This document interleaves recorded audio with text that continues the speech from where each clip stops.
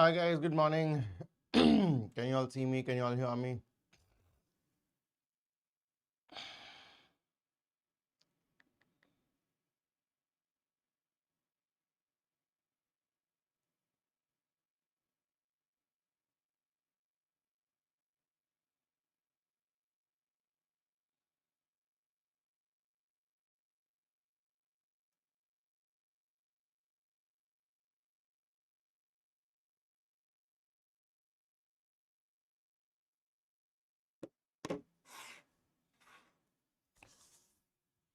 Yeah, good morning guys, good morning. Right, so we'll be continuing on our urogenital system. The last time when we had a session, we covered about the renal anatomy, development and the congenital disorders. One of the repeatedly asked exam questions that you will see in your university exams is about nephrolithiasis. So I'll be talking about the nephrolithiasis.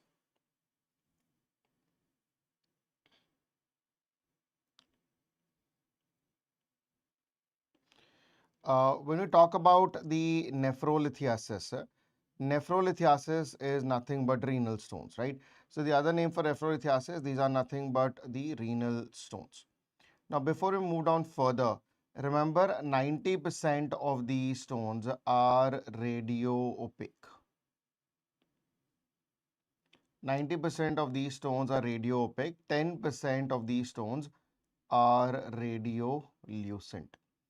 Now, the difference is when I say it is radio opaque, इसका मतलब ये है कि ये जो 90% of the stones है, they can be visualized on a plain radiograph. 10% are radiolucent. That means they cannot be visualized on a radiograph. We'll try to understand which can be visualized and which cannot be visualized, right? Now, in order to understand, we'll talk about, see, whenever you're writing an exam, no, if they ask you a question on nephrolithiasis, every single thing has to be in a structured format, okay? So, सबसे पहले we'll try to, give them an objective. What are the different types based upon their composition? So, we'll be discussing 4 common stones that you will come across. Number 1 is your calcium oxalate stones.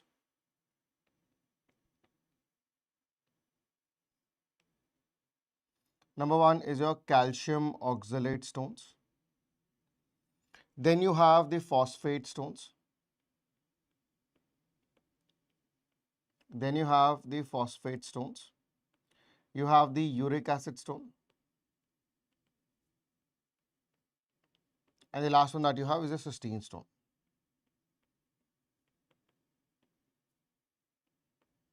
So these are the 4 stones that we'll be comparing. It's going to be the calcium oxalate, the phosphate, the uric acid, and the cysteine stones, right? So these are the 4 stones that you'll be comparing. Now the criteria for comparison is, number 1, we'll see what are the causes, right? We'll see what are the characteristic feature. What are the characteristic feature of each individual stone? We'll say what is the radio status. Are they radio opaque, radiolucent? And what will you see in urine microscopy? What will you see in urine microscopy? So this small table, if you put, no, it is more than enough. Now, when I say calcium oxalate stones, the causes for calcium oxalate, see, there has to be excessive amount of calcium that has to come into the kidney or excrete via the kidney. The examples that you're looking at is hypercalcemia. It is secondary to hypercalcemia, hypercalciuria, hypercalciuria, and hyperoxaluria. And hyperoxaluria, right? So it is hypercalcemia, hypercalciuria, or hyperoxaluria. Phosphate stones, on the other hand, P for phosphate, remember, it is because of protease infection. It is due to the protease infection. Now, protease is a urease producing organism. It is urease producing organism. So we'll talk about it, how it is going to take care. Now, when it comes down to uric acid stones, you need to understand that uric acid is a end product of DNA denaturation, right? So, purine and pyrimidine pathway. So you'll see if more and more amount of cells are going to get destroyed, there will be more and more amount of uric acid will be produced. So conditions which are associated with excessive cell destruction are the one will be associated with the uric acid secretion. So example like gout, as well as your tumor lysis syndrome.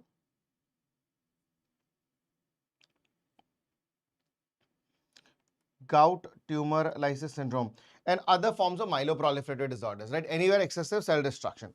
Cystine stones are secondary to cystinuria.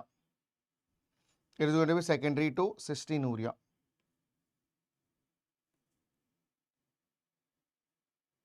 It is going to be secondary to cystinuria, right? So these are the causes based upon their presentation. So when you talk about the characteristic feature, for a calcium oxalate stones, when you talk about the characteristic feature, they're round to oval in shape. When you talk about the characteristic feature, they're going to be round to oval in shape. They're going to be round to oval in shape. They have sharp projections. There is presence of sharp projections over their surface, and they're dirty white in color. They are dirty white in color. So just for the sake of understanding, if you get the component here, you will notice that they are usually round. These stones are usually either round to oval in shape, and they have their sharp projections on the surface. The objective of telling you that there are sharp projections, no. Now these are the sharp projections which will result in parenchymal erosion. And when the parenchyma gets eroded, obviously it will be associated with hematuria. One of the stones or one of the common stones which are associated with hematuria is going to be your calcium oxalate stones, right? Now when it comes down to the phosphate stones, as you know, it is going to be because of protease infection. And that protease infection is going to release or result in development of the phosphate stone. How does it happen? It produces an enzyme called as urease. Urease converts urea into ammonia. Now what is going to happen is, as the concentration of the ammonia inside the urine is going to increase, it is now going to result in crystallization, right? So let's try to understand what is the basic objective behind this. Now if you take this as the representation of the kidney, and let's say this happens to be the pelvicalcial system. This happens to be the pelvicalcial system. Now, because you notice that obviously every single time the urea is getting converted into ammonia.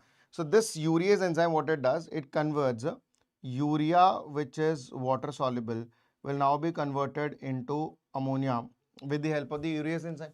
Now, when the ammonia is going to get formed, it will also, because of the alkaline, where the urine is getting more alkaline, you'll see this ammonium will start to crystallize. So you will initially notice that there will be ammonium crystals which are going to be started to deposit within the pelvicalcial system. Now these crystals are too small. They're very minute, smaller crystals. They cannot cause obstruction to the pelvicalcial system. So they will, the crystals are present, they started to form, but they're not causing any obstruction. So patient will remain asymptomatic. At this point, I say patient will continue to be as normal as you and me. But here, the stone is already started to develop. Hence, because it is not causing any symptoms, unless it causes severe form of obstruction, it will be called a silent stone also. Now, this ammonium crystals or ammonium components which are present will also allow to crystallize two other components, that is going to be magnesium and phosphate. So because of alkaline urine, you will now notice the magnesium crystals will start to precipitate. Along with the magnesium crystals, you will also notice that the phosphate crystals, will also start to form. Now, over a period of time, as more and more amount of these crystals are going to form, over a period of time, you see more and more of these crystals will start to deposit. Over a period of time, as more amount of these crystals are going to deposit in the pelvicalcial system, you can notice it is now going to slowly occlude the pelvicalcial system. Now here, this is the point where the patient will start to become symptomatic, where these small crystals are now combining together. Now they're coalescing together in order to form, one big larger chunk. It is now coalescing to form one big larger chunk, and this one big larger chunk will now form as a single stone. So you see all these will now start to crystallize, and this crystallization will now making it behave. It is now making it behave like one single stone, right? Now, as you can see, it is blocking the entire pelvic calcium system. It is taking the entire shape of the pelvic calcium system. Hence, they are given various. Now, you see, it is like one single stone, which is now completely amalgamated together. It's a one single stone, which is now you can see it is blocking the entire pelvic calcium system. And this is because of all these crystals which are deposited over a period of time.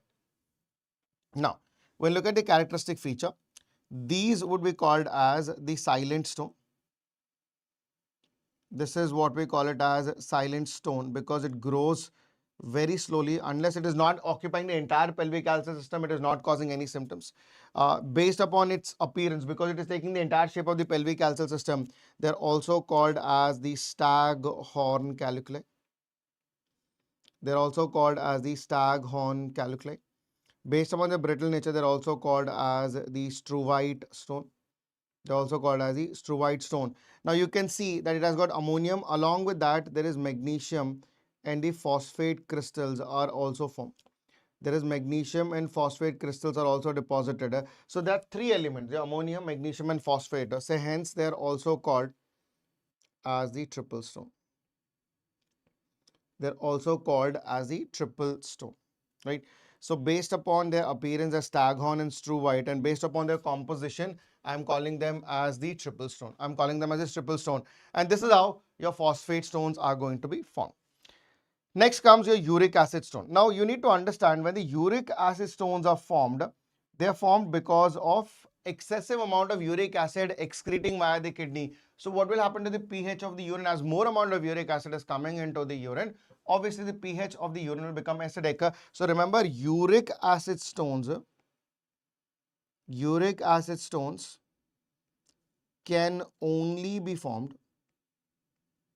they can only be formed in acidic urine.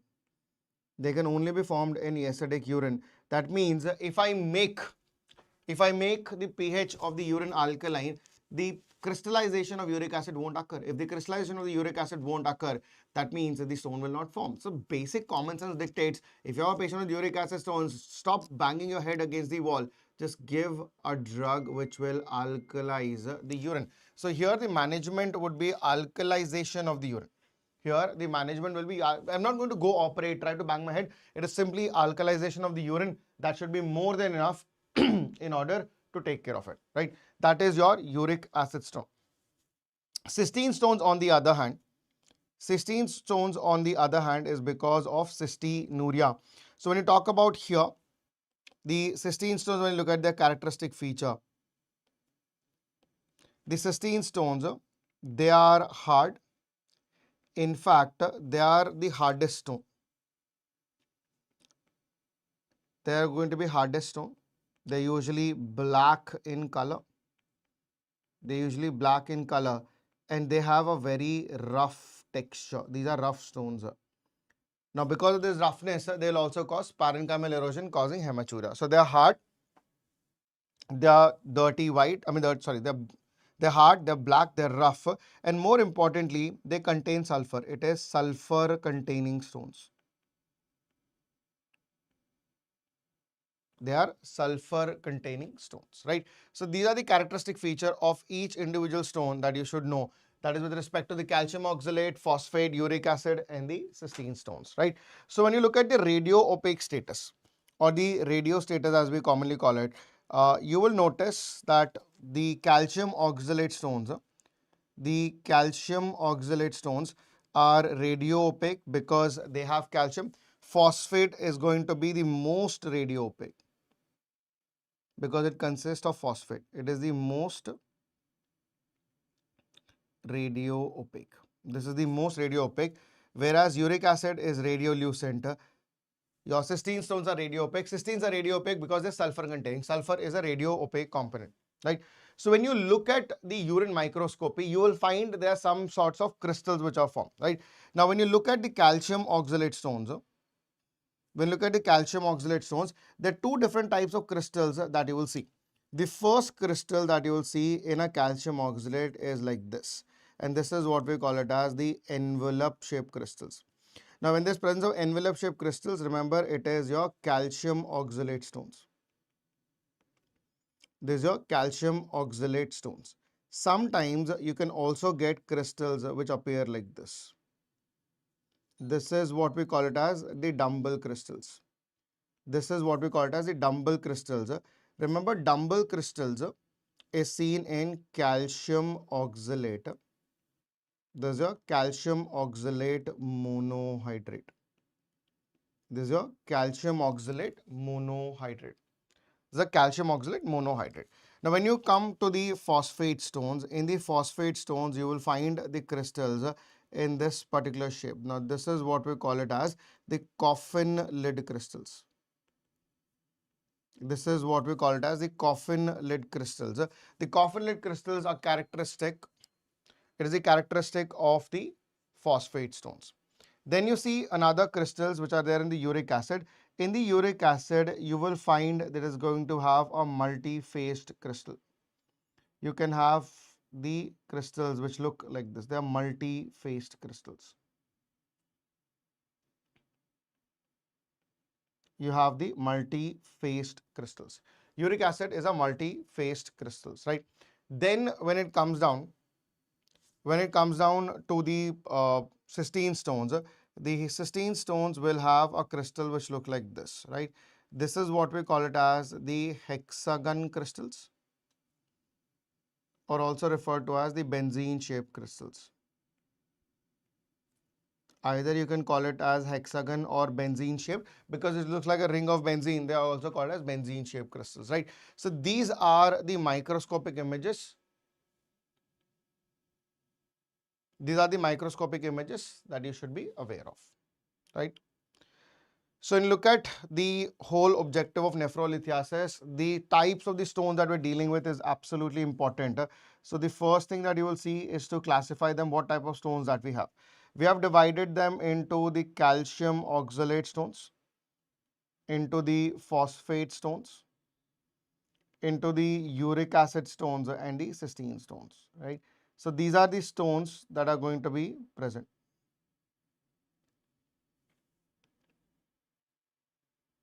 These are the various stones that you should be aware of.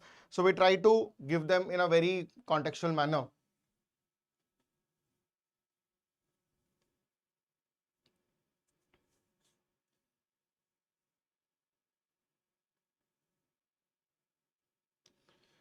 Okay. So this is about the nephrolithiasis. बेटा surgery के लिए we have 2 marathon classes. आज एक है और 8 फरवरी को एक और है. ठीक है. So try to cover most of the topics here. तो हमने already majority of the topics पहले कवर कर रखे हैं. तो आज हमारा पूरा ऑब्जेक्टिव है कि यूरोलॉजी के सारे इंपॉर्टेंट टॉपिक्स और वैस्कुलर सर्जरी के सारे इंपॉर्टेंट टॉपिक्स आज कंप्लीट कर लेंगे. ठीक है. So this is with respect to nephrolithiasis. ठीक है. Now any patient who develops, अगर आपसे पूछेगा मोस्ट कॉमन स्टोन कौन सा है इनमें से by incidence, remember the most common stone that you will see is going to be the calcium oxalate stones. ठीक है. So clinically talking the most common stone, clinically talking, the most common stone will be your calcium oxalate stone. The most common is going to be the calcium oxalate stone. Now let's try to understand, चाहे कोई भी patient हो, how will they present? You talk about the clinical features of nephrolithiasis.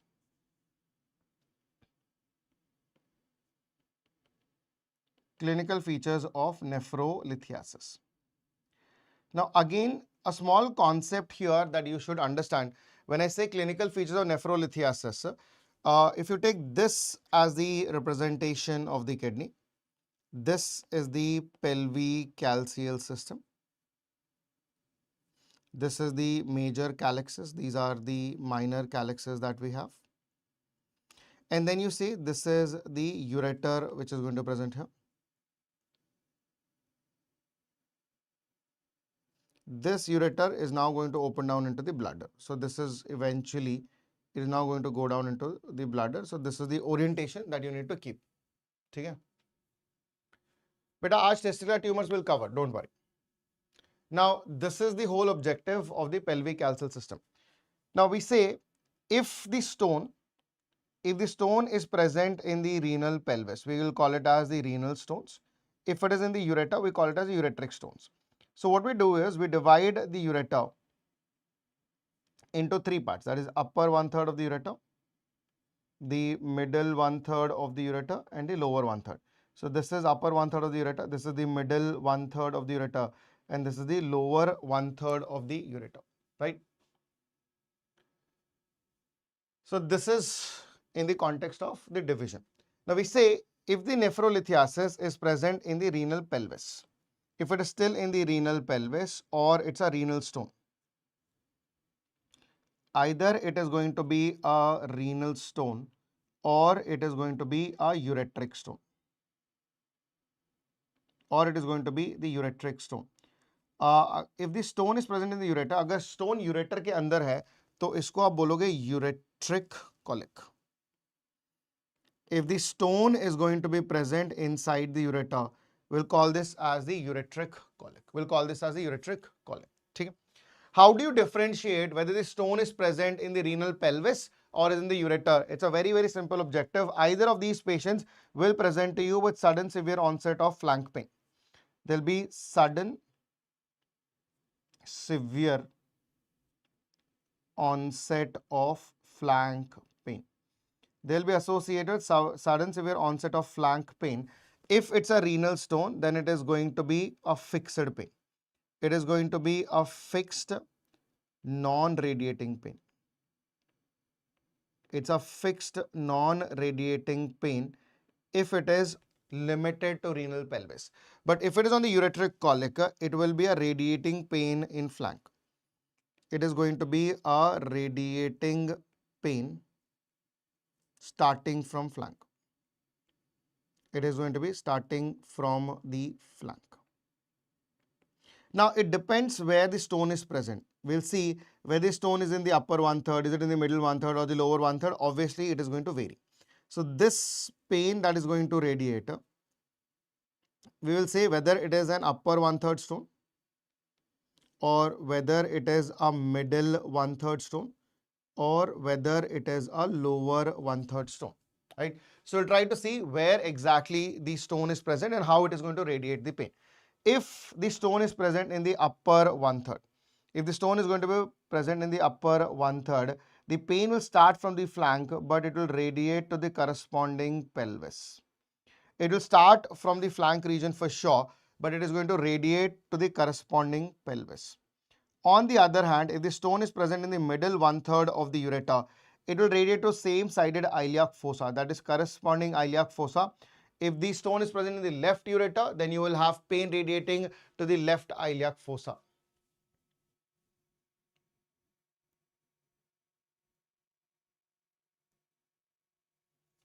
Right? So, it will be the corresponding iliac fossa, then the corresponding hypogastrium. It is the corresponding hypogastrium and to the corresponding groin area. Right? So, this is the upper 1/3, the middle 1/3 and the lower 1/3. In the lower 1/3, when this pain is going to start, it is going to start from the flank region and it will go to corresponding inner aspect of the thigh. It will go to the inner aspect. It will go to the inner aspect of thigh. It will go to the scrotum and onto the perineum as well. Onto the perineum as well, right? So, you just need to remember that if the stone is present in the upper 1/3, it will go to corresponding pelvis. If it is in the middle 1/3, it will go to the corresponding iliac fossa, hypogastrium and the groin region. If it is in the lower 1/3, it will go to the inner aspect of the thigh, scrotum and perineum, right? The easiest way to remember is pelvis is higher, then you have the iliac fossa, that is the hypogastric region, iliac fossa and the groin, then you have inner aspect of thigh, upper 1/3, middle 1/3, lower 1/3 stones, right? This is more than enough to remember. Now, this is the first thing that you will have with respect to pain. Apart from that, what are the other symptoms? Now, as I told you, most common are calcium oxalate stones, and these calcium oxalate stones have sharp surfaces, and those sharp surfaces can actually cause erosion of the parenchyma, right? When there is an erosion, it will result in hematuria. So this patient will also be associated with hematuria. They will also be associated with hematuria as well.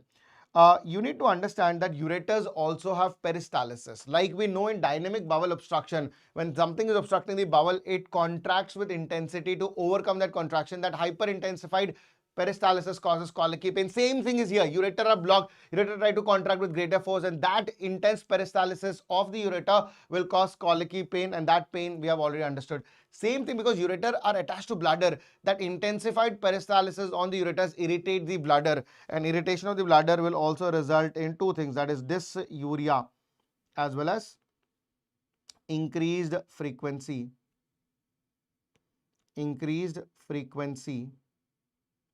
of maturation.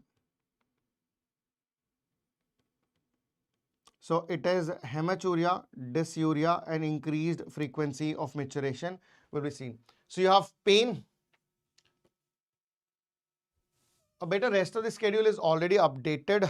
Somebody is asking about the schedule. Today is about urology as well as the vascular part, GIT, breast thyroid we have already done previously, general surgery we have done, hepatobiliary also we have done. So we are only left out with very few topics. Whatever topics were left, we are going to continue today.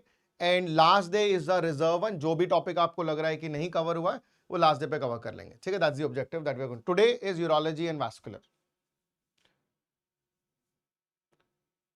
बेटा MCQs के लिए practice करना है, theory आपकी strong होनी चाहिए. We are trying to do that.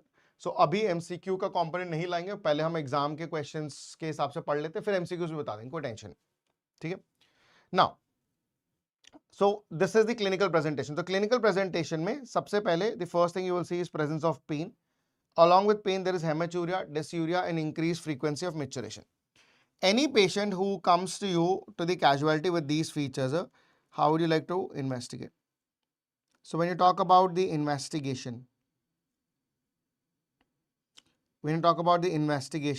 remember the first investigation would always be an X-ray KUB.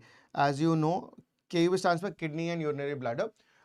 When you talk about a X-ray KUB, because 90% of the stones are radio opaque in nature, you'll be able to pick it up. After doing an X-ray KUB, you have to do an ultrasound of the renal pelvis. I mean, you have to do USG of both the abdomen and pelvis. So you see USG of abdomen with pelvis. The reason I want to do an ultrasound, number one, it is to tell you the size of the stone. It is to find the size of the stone, the site of the stone, the size of the stone, the site of the stone, and more importantly, to evaluate for hydronephrosis. To evaluate for hydronephrosis. To evaluate for hydronephrosis. So size of the stone, the site of the stone, and to evaluate for hydronephrosis, this is going to be important. That ultrasound is done. But when I say what is the overall best investigation, then I would do something called as CT urography. So CT urography is basically a non-contrast CT of the KUB. It is a non-contrast CT of kidney, or I can say the non-contrast CT of the kidney and urinary bladder.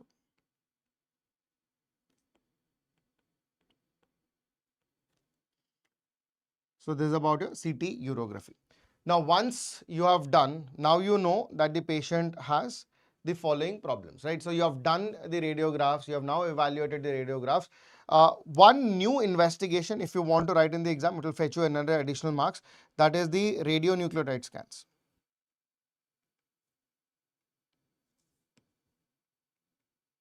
You have the radionucleotide scans.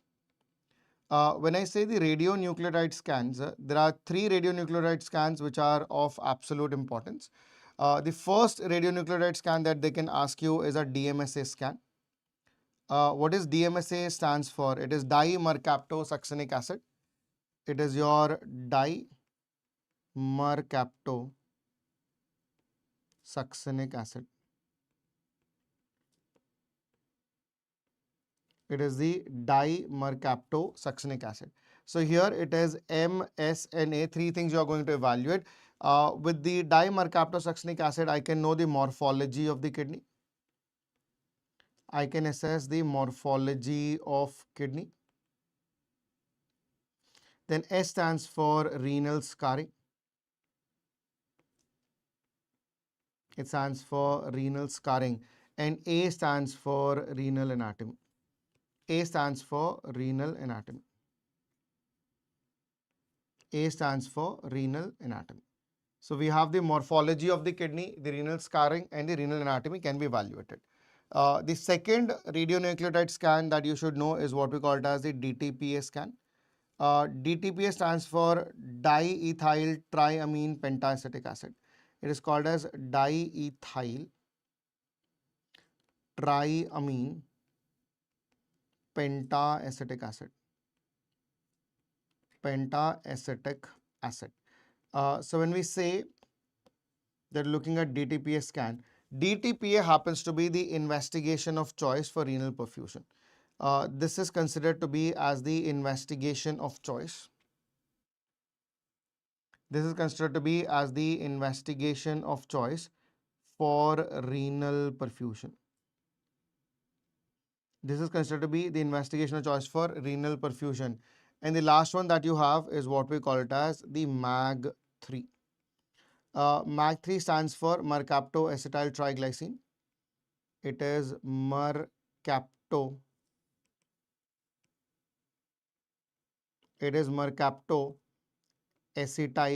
triglycine. It is a mercaptoacetyl triglycine. This is considered to be the gold standard for renal perfusion. This is considered to be as the gold standard. This is the gold standard for renal perfusion. This is considered to be as the gold standard for renal perfusion. This is the gold standard for renal perfusion, right?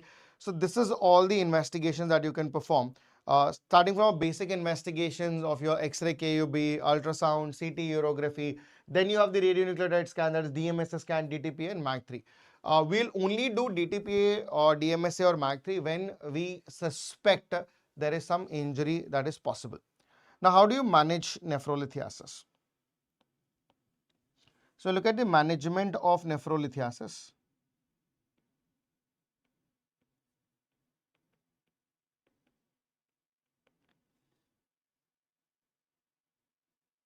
So look at the management of nephrolithiasis. It is depending upon the size of the stone that you're dealing with, right? So what we'll do is we'll see the management of the stones which are less than 5 millimeters in size. Then we'll see or less than or equal to 5. Then you have 6 to 15 millimeters in size, right? Then you have 15 to 20 millimeters in size. And size greater than 20 millimeters, right? So this is how you're going to deal the nephrolithiasis. They're basically purely based on size. Okay? If the size of the stone, I quickly just make them into a tabular column.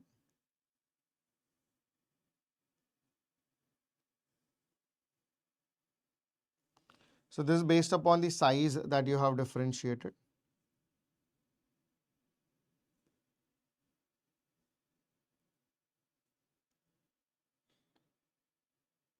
Right. Now, if it is less than or equal to 5 millimeters, it will usually pass out. Now, as it is going to usually pass out, it is going to be a conservative management. For size less than 5 millimeters or less than or equal to 5 millimeters, we will go ahead with conservative management. When I say conservative management, I have to address the symptoms and make sure, because the size is so small, it will pass away with the urine, right? So two important objectives in size less than 5 millimeters. Why 5 mm stones can usually pass out? Because the diameter of the ureter is usually around 6 to 7 millimeters, right? A size less than 6 or 7 should easily pass through it. There are natural constrictions we have spoken. Those are the areas where it can get occluded. But if you flush with urine, it is like, if a pipe is getting clogged, you push more amount of water, it will go. Same way, I have to flush more amount of urine for these stones to extract out. So I have two problems. One, there is symptoms that are pain, dysuria and all that. Associated with that, there is an obstruction that has to overcome, right? So in the conservative management, number one, I'll start the patient on analgesia. Start the patient on antispasmodic.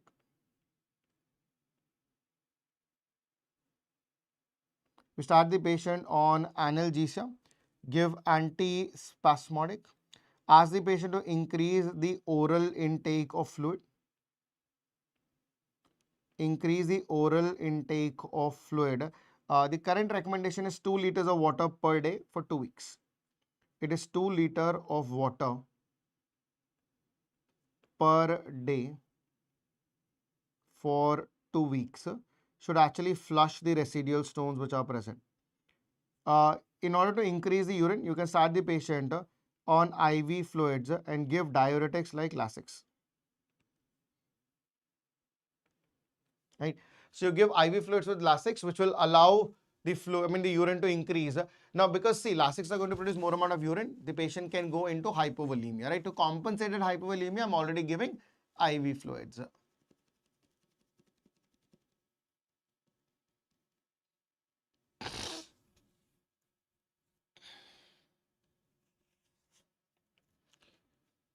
But I know you guys have been asking about the Bailey series again and again. I am also equally aligned to Bailey series. Problem with the Bailey series currently is, as you can see, we are doing a lot of other series like Farre and all. So the channel is buzzing. I mean, we are the only, I think, the platform which do a lot of live lectures and exam relevant lectures. So hence it becomes very difficult to give an isolated subject a particular slot in the entire time. I am also equally keen, and we at PW Meded is also equally committed to doing and finishing BLS. Let the Farris finish and then we'll start BLS. That's a promise. It will. See, once we have finished 100 hours of BLS lectures. We are only left out with another 40 hours. We'll finish in next 2 to 3 months. Don't worry about it. Just stay tight. Whatever is there, you just revise it from there and we'll just keep adding a little bit more to it. Right.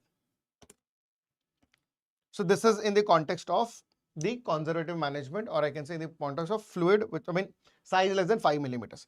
If you have a patient who has a stone which is around 6 to 15 millimeters, currently the best recommendation that I can give you is to start the patient on ESWL. Right? What is an ESWL? It is an extracorporeal. The word extracorporeal means outside the body. Shock wave lithotripsy.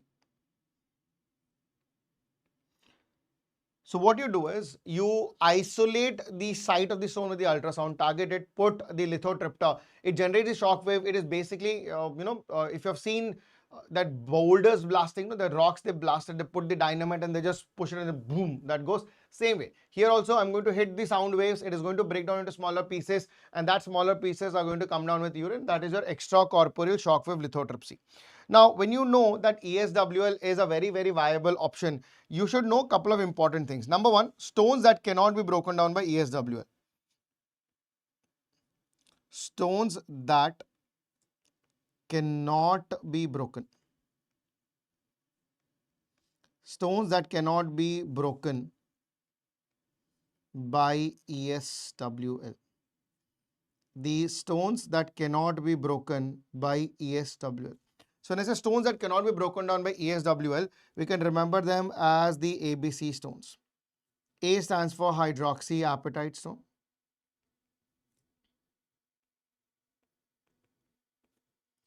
B stands for bruchite stone. And C stands for two important stones. Number one is your cystine stone, which is the hardest stone. Another one is your calcium oxalate monohydrate. Another one is a calcium oxalate monohydrate. Another one is a calcium oxalate monohydrate.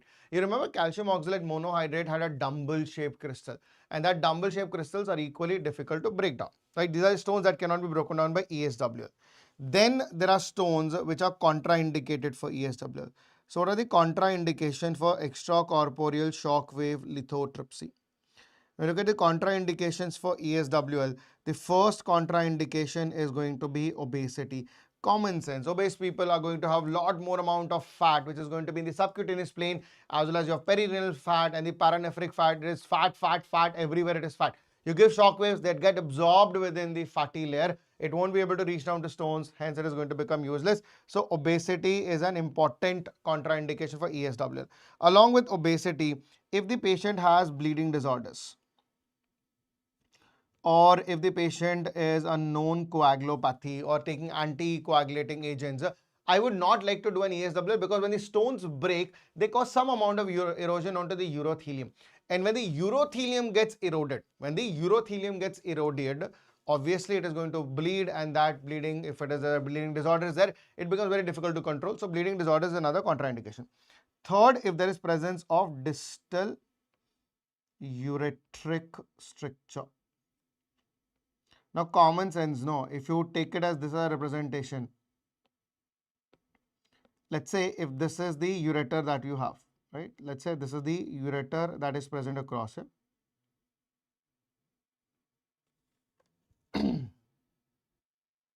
One second, guys.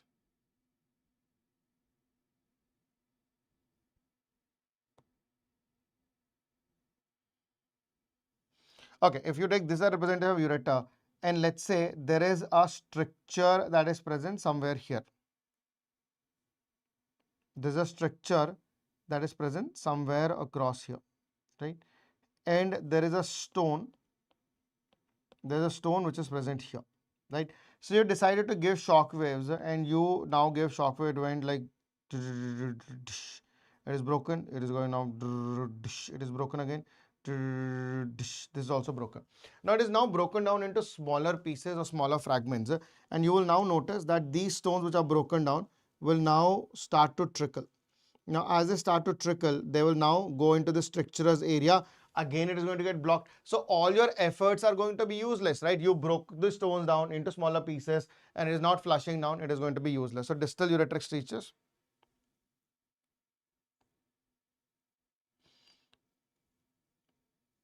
So distal ureteric strictures is going to be another contraindication for ESWL. Along with distal ureteric strictures, another contraindication is presence of multiple stones. Presence of multiple stones.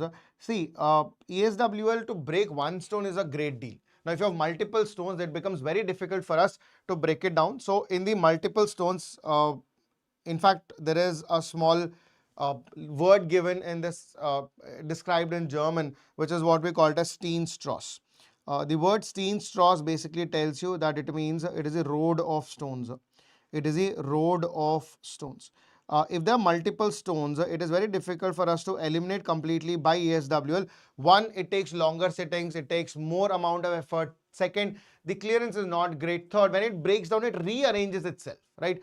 If the stones are going to be one on top of other, just to give you an objective, what is going to be the effect with the Steenstrasse? Imagine if this is the ureter that you have.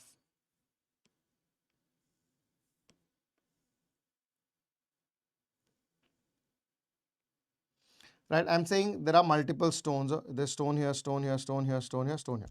The multiple stones which are present, and you're trying to hit them with the shock wave. Right now, as you're going to hit them with the shock wave, you're not able to target at one particular stone. So the breaking of these stones are not going to be great.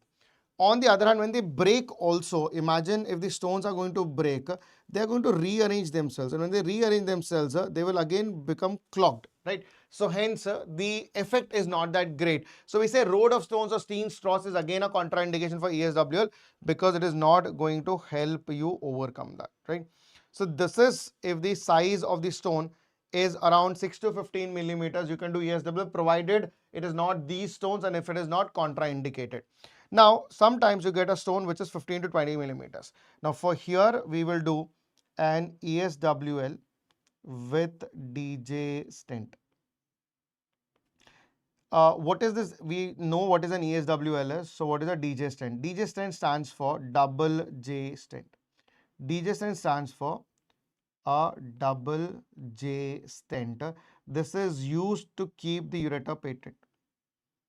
Used to keep ureter patent. This is used to keep the ureters patent. What do you mean by this is?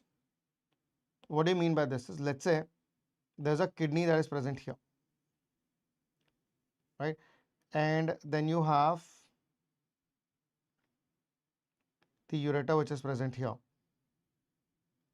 A DJ stent is positioned in a way that it's going to travel through the ureter, and in the bladder it is going to open up like this, right? Just for the sake of understanding, let's say this is the bladder that is present, and let's say this is the ureter that you have. You will notice within this DJ there is double J the multiple fenestrations which are present, right? So this basically collects the urine from the renal pelvis, gives it to the urinary bladder. Why do you want to put the DJ stent is, once you have removed the stone, now the stone which is adherent to that of, let's say there was a stone which is present here. Imagine it this way, there was a stone which was present here and it was 15 to 20 millimeters. It is stretching the ureter. It is going to stretch the ureter. As the ureter is stretched, there is some amount of injury in the ureter. There will be some amount of injury in the ureter. So this injury in the ureter will cause inflammation. The minute I remove the stone, what is going to happen? Because of inflammation, there will be edema in the ureter. And when there is an edema in the ureter, imagine if I remove the stone. If I remove the stone, after the stone is removed, there is this, injury that is present, and this injury will result in edema of the ureter. Now, if there is an edema of the ureter, what is going to happen to the ureteric lumen? The ureteric lumen will get collapsed. If the ureteric lumen gets collapsed, it won't allow the urine to pass through, causing hydronephrosis, increased renal pressure, causing renal damage. All these is going to happen, right? In order to prevent that from happening, I am now positioning a DJ stent. Now, when I put the stent here, even if there's an edema, the stent is rigid, right? It is basically strong. It won't allow the ureters to collapse. Okay? If it is not allowing the ureters to collapse, it will allow the urine to flow through. So any urine that is going to come will now enter into the DJ stent. From the DJ stent, it will now go into the urinary bladder without any problem. And this is the objective of putting a DJ stent. So size, which is approximately 15 to 20 millimeters, I don't want the ureters to get collapsed. So hence, I'm just going to put a DJ stent. Now, the other options, if you cannot do an ESWL, right? So if there is a contraindication for ESWL,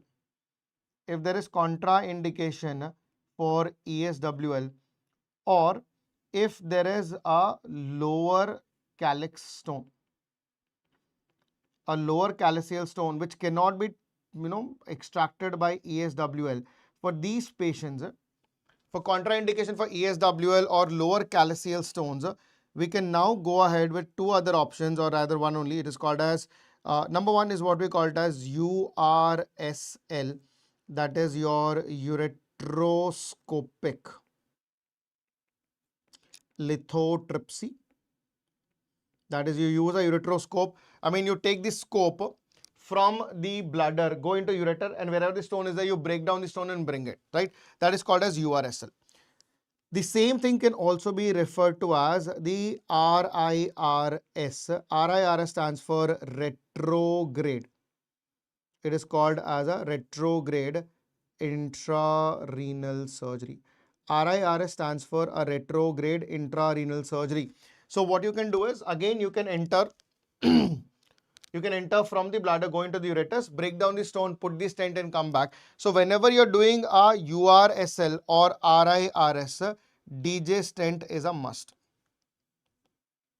So DJ stent placement is must. Then comes the question, when do you want to remove the DJ stent? Remember, DJ stent removal. The DJ stent removal will be after 2 weeks. So the time period for which I'm going to put the DJ stent, it is going to be for a minimum of 2 weeks, and after that you can remove it. That is your DJ stent removal is after 2 weeks that you can perform, right? So this is in the context of your stones, which are going to be approximately 15 to 20 millimeters. Now, if the size of the stone is more than 20 millimeters, then I don't have an option. I have to perform a PCNL. Now, when I say PCNL, it is a percutaneous nephrostomy. It is your percutaneous nephrostomy and lithotripsy. So when you look here, percutaneous is like I'm going from the surface of the skin and I'm going to puncture the renal parenchyma. I mean, from the, we come from the perinephric fat, then we go into Zuckercand's fascia, then you have the Gerota's fascia, then the paranephric fat, then we go into the renal, the cortex, then enter to the medulla. From there, go into pelvic calcium system and remove the stone. So basically, you're taking a direct entry into the kidney. This is what you call it as percutaneous nephrostomy and lithotripsy, right? You enter from here, right? You puncture from the lateral side. You go via the skin into the kidney. From the kidney, you go into the pelvic calcium system. From there, you go into the ureter, bring the stone out. This is what we call it as the PCNL method, right? Now, remember, for stone extraction, the basket used for stone extraction, let it be an ESWL, PCNL, anywhere.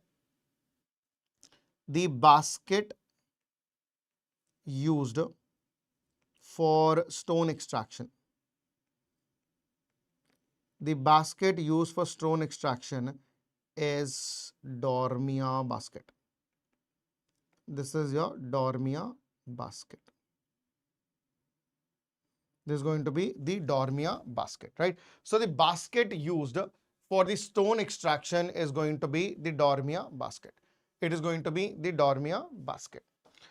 The problem is when you're doing a PCNL, no, it is associated with complications because you're taking a direct entry. So usually they'll ask you what are the complications associated with PCNL.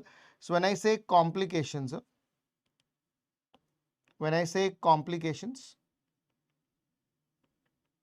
complications associated with PCNL.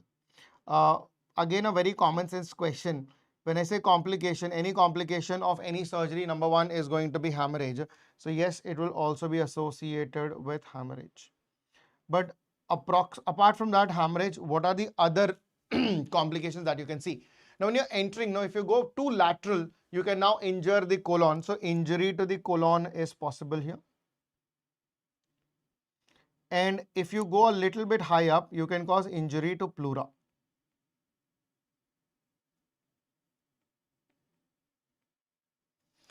Right, injury to the colon as well as injury to the pleura can happen if you are taking an entry point too lateral or too high up, and these are the complications associated with PCNL that you should be aware of, right? Now, this is how you write your answer in nephrolithiasis.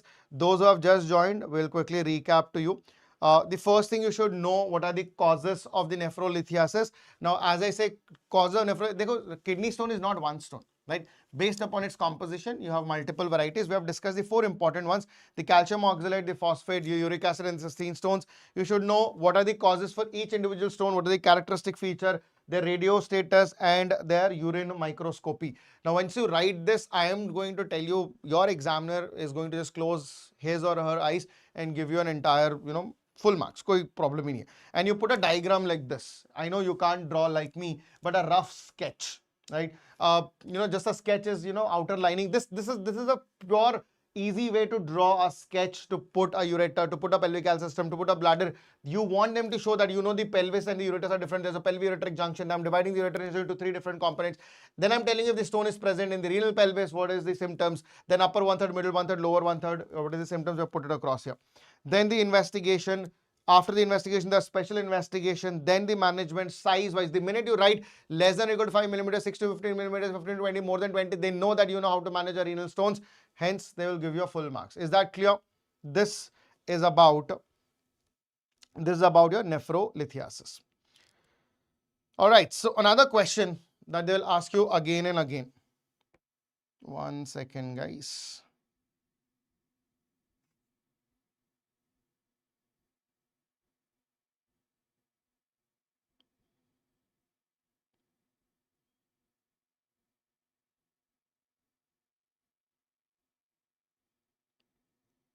All right.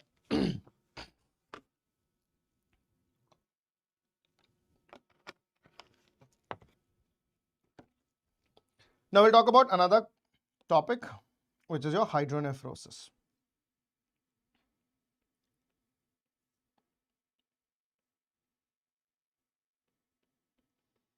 Now, what is hydronephrosis? Again, a very important exam question. They've asked you multiple times. By definition, hydronephrosis is an aseptic dilatation. There is an aseptic dilatation of pelvic system.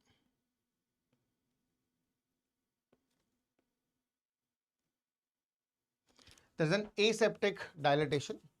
There's an aseptic dilatation of the pelvic calcium system, and this is what we call it as the hydronephrosis. The hydronephrosis is aseptic dilatation of pelvic calcium system. Now, just to give you an objective, what is this hydronephrosis is? We'll try to identify the causes of why hydronephrosis is going to occur. So I'm going to give you two representations, right? Take this as a representation of the kidney. These are the bilateral kidneys that you're going to have. And let's say this is where the bladder is going to be present, right? And this is your ureter.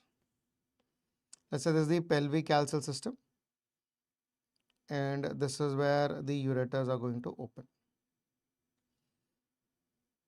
This is the pelvic calcium system, and this is where the ureters are going to open. Now, when we say an aseptic dilatation of pelvic calcium system, in hydronephrosis, you need to understand that the urine flow from the kidney to the bladder is getting blocked. कोई तो है जो urine को kidney से bladder तक आने से रोक रहा है, उसकी वजह से urine gets pulled up in the pelvic calcium system, and that pooling of the urine within the pelvic calcium system is what we simply call it as hydronephrosis. इतना ही है, ज्यादा नहीं है. क्या हो रहा है? यूरिन यहां से निकल रहा है, यहां तक पहुंच नहीं पा रहा है, बीच में कोई रोक रहा है. That blockage in between is what we call it as hydronephrosis. Now the question is, how do you determine the cause? मतलब when you talk about the hydronephrosis, it can be both unilateral or bilateral. So what we do is, the simplest way is to draw a line at the level of ureteric orifice, right? We say any cause above the level of ureteric orifice will result in unilateral hydronephrosis, and below this will result in bilateral hydroureteronephrosis, right? So what we'll do is, we'll talk about the causes of unilateral hydroureteronephrosis. We'll talk about the cause of unilateral hydroureteronephrosis in comparison to the cause of bilateral hydroureteronephrosis. So we'll compare the causes of unilateral hydroureteronephrosis with that of the bilateral hydroureteronephrosis. Okay? Now, common question, the common causes that you can relate is, number one is ureteric stone. It's a ureteric stone. Now imagine if the stone is present in the ureter, right? If the stone is present in the ureter is stuck. If the ureter is stuck but the urine does not know, so urine starts flowing from the pelvic calcium system into the ureters, and it comes out. And then it realizes, array, I cannot go anywhere. So what is going to happen? The urine will start pooling inside the ureters and the pelvic calcium system. So the entire pelvic calcium system and the ureter is now filled up with the urine. It is not allowing the urine to escape out. Now, because the urine is not able to escape out, this whole kidney will now be filled up with urine. Now, this whole kidney, when it fills up with urine, it is now what we call it as hydroureteronephrosis, not allowing the urine to go. No, kidney is now being filled up with urine, and this pooling of urine within the kidney is what we call it as hydroureteronephrosis, and that is occurring because of the obstruction to the ureter. So, stone is one basic cause for the obstruction. Apart from stone, what else can happen? There could be, along with that, you have ureteric stricture. If there is a ureteric stricture, it won't allow the urine to go anywhere. Again, it is going to get blocked, causing hydroureteronephrosis. Okay? Again, it is called as hydroureteronephrosis. So, एक आपका हो गया ureteric stone. Then you have ureteric stricture. Then if it is a obstruction at the renal pelvis itself, if there's a pelvic-ureteric narrowing, right? So we call it as a PUJ obstruction, pelvic-ureteric junction. So when I say pelvic-ureteric junction, it is a junction between the renal pelvis. It is between the junction between the renal pelvis. It is a junction between the renal pelvis and the ureter. Let's say this is the renal pelvis and each other ureter. That this junction is what we call it as the pelvic-ureteric junction. So if there is an obstruction at the PUJ level itself, right? So pelvic-ureteric junction obstruction. If there is a PUJ obstruction. Another beautiful component that you will see is presence of retrocaval IVC or a retrocaval ureter. We have a retrocaval ureter. Now, when we say retrocaval ureter, what do you mean by a retrocaval ureter? Retro means behind, caval means IVC. So this will be more common on the right side. This is usually associated with right-sided hydronephrosis. This is associated with right-sided hydronephrosis. What is this retrocaval, ureteronephrosis, hydroureteronephrosis? You take this as a representation of the kidney, right? Right next to the kidney, I would say this is your inferior vena cava. So IVC is towards the right side, aorta is going to be towards the left side. So this is the inferior vena cava that you have. This is the IVC. Let's say this happens to be the renal pelvis. So the renal pelvis is going to be coming from here. Then you notice the ureter which is supposed to be here, it is going to attach. It goes behind the inferior vena cava and then it becomes anterior. Right? Now this is going to encircle the IVC and then come. When it is encircling the IVC, say IVC ke piche bhi aorta bhi hai na. So aorta is right here only, right? You see the aorta is going to be positioned at this particular site. So you will notice that this ureter is now going to get compressed. This ureter is now going to get compressed between the aorta and the IVC. And that compression, obviously what is going to happen, it won't allow the urine that is flowing from here, urine that is coming from the kidney will go here, and now it is getting blocked because the ureter is getting blocked because of the IVC, and this is what we call it as the retrocaval ureter. In fact, just for the sake of objective, when you do an IVP, that is intravenous pyelogram, I'll explain you. When you perform an IVP here, this will classically give you a fish hook ureter. This will present to you as a fish hook ureter. This will present to you as a fish hook ureter. Okay. So this is about the retrocaval IVC. Along with that, there is another condition which will cause a unilateral hydronephrosis, which is called as the ureterocele. This is what we call it as the ureterocele. This is an obliterated. This is an obliterated ureteric orifice. This is an obliterated ureteric orifice is what we call it as ureterocele. So what do you mean by this is, again, if you take this as a representation of the bladder, right? Take this as the representation of the kidney, right? And let's say this is the pelvic calcium system. And let's say this is the ureter that is present. And that ureter is supposed to open onto the ureteric orifice. In few patients, this ureteric orifice is blocked. If the ureteric orifice is blocked, what is going to happen? The urine that comes will go into the ureter, and now from here it is not going to go anywhere. So one, you will see that urine is going to pool, and the urine will pool here also. When it pools here, the ureteric orifice appears to be dilated. Apart from that, obviously the kidneys are filled up with the urine, and this will result in hydroureteronephrosis. It will represent to you as hydroureteronephrosis, right? So when you do an IVP, when you perform an IVP here, when you do an IVP in the ureterocele, IVP will give you a cobra head, or also called as the adder head appearance. Also called as the adder head appearance. If you have seen the cobra's head, on the, let's say this is how the cobra's head will present to you, right? On posterior surface of the cobra head, you will find these markings, right? This is what we call it as the adder head appearance. The same thing is going to be here. My snake is not that great, but this is how the cobra looks like. On the head of the cobra, you have these appearances. So this mimics the same thing, right? You can see this mimics the same. This is what we call it as the adder head appearance. This is going to be the adder head appearance. Apart from that, what are the other causes? It can be associated with ureteric tumors. If there is ureteric tumors, tumor from adjacent organ,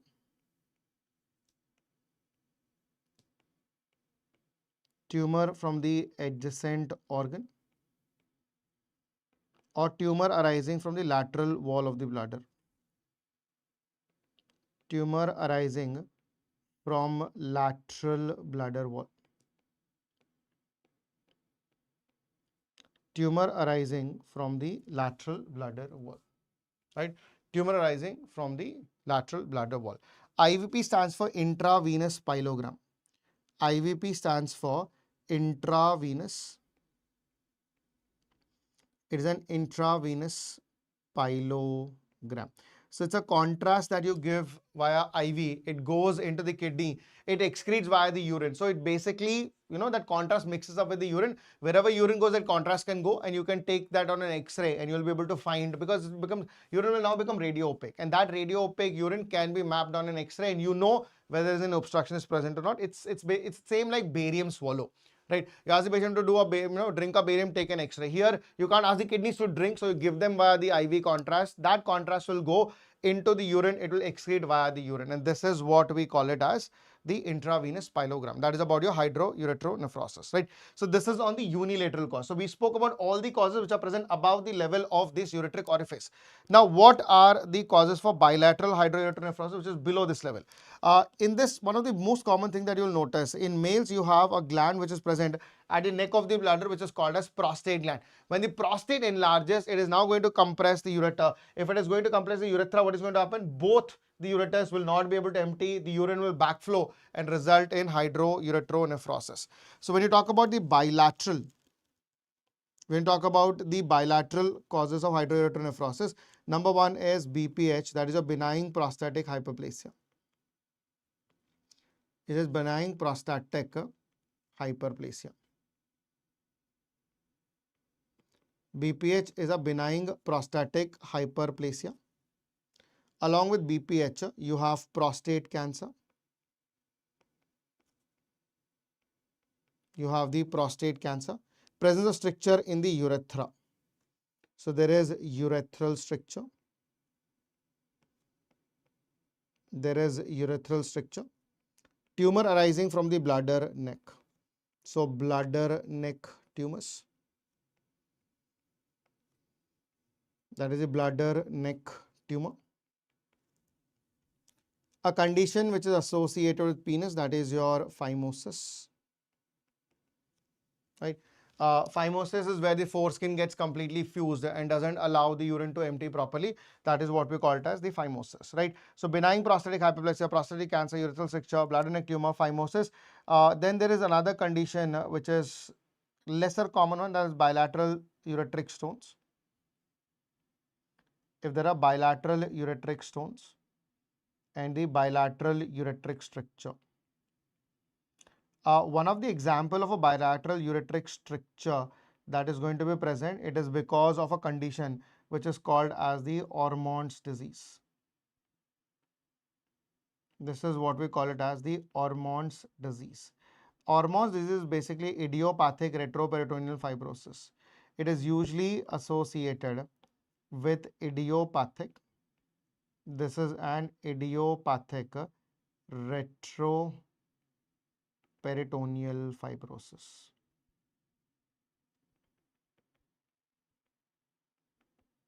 It is an idiopathic retroperitoneal fibrosis. This is going to be an idiopathic retroperitoneal fibrosis. This is going to be an idiopathic retroperitoneal fibrosis. That's the Ormond's disease. Most commonly, it involves ureters, right? So this is how you differentiate the causes between a unilateral and a bilateral hydroureteral nephrosis. Majority of the times when they ask you the question, if you put this one small table, right, where you're giving the causes between unilateral and bilateral, this thing is sorted. No need to worry about it, right? Now, how will they present to you, right? In terms of clinical presentation of hydroureteral nephrosis, we talk about the clinical features of hydroureteral nephrosis. I've added the word ureters also because whenever the ureters are getting blocked, no, it is not only the kidney, but also the ureters are going to get dilated. So hence we call it as hydroureteral nephrosis. A bit of phimosis is when the foreskin of the prepuce gets fused and it is not able to be retracted back, right? So if we talk about phimosis, what is a phimosis is, if you take this as a representation of the penis, right?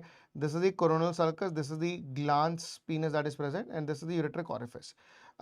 Covering all this, you have the foreskin of the prepuce. The foreskin of the penis is what we call it as prepuce, and the prepuce is present and covering this area. In few patients, you will notice that this band which is present on top, that gets fused, and when it gets fused and patient wants to retract the prepuce back, they're trying to pull the prepuce backwards. They're trying to pull the prepuce back. They try to pull the prepuce back. It fails. So this rim of tight band which is present, which is making the ureteric orifice narrower, this condition is what we call it as phimosis. This condition is what we call it as phimosis. Don't worry, by today's evening, we will cover the genitals also. So we talk about the penis there. We'll talk about the penile. Few disorders are there. Phimosis, paraphimosis, priapism are the conditions that will deal with that. There we'll talk about all these components. Okay? Now, as I told you about the clinical presentation of hydroureteral nephrosis, first thing, remember hydronephrosis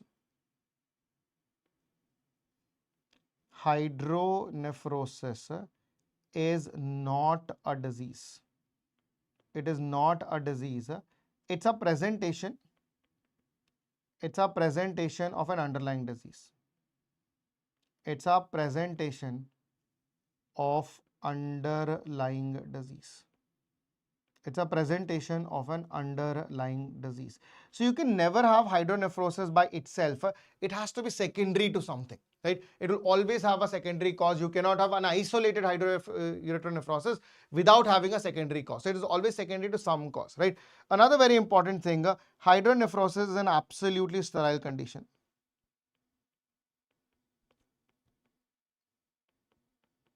It is an absolute sterile condition.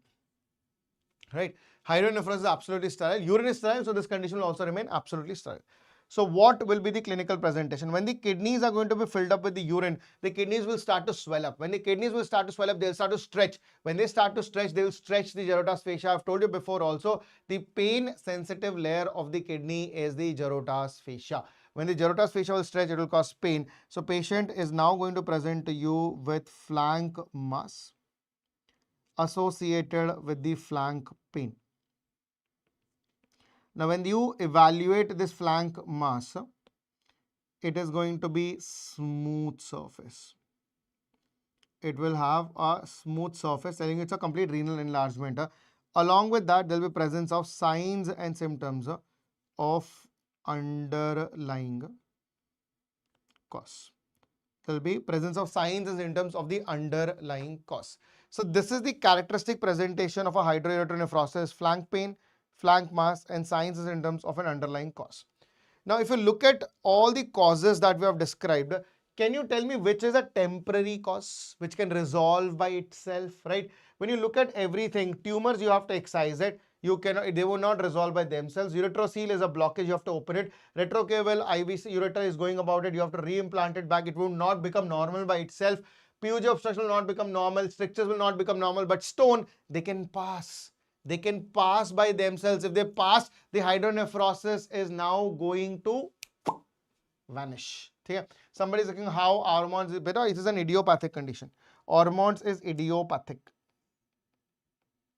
It is usually idiopathic. If not, it can be autoimmune caused by IgG4 class of antibodies. Okay? There are two reasons why the Ormonds can occur. Most commonly, it's an idiopathic condition. That's why I've written very clearly. It's an idiopathic retroperitoneal fibrosis. When I don't know the cause, I would write it idiopathic. Okay? Chalo.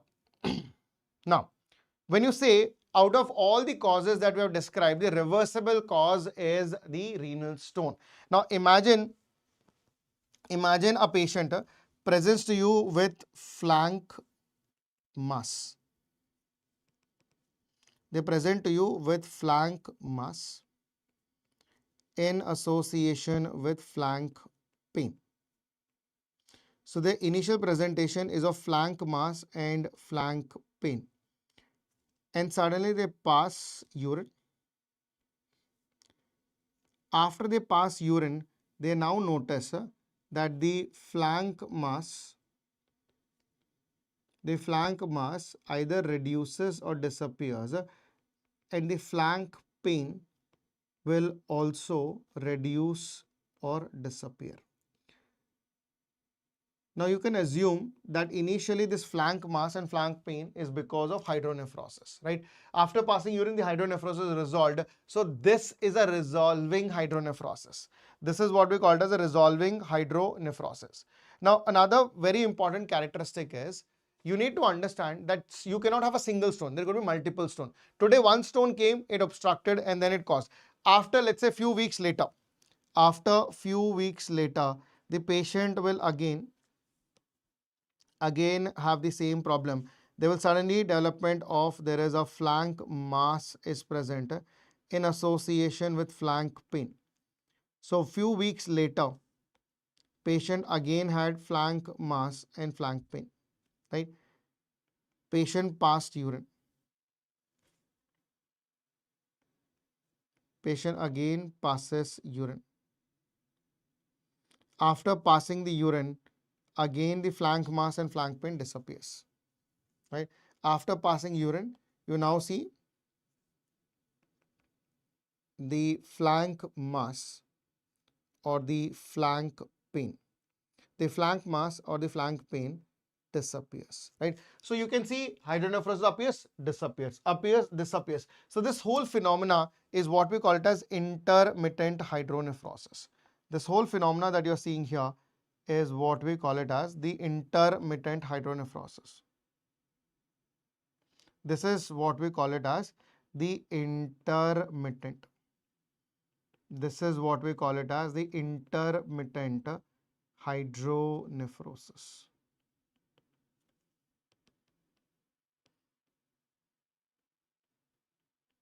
This is what we call it as the intermittent hydronephrosis and also called as the Dietl's crisis. It is given a special name, that Dietl's crisis, right? So whenever you have a patient with Dietl's crisis, you need to understand this is hydronephrosis secondary to stones. This is hydronephrosis secondary to stones. This is a hydronephrosis secondary to stones. It's the only reversible. बेटा Frank नहीं है, flank है. Flank is ये, this area. ठीक है, it's a flank mass and flank pain. Frank नहीं है ना बेटा. So whenever you get a patient of intermittent hydronephrosis or Dietl's crisis, I know that this intermittent hydronephrosis or Dietl's crisis is purely because of stones. This is the only condition which is reversible. Reversible cause of hydronephrosis is what we call it as hydronephrosis due to stones. Okay? So hence this is Dietl's crisis, right? Now, any patient who has come with hydroureteronephrosis, we'll talk about investigation. Any patient of hydroureteronephrosis, the only investigation that is important or required is going to be your ultrasound, right? So the first thing I will do, the ultrasound of kidney, ureter, and urinary bladder. This will tell you about the status of hydroureteronephrosis. You can also do an IVP. IVP is an intravenous pyelogram, as we just described it. This is the intravenous pyelogram. IVP is your intravenous pyelogram. Now, in the intravenous pyelogram, I will give the contrast, right, into the kidney. It will go pull up. Now, you will notice, see, in the X-ray, I will only be able to see from where the urine is going, right? Now, imagine this is the pelvic calcium system, right? And I am giving the contrast. And let's say there's some reason for obstruction which is here. Now, because there's an obstruction, the urine cannot go anywhere. So what is going to happen? You see the urine will start pooling when the pelvic calcium system, you see the pelvic calcium system is now going to swell up. It is going to become swollen like this.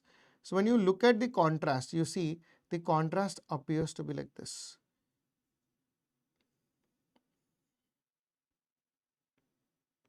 So it appears like, bubbles of soap. This appears like a bubbles of soap. So this is given the name as soap bubble sign. This is what we call it as the soap bubble sign.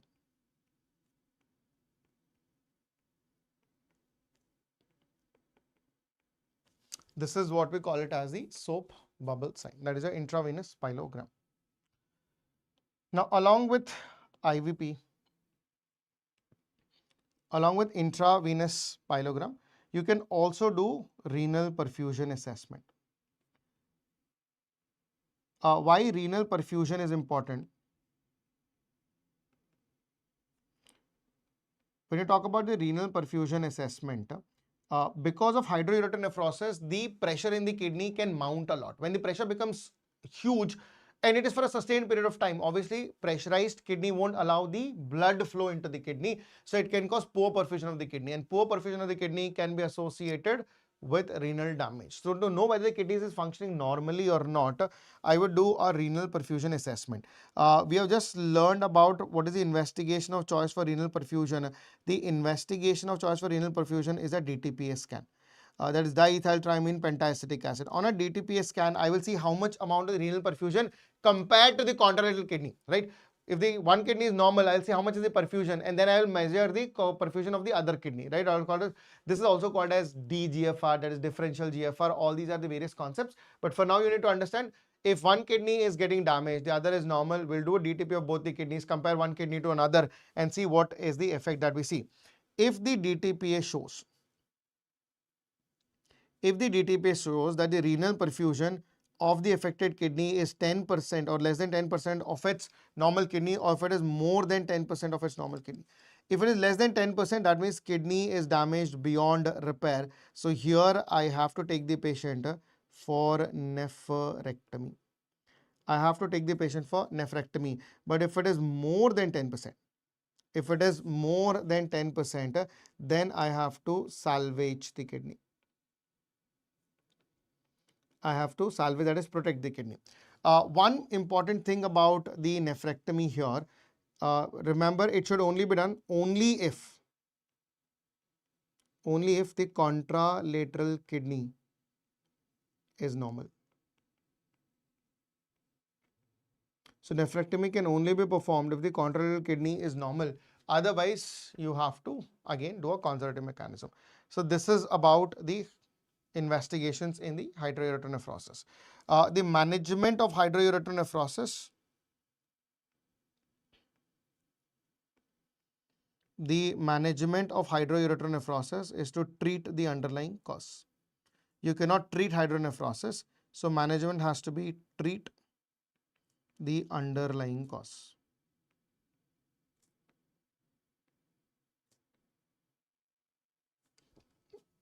You have to treat the underlying cause, right? So this is with respect to hydronephrosis. In our exam, they've asked you multiple times. I've gone through a lot of university exam papers across India.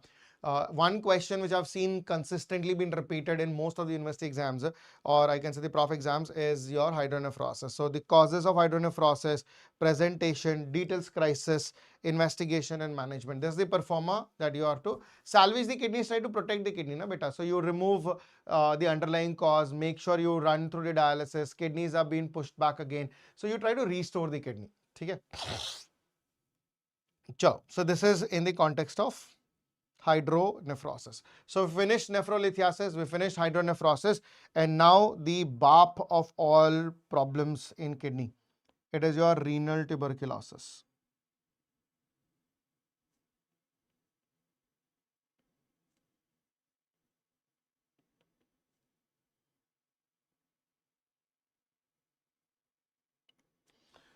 So renal tuberculosis or the renal TB is what is one of the most important aspects. Now, we'll talk about the characteristic features of renal tuberculosis.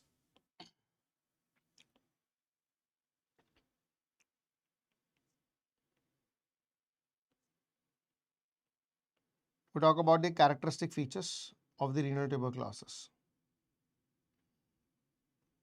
Or I can say the entire clinical manifestation.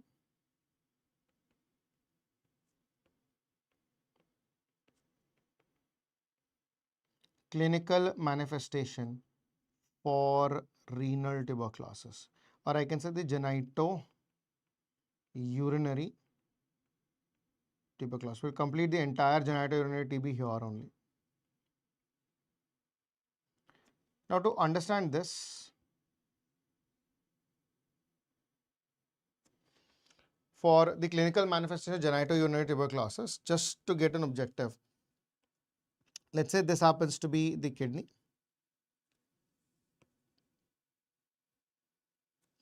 Let's say this happens to be the pelvic calcium system.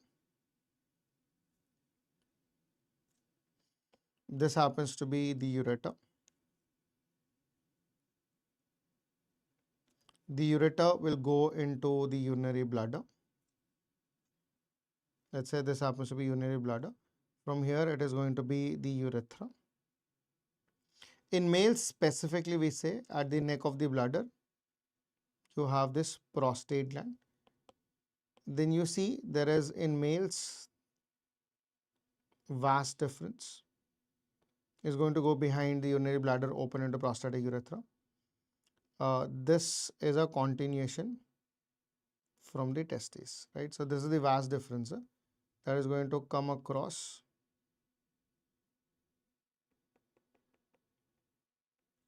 and this is the testes in which it is going to go. And this whole thing is now engulfed in the scrotal wall. So this is the scrotum that is present.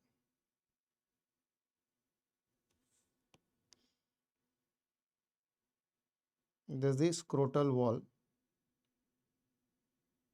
that is present across it, right? So this is the entire component from the kidney all the way to the scrotum. So we'll see how does the TB bacteria is going to affect the kidney all the way to the scrotum, right? TB, that is from the renal parenchyma to the scrotal wall, what is the objective or how it is going to destroy it, right? So the first thing is the damage or the clinical presentation in kidney.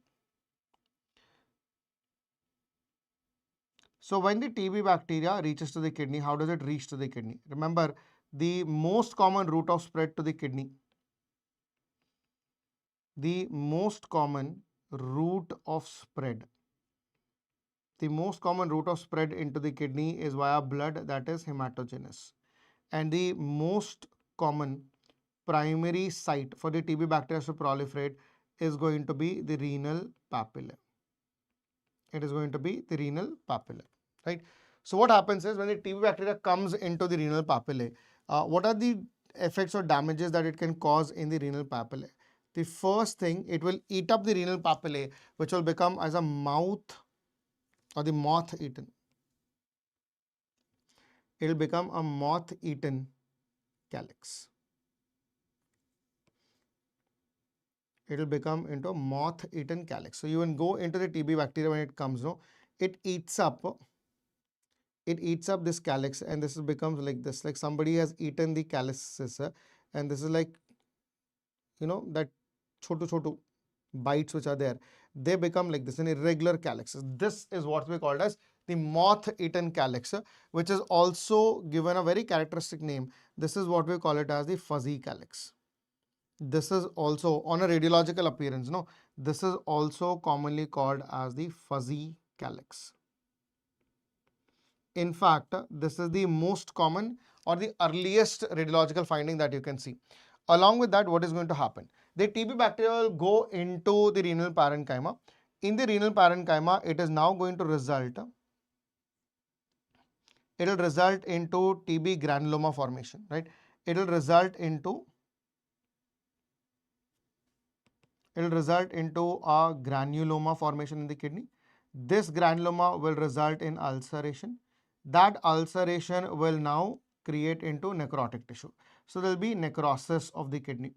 All necrosis is going to heal by fibrosis. So this necrotic kidney will now become fibrotic kidney, right?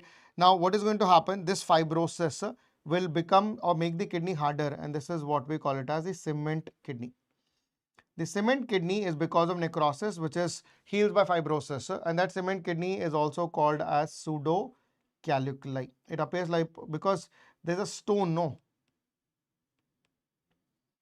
Now, because of the stone appears to be very hard, and that hardened stone is what we call it as, like, that calcification appears like a stone. So hence it is called as pseudo calculi. It is called as the pseudo calculi. Now, this necrotic kidney, which is fibrosed, is also called as the putty kidney.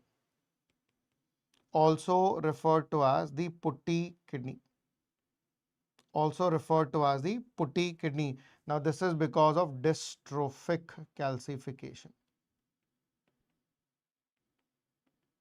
This is because of the dystrophic calcification. Eventually, the whole kidney is going to get fibrosed. You see, the entire kidney under the influence of the TB bacteria is now going to get fibrosed. Now, you tell me, because of fibrosis, will the kidney become large or it will condense in size? It is going to shrink. It is going to become smaller. And that condensation or smaller kidney is what we call it as autonephrectomy. This is what we call it as autonephrectomy. This is what we call it as the autonephrectomy. This is what we call it as the autonephrectomy, right? So you'll now notice the autonephrectomy is occurred. So now the TB bacteria has completely damaged the kidney. Now, from there, it is now going to go into the ureter.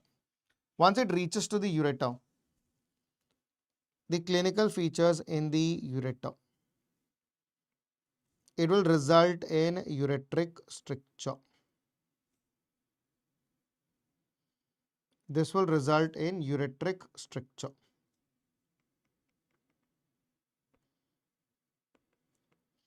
Ureteric stricture will again cause urinary outflow obstruction that you can see. Now, once it has damaged the ureter, then it will now going to go into the bladder. Now, in the bladder, the most common primary site, the most common primary site within the bladder is around the ureteric orifice. Around the ureteric orifice.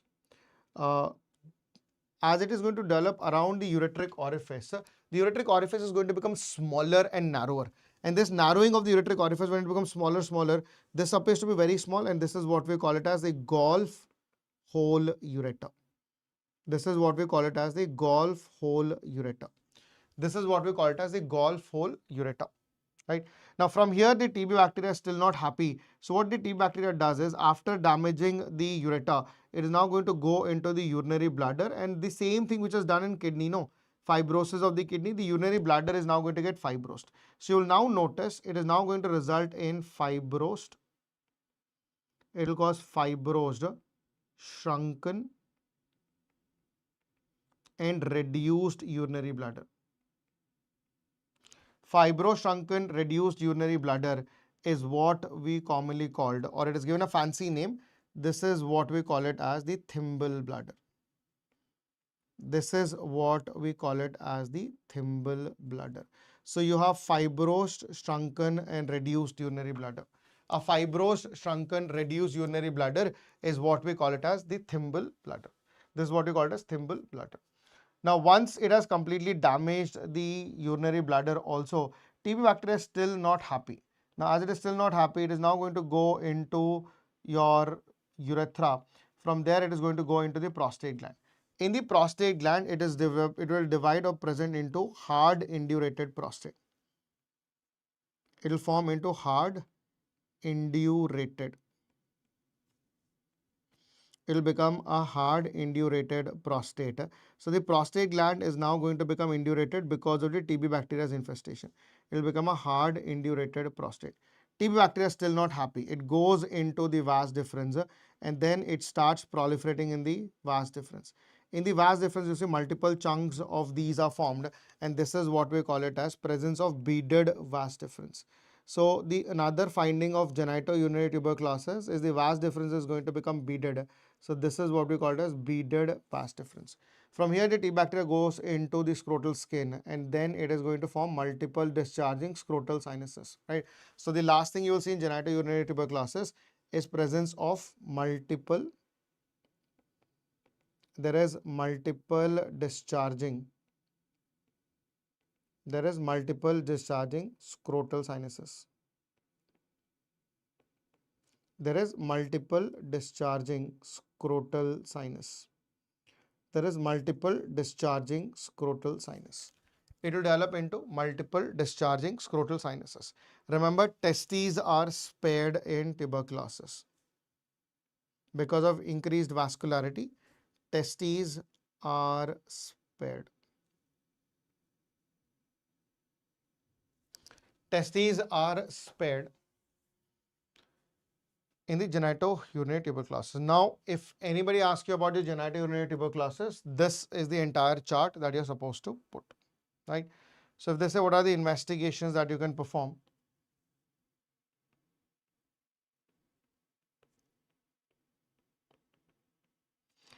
the investigation that you will perform, number one, to know whether the pulmonary tuberculosis occurs or not. So I would do a sputum AFB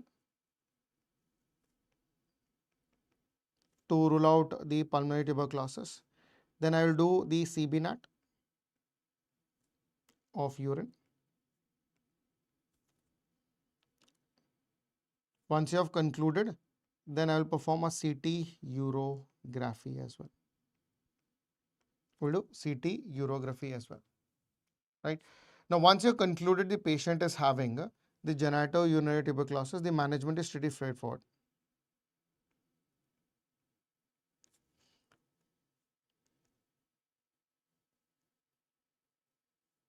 One second, guys.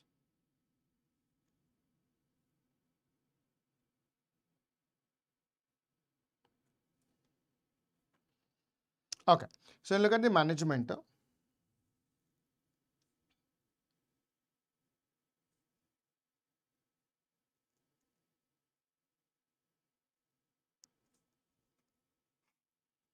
One second, guys.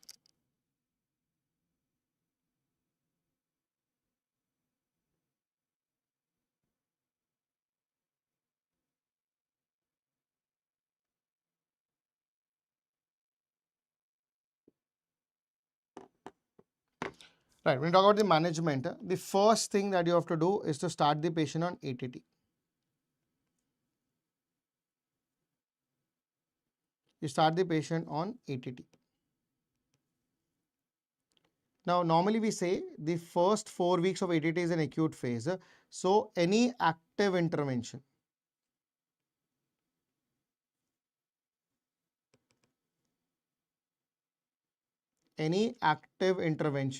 should be performed after 4 weeks. Any active intervention you should do after 4 weeks, right? So, what are the active interventions you're talking about? If the patient has already underwent an autonephrectomy, if there's already an autonephrectomy, then perform nephrectomy. If there is loss of ureteric length,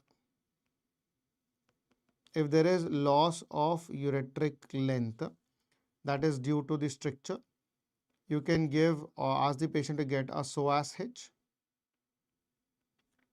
Either you can perform a psoas hitch or Boari flap surgery.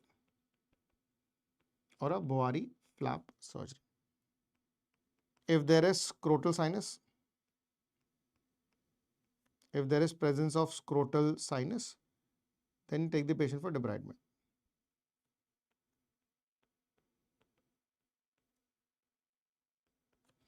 Take the patient for debridement, right? So start the patient on ATT. If there's an autonephrectomy, do a nephrectomy. Loss of ureteric gland, do a SOASH or Boari flap surgery. And if there are presence of scrotal sinuses, then you have to go ahead with scrotal debridement, right? So this is about your genitourinary tuberculosis. So every single time they've asked you questions, they anticipate or expect you to write in this particular form, right? So this is the entire clinical presentation of the genitourinary tuberculosis, investigation as well as management. Clear? So this is with respect to that of your genitourinary tuberculosis. The last topic in the kidney per se is going to be your RCC. We'll talk about the renal cell carcinoma.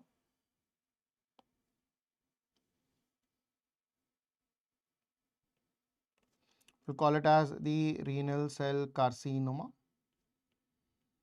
which is also commonly called as hypernephroma,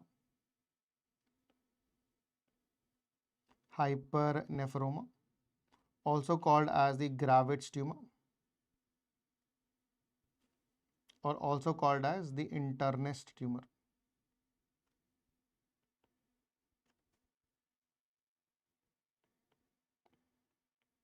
Also referred to as the internist tumor.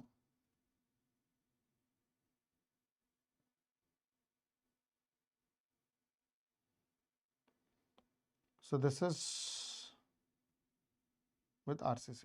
So the synonyms are also important. So whether you call it as an RCC or a hypernephroma or a Gravit's tumor or an internist tumor, all these basically means down to the same. So when you talk about the RCC in general, based upon the histopathology, there are various varieties. So let's say if this is the Bowman's capsule, and from the Bowman's capsule, let's say this is the proximal convoluted tubule. From the proximal convoluted tubule, you have the loop of Henle. From the loop of Henle, you have the distal convoluted tubule. From the distal convoluted tubule, you will see it is going to open down into the collecting duct. This will open into the collecting duct, right? So just for the sake of understanding, I'll just label it down also. This is your proximal convoluted tubule. This is the loop of Henle. This is your distal convoluted tubule. And this happens to be your collecting duct. This is your collecting duct. Now, based upon the histopathology, there are four major types of RCCs that will exist. You have to remember all of them. The tumor can arise from the proximal convoluted tubule. The tumor can arise from the distal convoluted tubule. It can also arise from your collecting duct. It will also arise from the collecting duct. There's another variant of tumor that can also arise from the collecting duct. Right? Now, based upon its location, the one that arises from the proximal convoluted tubule is what we call it as the clear cell tumor.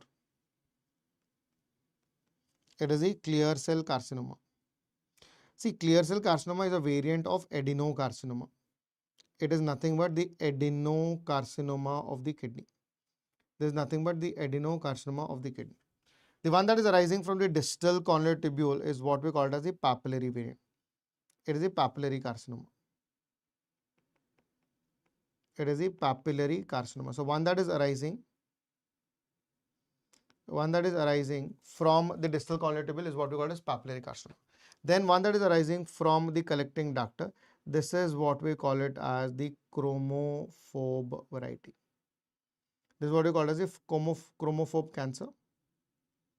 And another one that you have is your Bellini ductal carcinoma. That is your Bellini carcinoma. That is your Bellini carcinoma. That is a Bellini carcinoma.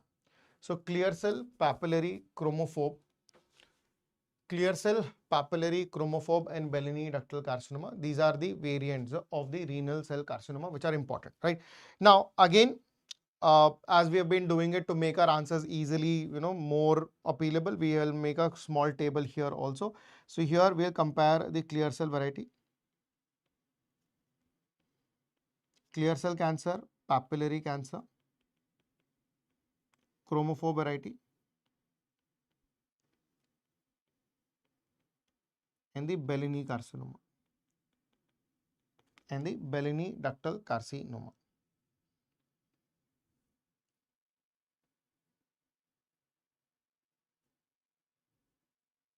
So when you look at this table, the categorization of the table is going to be on the following characteristics. The first one would be about the site. What is the most common location when you talk about it? When you look at the site individually, clear cell is in the proximal convoluted tubule, papillary is in the distal convoluted tubule, the chromophobe and the Bellini ductal carcinoma is seen in the collecting duct. That is the site, right? When you talk about with respect to their characteristic feature, so I can say the gene mutation that is associated. VHL gene mutation is seen in clear cell variety. MET gene mutation is seen in papillary variety. Chromophobe is associated with multiple chromosome loss. It is associated with multiple chromosome loss. Bellini is such a rare variant that we don't have much of a data on that, right? So the chromosome on which it is present, the VHL will be seen on chromosome number 3. MET gene is on chromosome number 7. When I say multiple chromosomes lost are there, there's chromosome number 1, 2, 6, 10, 17, 21 and chromosome Y. There's no specific data on Bellini ductal carcinoma, right? Now, when you talk about the clear cell variety, the clear cell variety is considered to be as the most common. It is the most common renal cell carcinoma. Clear cell variety is the most common type of RCC. Papillary variant is the most common type in patients with repeated dialysis. Patients with repeated dialysis. Chromophobe variety, it is associated with the best prognosis. This is associated with the best prognosis. Bellini, it is associated with the worst prognosis.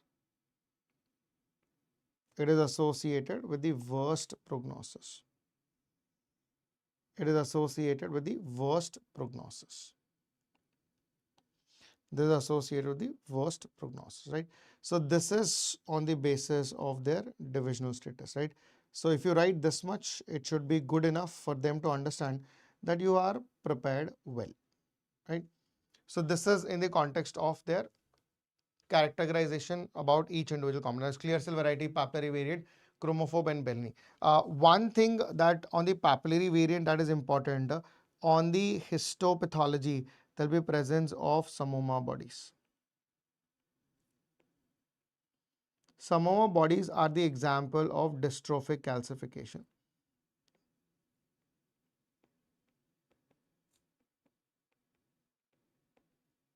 They are the examples of the dystrophic.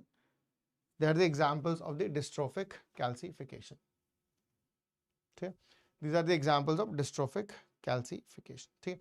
So based upon their variants, this is how it is going to be put across here.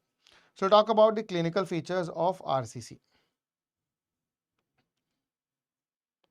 So when talk about the clinical features of RCC, let it be of any variety, चाहे कोई भी variety का हो, eventually they all present with the same findings. ठीक है? Now, as the tumor will start developing, see the usual age of presentation of RCC is age above 40 years and slightly more common in males when compared to females. There is no specific risk factors associated. ठीक है? Now, when they present to you, because as the tumor will start growing inside the kidney, the mass will start to develop in the flank area. So the first thing you'll see is going to be presence of flank mass. Now, as the mass becomes large, it is going to stretch the Gerota's fascia. Stretching of Gerota's fascia will cause flank pain. And as these are hypervascular, because they are malignant tumors, when they bleed, they will be associated with hematuria. They will be associated with hematuria. Now, this flank mass, flank pain and hematuria is what we call it as the triad of RCC.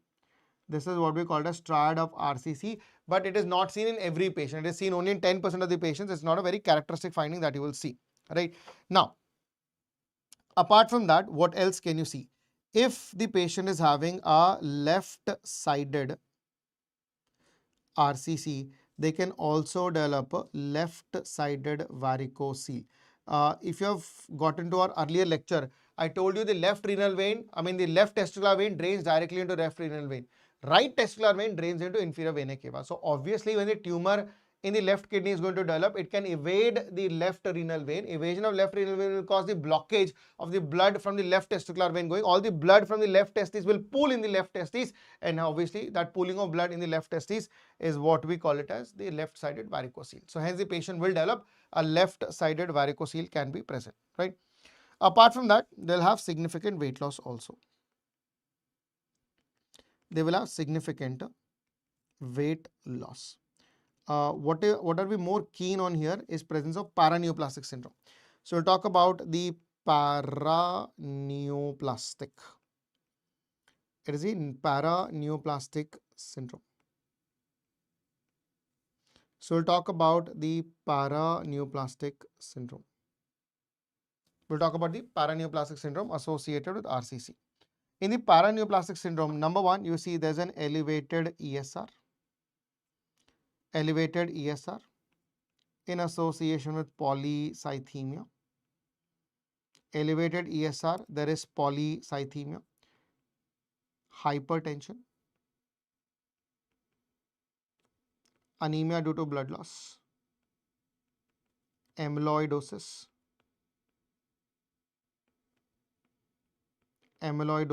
and more importantly, there's something called as the Stauffer syndrome.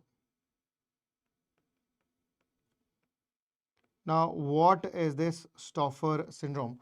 Stauffer syndrome is described as non-metastatic. This is called as a non-metastatic hepatic dysfunction. It is called as non-metastatic hepatic dysfunction. If you look at this objective, I'm saying without having any metastasis, how can the liver get damaged in the RCC? How can the liver get damaged in an RCC? So non-metastatic hepatic dysfunction. So when I say non-metastatic hepatic dysfunction, it is due to excessive secretion of interleukin 6 by RCC causes liver injury. Because interleukin 6 is hepatotoxic, right? So all that interleukin 6 that is produced in an RCC will go and damage the liver. So you're thinking the liver is getting damaged due to an RCC, but there is no evidence of metastasis. So non-metastatic hepatic dysfunction is what we call it as the Stauffer syndrome. This is what we call it as the Stauffer syndrome, right? So in terms of investigation,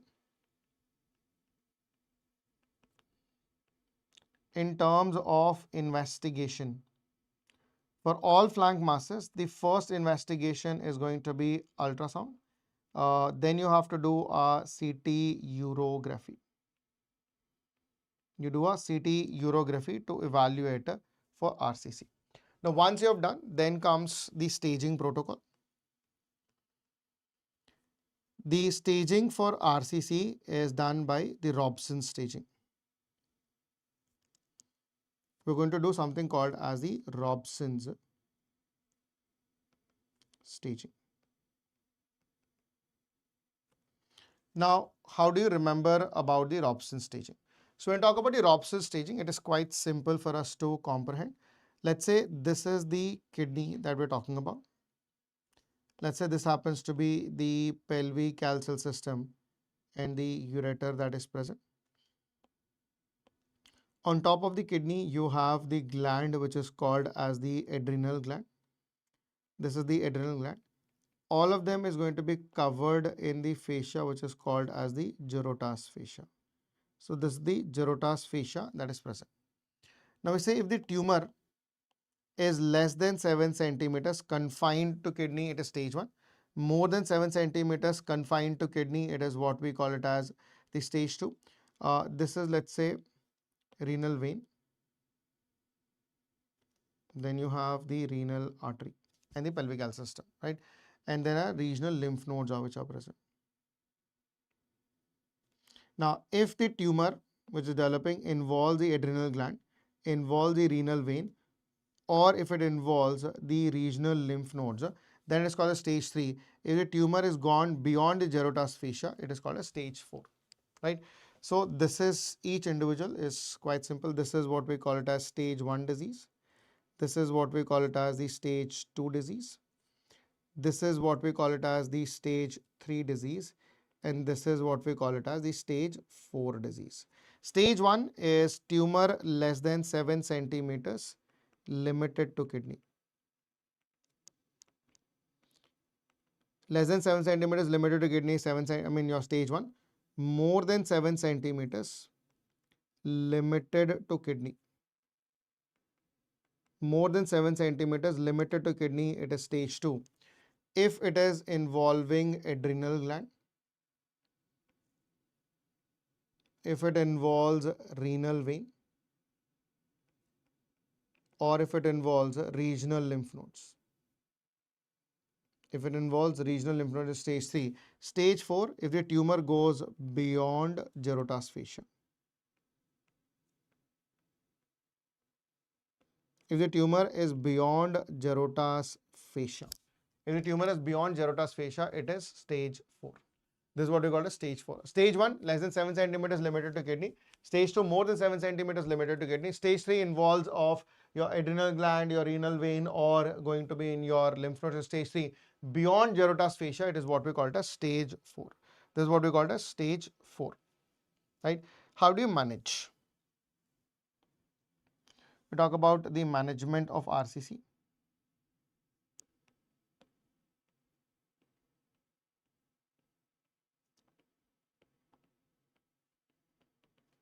So the management of RCC depends upon the stage that you have, right? So the first one, if there is a stage 1 RCC. In the stage 1 RCC, you will see whether the tumor is present in the upper pole or the lower pole. If it is on the lower pole, then you will do a partial nephrectomy. Then you will perform a partial nephrectomy. But if the tumor is present on the upper pole, if it is present on the upper pole, then you'll do a total nephrectomy. Then you'll perform a total nephrectomy, right? On the other hand, if it is going to be stage 3, if you're doing stage 2 and stage 3, we will go ahead with radical nephrectomy. We'll go ahead with radical nephrectomy.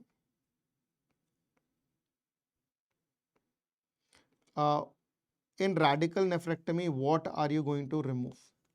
In radical nephrectomy, I will remove the same-sided, that is ipsilateral kidney would be removed. Whichever side the kidney is removed, the same-sided adrenal gland,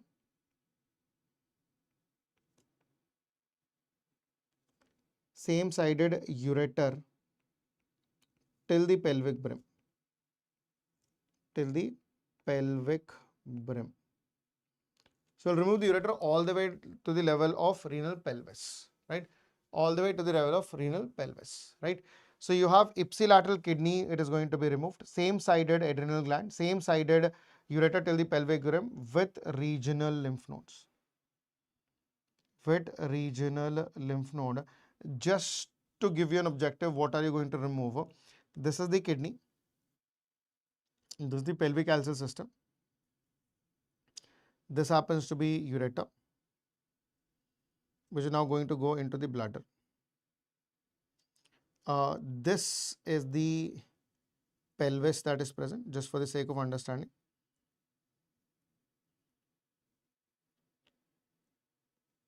This is the pelvic bone that is present. So this is the level of the renal pelvis, or I can say the pelvis is present here. So this is the level of pelvis that we're talking about, right? Then you have the adrenal gland, which is present on top. So in radical nephrectomy, what are you going to remove? In a radical nephrectomy, we are removing the entire adrenal gland. We're removing the entire kidney.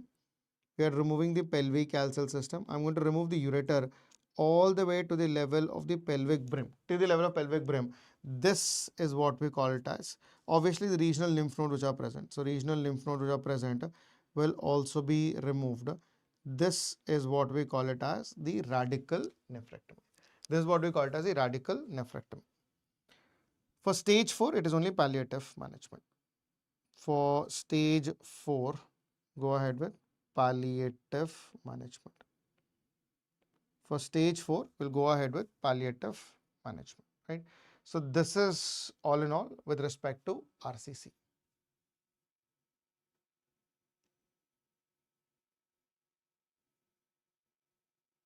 Yes, but a nephrectomy is to remove the kidney. When I say nephrectomy is to remove kidney, right? So this is how you deal with RCC, right? So this concludes your entire discussion on kidney. We have done the development of the kidney and the renal anatomy. We have done your congenital disorders. We have done nephrolithiasis. We have done hydronephrosis, renal tuberculosis, and RCC. These are the 6 most important topics that you'll come across in your kidney per se. Okay? So at this point, we'll take a short break. I mean, not short, lunch break we'll take. That is 1 to 2 is our lunch break. We'll resume back at 2 o'clock. From 2 onwards, we'll talk about, because we've done the kidney now, I'll go into the urinary bladder. And the last part will be genitals. Okay? So we'll talk about the bladder and its components. And then at the end, we'll go prostate and testes. That will be the entire RC, I mean your renal component today. Okay? So let's take a lunch break here. We'll resume back at 2 o'clock. Beta, I don't know who you are. I've seen you a lot of doubts. So these doubts are not to be asked when you're about to write your final exams. This is a revision series for your university exams. All the smaller doubts you have, you can write us to in the PW Media Telegram group. We'll review it back there. Okay.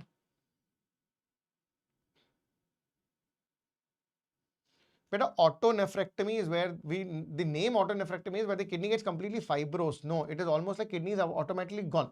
And that is the word given as autonephrectomy. I am removing that autonephrectomized kidney, that fibrotic ball which is present. I'm still removing it because to prevent the need is for infection. If that's your doubt is all about.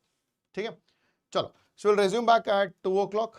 That will be post lunch. So take a lunch break and we'll come back after 2. Chalo.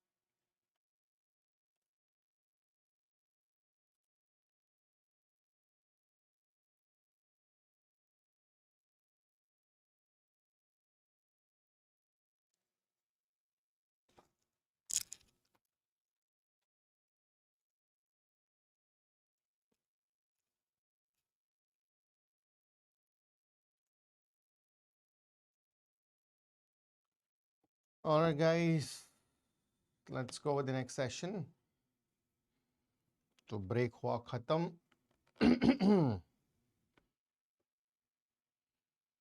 Chat box.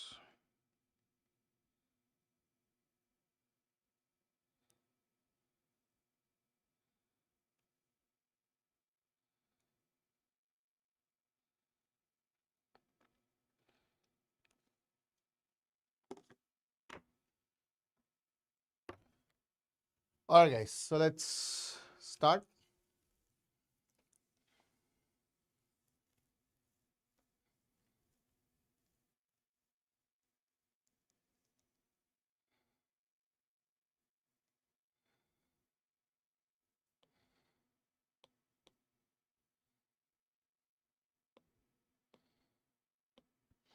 Right, so we'll talk about urinary bladder. Quickly, first we'll brush up the bladder anatomy.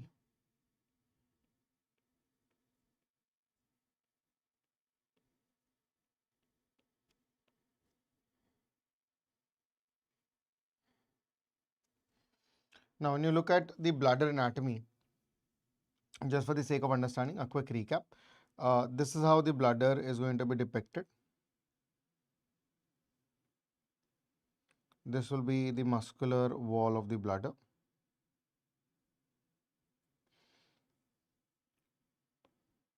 Now, through the muscular wall, you have the ureters that pierce and they'll open into the bladder, into the ureteric orifice.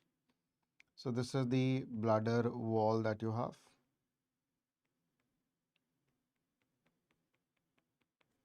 You notice the ureters which are going to come, they're going to pierce the bladder wall. They're going to pierce the bladder wall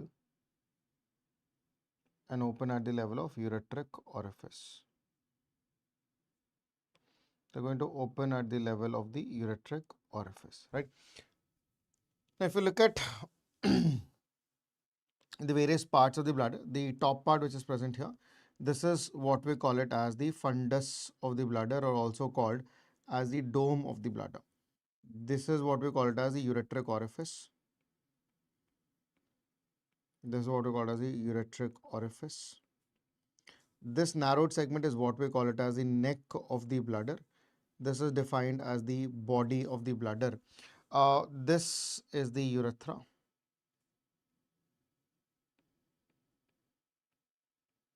This is what we call it as urethra. And this area between the two ureteric orifice and the urethra, this area which is present, this triangular area is what we call it as the trigone of the bladder. So between the two ureteric orifice,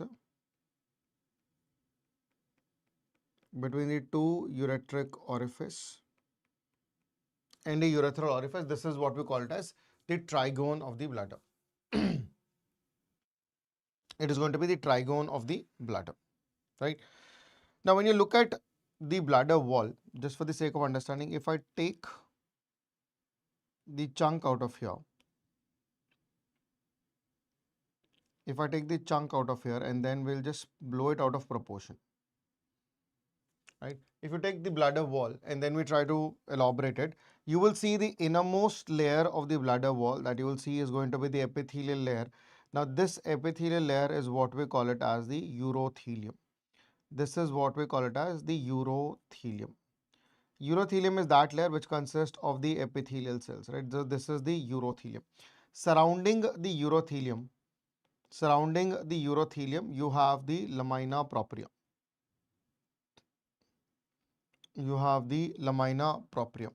Surrounding the lamina propria, you have the muscular layer. Surrounding the lamina propria, you have the muscular layer. That is present. Surrounding the lamina propria, you have the muscular layer that is surrounding this entire area, right? This is the lamina propria and the muscular layer. And the outermost layer that you have is your perivesical fat. So the outermost layer that you will see is going to be a fatty layer, which is called as the perivesical fat. This is what you call as the perivesical fat, right? Now, these are the layers which are going to be present. The innermost that you see is what we call it as the urothelium. This is what we call it as the urothelium, which consists of the epithelium. Then you have the lamina propria. Then you have the lamina propria. Now, the lamina propria is here. See, lamina propria is very important because the blood supply to the bladder, that is both the arterial and venous component, is going to come from the lamina propria. It comes from the lamina propria. You see the lymphatic drainage. The lymphatic drainage is also there in the lamina propria, and obviously the neural component. The neural component is also going to be present in the lamina propria. So lamina propria basically consists of the neurovascular bundle, everything that is required to drain out from a bladder is being associated here.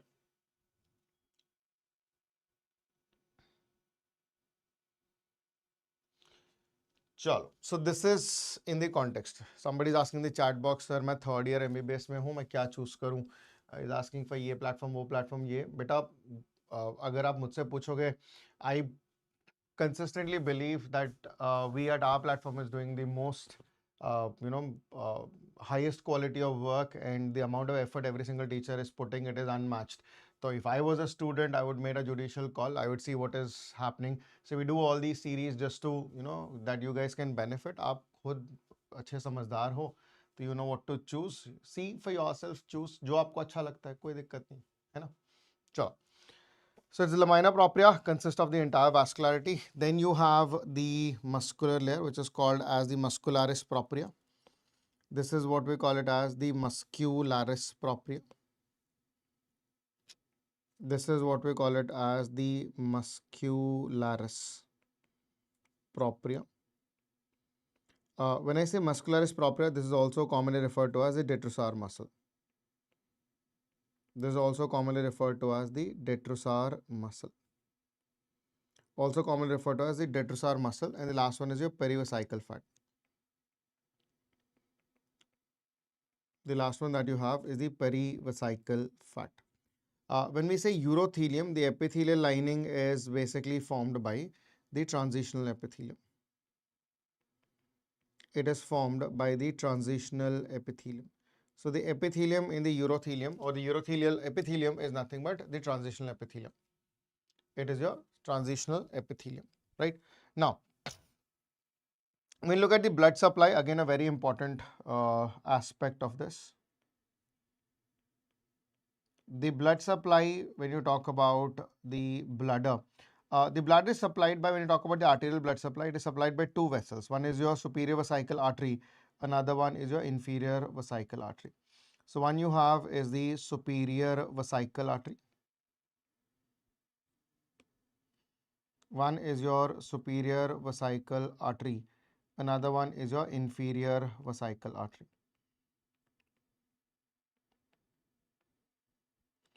One is a superior vesical artery, another one is a inferior vesical artery. So when I say superior vesical artery, when you think superior vesical artery is a branch of your umbilical artery. Which is a branch of your superior vesical artery is actually a branch of umbilical artery. Umbilical artery itself is a branch of your internal iliac artery. It is also a branch of the internal. It is an internal iliac artery.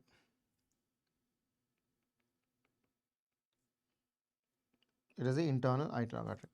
Inferior vesical artery, when you see in males and females, it is going to be a little different. Males, it originates directly from the internal iliac artery.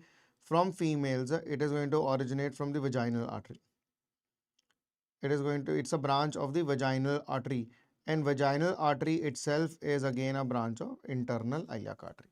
It is a branch of internal iliac artery. So when you talk about the venous drainage, when you look at the venous drainage, they're drained by the internal iliac vein. The internal iliac vein drains the bladder. the internal iliac vein drains the bladder. Next comes is your lymphatics.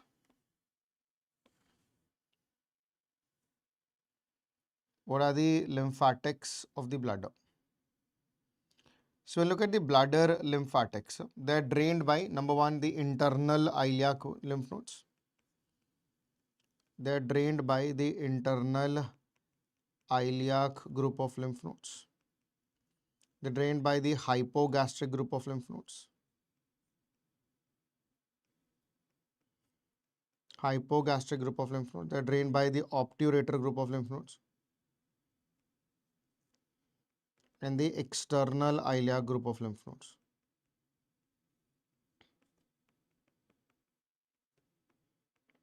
And the external iliac group of lymph nodes, right? So you have the internal iliac, the hypogastrium, the obturator, and the external iliac group of lymph nodes. These are the lymphatic drainages that you should be aware of, right? Now, see the traumatic conditions of bladder and urethra we already covered in trauma. That is your urethral injuries as well as your bladder injuries. So stick to pure bladder disorders which are asked in the exam. The first topic or the question that they've asked you is about schistosomiasis. So we'll quickly run through that as well.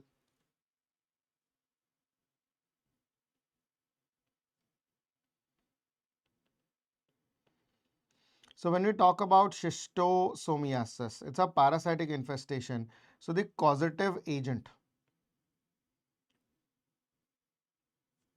So the causative agent, or I can say the agent that results in schistosomiasis is your schistosomiasis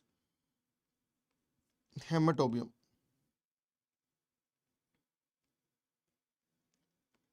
It is your schistosomiasis hematobium.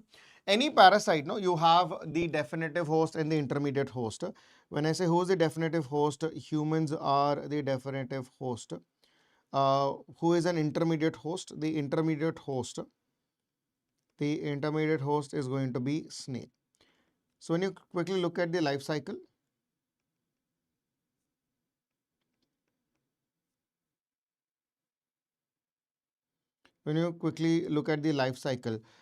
it all starts with the eggs which are being laid by the schistosomiasis hematobium, goes into the external environment, and then becomes a dormant stage, which is called as the miracidium.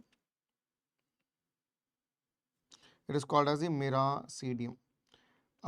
Once it is formed into miracidium in an external environment, this is an infective stage to the snail. So snail consumes miracidium. After the miracidium goes into the snail, it will now form into a larval form, which is called as the cercarial larva, where it is going to start developing hooks, and these hooks are going to be present on the surface of the snail itself. When a human accidentally steps onto the snail, these hooks are going to attach to the human skin. These hooks attach to human skin. Now, once they attach to the human skin, they will now enter into the venules, right? From the vent, and they get into the venules, enter into the venules. From the venules, they will go into perivesical bladder plexus. They will enter into perivesical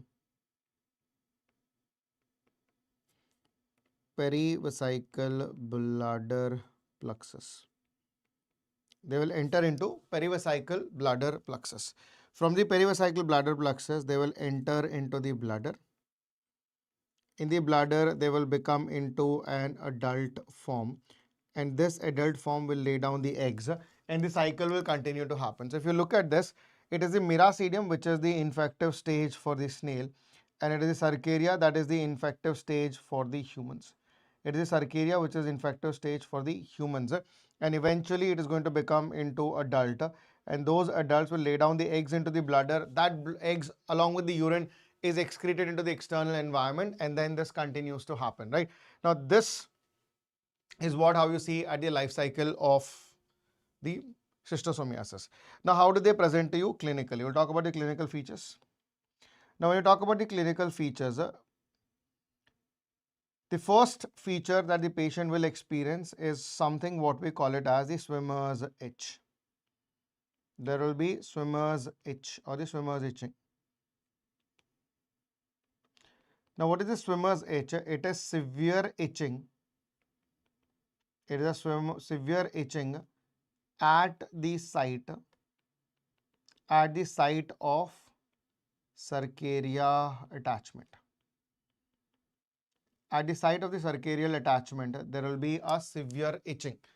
Now, that is because of severe inflammatory response. Now, what is going to happen is, now once the cercaria attaches, this is the entry point. From here, the cercaria has to attach to the human skin. Here it is causing the itch, then it enters into the venules. From the venules, it goes into bladder plexus. From there, it enters into the bladder. Eventually, it becomes adult, and then it will start laying down eggs. So, the whole process of attaching to the human skin all the way to becoming eggs or laying down eggs, it will take approximately 3 weeks. It will take approximately 3 weeks. So what is going to happen? Once the itching is done, obviously there will be severe itch. Patient will apply some lotion, try to take some antihistaminic, try to compress the symptoms. But at that point, the patient feels okay. For the next 3 weeks, patient will remain asymptomatic because the schistosomiasis is traveling, going into the bladder. It is going to become into adult, and then they lay down eggs. The symptoms will arise when the eggs are laid down. So what is going to happen? After developing swimmer's itch, post swimmer's itch, 3 weeks later, the eggs would be start laying down into the bladder. Remember, these eggs are highly antigenic. They are highly antigenic. Now, because they are highly antigenic, because they are highly or severely antigenic, they'll cause a severe inflammatory response. Now, when they create a severe inflammatory response, because of this, the patient will develop high-grade fever. There will be presence of high-grade fever with visceromegaly, that is your hepatosplenomegaly. Hepatosplenomegaly. Along with hepatosplenomegaly, it will also be associated. So there's high-grade fever, hepatosplenomegaly, and then there will be lymphadenopathy. There will be severe lymphadenopathy. There will be severe lymphadenopathy. And this is what we term it as the Katayama fever. This is what we call it as the Katayama. This is what we call it as the Katayama fever, right? So Katayama fever is the name given for the fever associated with schistosomiasis. The eggs are so severely antigenic that they will cause severe inflammation of the bladder, right? So systemic inflammatory response will cause fever, hepatosplenomegaly, and lymphadenopathy. And because they are going to be antigenic to the bladder, it will also have signs and symptoms of cystitis. When I say cystitis, the patient will be associated with hypogastric pain. There will be hypogastric pain in association with dysuria. There is hypogastric pain with dysuria is the features of cystitis that you will see. Now you will notice that the features of cystitis will occur because of the eggs. Every single time the egg is going to be laid down, the feature of cystitis will occur. Remember, so this cystitis, every time the parasite lays eggs, it will cause cystitis. Now, today there are eggs, there are cystitis. So, it won't be able to lay down eggs on a daily basis. No, obviously it is also a living being. So, it's not an egg manufacturing company where it is throwing eggs on a daily basis. No. The frequency of the eggs at which lays down is around every fortnight, that is every second weekly. So, after 2 weeks, of cystitis, there will be another episode of cystitis. There will be recurrent cystitis. So there will be recurrent cystitis in every 2 weekly period. Now this recurrent cystitis is what we call it as chronic cystitis. This is now transformed into chronic cystitis. Now you tell me, if there is any chronic inflammation anywhere in the body, we all know it is going to heal by fibrosis.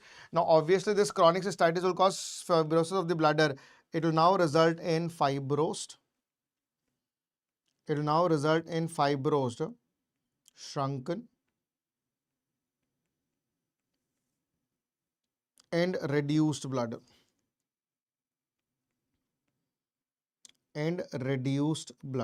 So this fibrosed, shrunken, reduced bladder is what we call it as the thimble bladder. This is what we call as thimble bladder.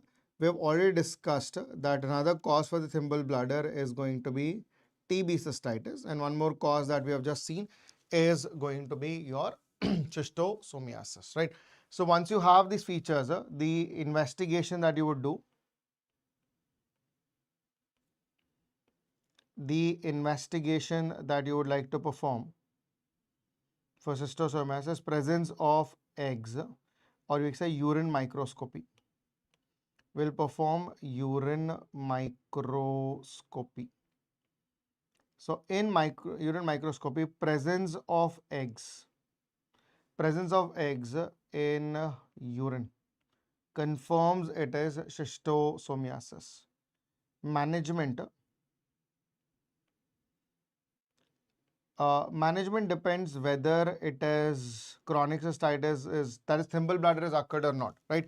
So if it is no thimble bladder, then we say the drug of choice is going to be your praziquantel.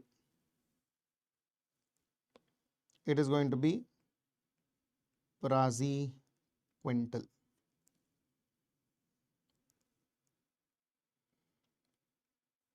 If the patient has developed a thimble bladder, if there is development of a thimble bladder, then you have to go ahead with augmented. There's an augmented cystoplasty. So in an augmented cystoplasty, what we do is, if you take this a representation of the abdomen, right? I'm giving you the lateral view. So you have one kidney which is present on the right side, another kidney which is present on the left side. Both of them are going to be on the posterior aspect. So you have the right kidney is here and the left kidney is here, right? The bladder was on the anterior surface, it is gone. So this is the ureter that you have on this side, and this is the ureter that you have on the other side. So bladder is lost, so we have excised the bladder. So what we'll do is we'll take a loop of the bowel. Now what bowel loop I can take? I can take, let's say, we'll take the jejunum or the ileum, right? So we take ileal conduit. We have taken the ileum. This is the bowel that is present, and that is going to be open onto the abdominal wall. On one end, I will close it, and here I will collect the urinary bag, right? So here I am using an ileal conduit to collect the urine and then go out. This is called as augmented cystoplasty. So for augmented cystoplasty, we will use a ileal conduit. We'll do an ileal conduit, right? So you're using an ileum in order to reconstruct the bladder and then give it outside. Okay. But a urine microscopy, they'll be able to spot the eggs. You don't need to tell them. You can give them a clinical scenario saying it is a feature of chronic cystitis, and then patient had severe high-grade fever and all that. So they will run the same thing. See, urine will have urine microscopy as well as urine culture. Both will happen. But when you talk about urine microscopy, they will look for any sediments or any other objects that they can find out. Culture is for bacteria and all. Okay, we'll send it for both, but urine microscopy will demonstrate eggs in general. Okay. So this is how you manage your patients of schistosomiasis, right? Another important condition in bladder that you will come across is going to be your bladder cancer. Again, an important exam question. So we'll talk about the bladder carcinoma.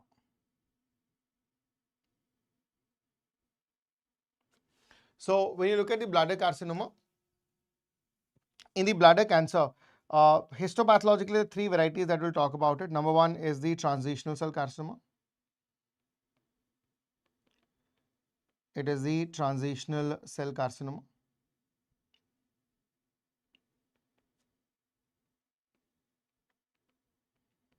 Then you have the squamous cell carcinoma.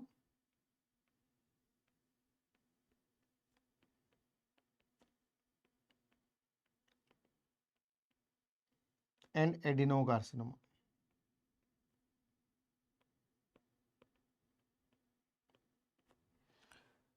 So we'll try to evaluate the risk factors for all of them.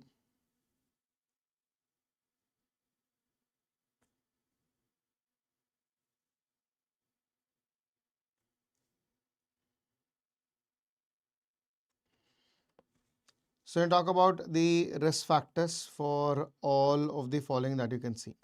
For transitional cell cancer, for the transitional cell cancer,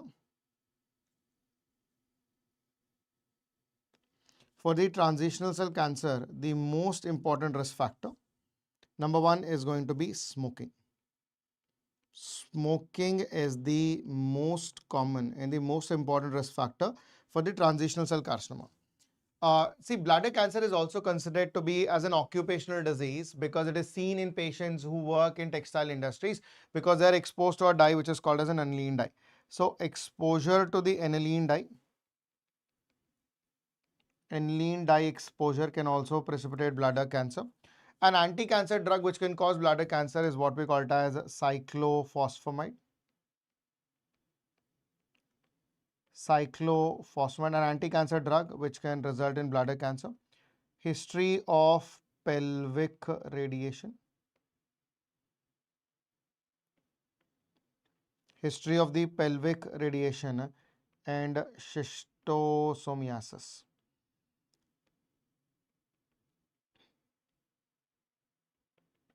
Your schistosomiasis. See, schistosomiasis can result in transition as well as squamous cell cancer, but schistosomiasis is usually associated with squamous cell cancer.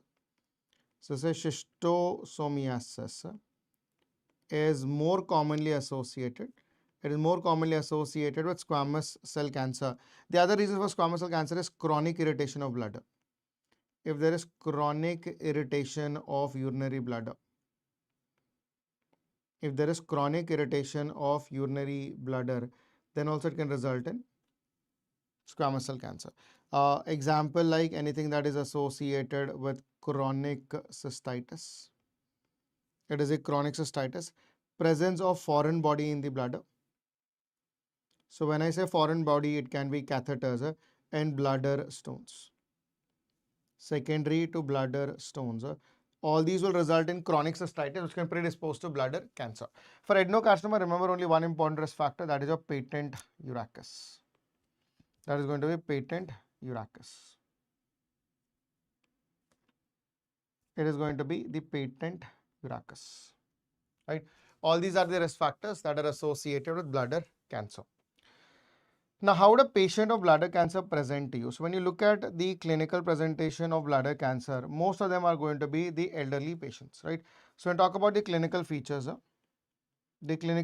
bladder cancer, the usual age of presentation is seen in age about 60 years. Smoking being a leading risk factor, more common in males when compared to females. Now, when the tumor will start developing in the bladder, it is a very small lesion, so it will bleed usually. So, these patients are going to present to you with painless hematuria. They'll present you with painless hematuria. Remember, the most common cause for painless hematuria,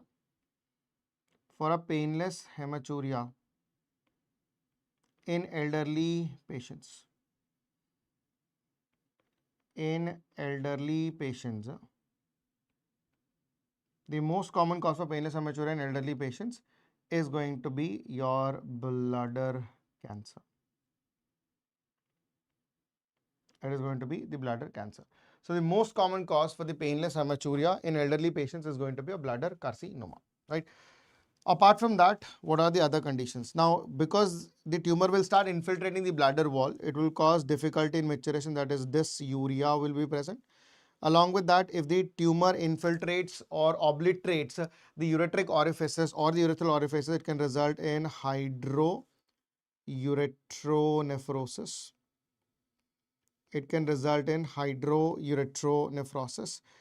Invasion into the muscle can result in suprapubic pain. And if it blocks the urethral opening, that is the bladder neck, it can be associated with bladder outlet obstruction. Now, this bladder outlet obstruction will present to you with acute retention of urine. It will be associated with acute retention of urine. Now, when you have a patient with these features, you would like to evaluate. Now, because patient is presented with painless hematuria, I need to know why the hematuria is occurring. So, I would like to go and watch inside the bladder. So, the investigation that I can perform, number one is a cystoscopy. I take the camera, go inside the bladder. I find there is a lesion, so I will do a biopsy of the lesion. This cystoscopic guided biopsy is what we call it as TURBT. TURBT stands for transurethral. This stands for transurethral. This is the transurethral resection. This transurethral resection of bladder tumor. This is the transurethral resection of the bladder tumor. That is your TURBT. TURBT is your transurethral resection of bladder tumor. Now, once you have sent it for biopsy, you can also run through the tumor marker for bladder cancer. The tumor marker for the bladder cancer is nuclear metalloprotein number 22. NMP22 is the bladder cancer tumor marker, which will be elevated if it is a bladder cancer. It will be elevated if it is going to be a bladder cancer. Now, once you have diagnosed this as bladder cancer, when you talk about the TNM staging that you have, right? So, you talk about the TNM staging.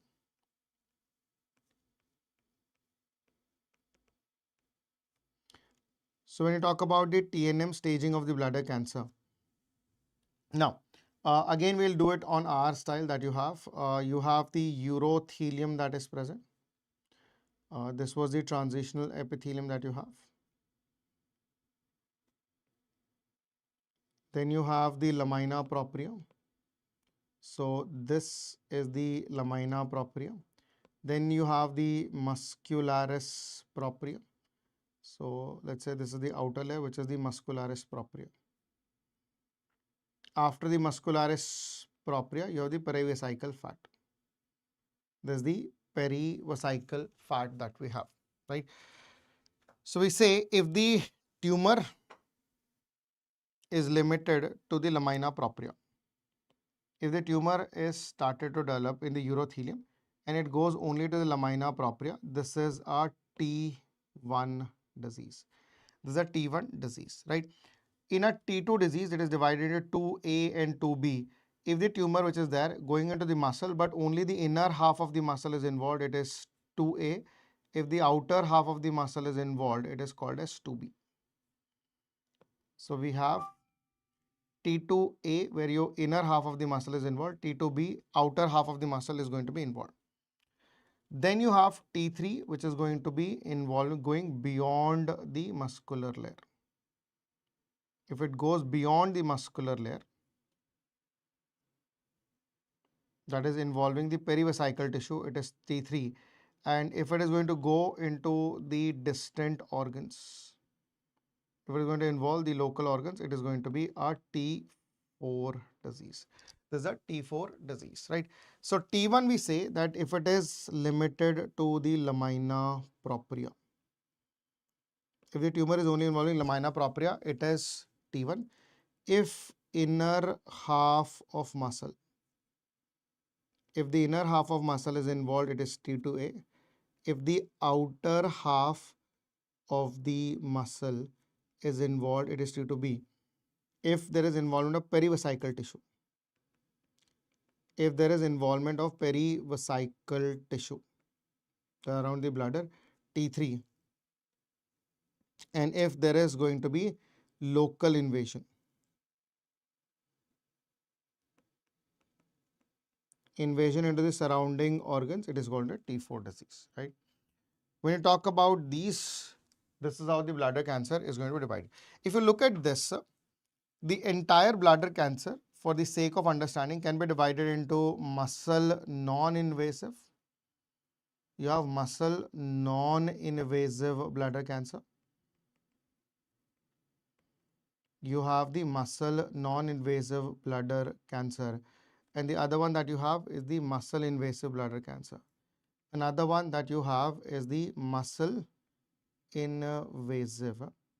You have the muscle invasive bladder cancer. Now, when I say muscle non-invasive and muscle invasive, for muscle non-invasive, we have the T1 disease. For muscle invasive, it is going to be T2, T3 and T4. All of them are muscle invasive diseases, right? So divide into muscle invasive and muscle non-invasive. Non-invasive is only T1 disease. From there onwards, you will see the entire muscles are going to be involved. That is going to be a T2, T3, T4 disease. All of them will be considered as a muscle invasive disease, right? So when you talk about the management also, the management of the bladder cancer, we'll say whether you're dealing with a T1 disease, whether you're dealing with a T1 disease or a beyond disease, right? So we'll see whether you're dealing with a T1 disease or whether you're dealing with a T2, T3 or a T4 disease. If you're dealing with a T1 disease, for a T1 disease, the standard management is to perform TURBT, that is a transurethral resection of bladder tumor, followed by either you can give single cycle chemotherapy, either you can go ahead and give a single cycle chemotherapy, or you can give an intravesical immunotherapy.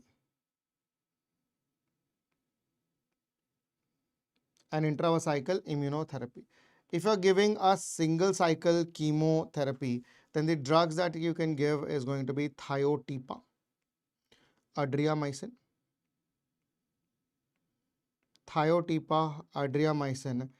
and mitomycin C. For an intravesical immunotherapy, I will give injection of BCG vaccination for 6 weeks, 1 injection per week. 1 injection directly into the bladder per week. So every week we give 1 injection. It is 1 injection per week has to be given. It is 1 injection per week has to be given. That is if it is an early disease, right? Now, if it is T2, T3, T4, then we'll subdivide them into whether it's a T2 disease or more advanced. So whether it is a T2 disease or a T3 or a T4 disease. If it is a T2 disease, then you will do a radical cystectomy. You'll remove the entire bladder. That is your radical cystectomy will be done, removing the entire bladder with augmented cystoplasty. Reconstruct the bladder, augmented cystoplasty. After doing an augmented cystoplasty, we'll give a post-operative radiotherapy. We'll give a post-operative radiotherapy. Now for T3 and a T4 disease, first I will do a neoadjuvant chemotherapy. We'll give a neoadjuvant chemotherapy. We all know neoadjuvant chemotherapy is chemotherapy prior to surgery, right? So we'll give a neoadjuvant chemotherapy first. What is the regime of neoadjuvant chemotherapy, which is called as the MVAC regime? This is what we call it as MVAC regime. When I say M stands for methotrexate, M stands for methotrexate, V stands for vinblastine, A stands for adriamycin, and C stands for cisplatin. So you have the methotrexate, we have the vinblastine, the adriamycin, and the cisplatin. That is a neoadjuvant chemotherapy that you would give. After doing a neoadjuvant chemotherapy, once the chemotherapy is completed, then we would do a radical cystectomy with post-operative radiotherapy. We'll perform a radical cystectomy. We'll do a radical cystectomy followed by post-operative radiotherapy.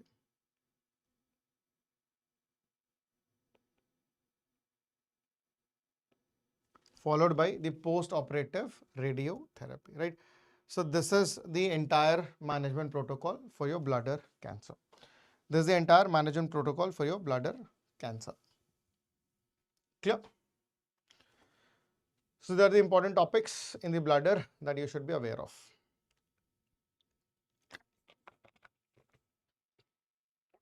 Now, in the urethra, the conditions which are going to be asked.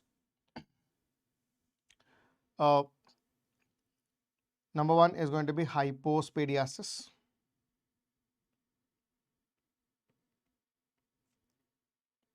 So when you say hypospadias, by definition, it is an abnormal opening.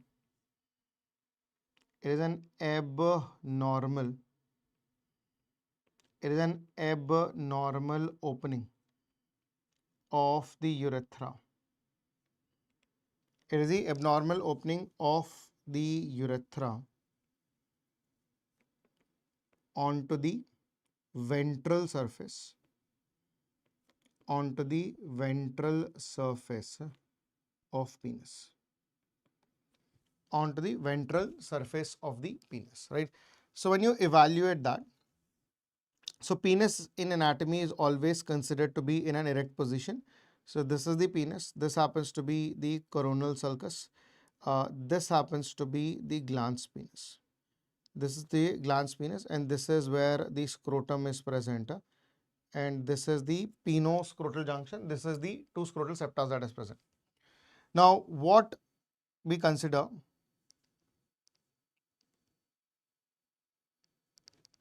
one second, guys.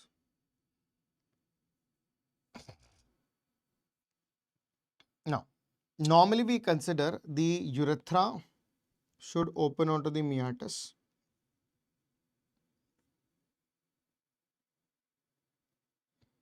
This is the urethra that opens onto the urethral meatus.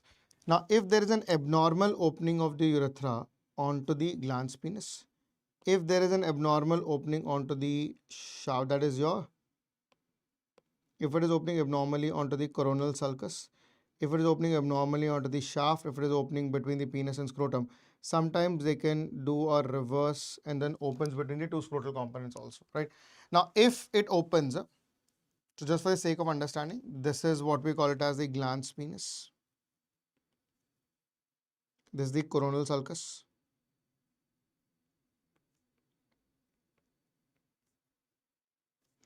Then this is what we call it as the shaft of the penis. This is the pinoscrotal. This is the pinoscrotal junction, and this is the scrotum. Right? Now, if there is an abnormal opening onto the glans penis, this is what we call it as a glandular type of the hypospadiasis. This is what we call it as the glandular type. This is what we call it as the coronal type. If it is opening onto the shaft of the penis, this is what we call it as the penile type.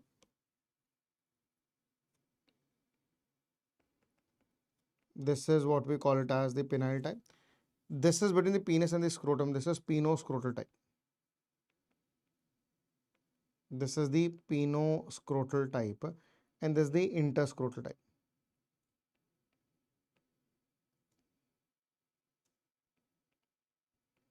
This is the interscrotal type. So opening onto the glans penis is what we call as glandular type. If it is onto the coronal sulcus, if the opening is found at the level of coronal sulcus, then we'll call it as the coronal type. Then you have penile type, pinoscrotal, and the interscrotal variety.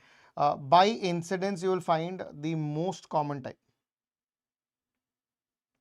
By incidence, the most common type is going to be the glandular variety. By incidence, the most common type is going to be the glandular variety, right? Now, what will be the clinical presentation of a baby suffering from hypospadiasis? So when you see the clinical presentation of the hypospadiasis, the mother will notice that is at birth,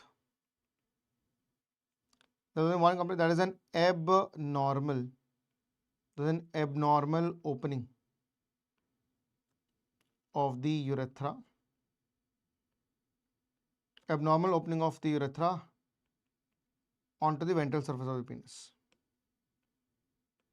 onto the ventral surface,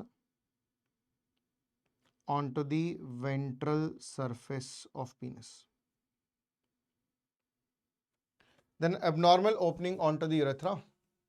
There is abnormal opening of the urethra onto the ventral surface of the penis is what you are going to see as a presentation. That is at birth. Until this point, there is no problem. But if the baby is being ignored after 1 year, so after 1 year, there will be complications associated with hypospadiasis. What are the complications that you will see after 1 year of hypospadiasis if it is not corrected? So the complications associated with hypospadiasis. Now, when you look at the complications associated with the hypospadiasis, this is the penis. I'm giving a lateral view. There's the scrotum that is present. Let's say this is how the penis is present. This is the coronal sulcus, and this happens to be the glans penis, right? Now, I'm saying that there's an abnormal opening of the urethra, which is here. This is how the urethra is open. I'm just giving you an example of the penile variety. This is a penile opening which is present. So, one thing you will notice that this meatus is not existent. Then you will notice that if you draw a line at the level where the meatal opening is present, this is what we call it as the proximal to the opening, and above this line is distal to the opening. Now you will notice distal to the opening, no, this area will start to fibrose slowly. This fibrosis on the ventral surface. Now this fibrosis will not only involve the penis but also involves the your prepusal skin. Now this distal fibrosis is what we call it as chordae. So hence the first complication will be presence of distal chordae. The word chordae is nothing but distal fibrosis.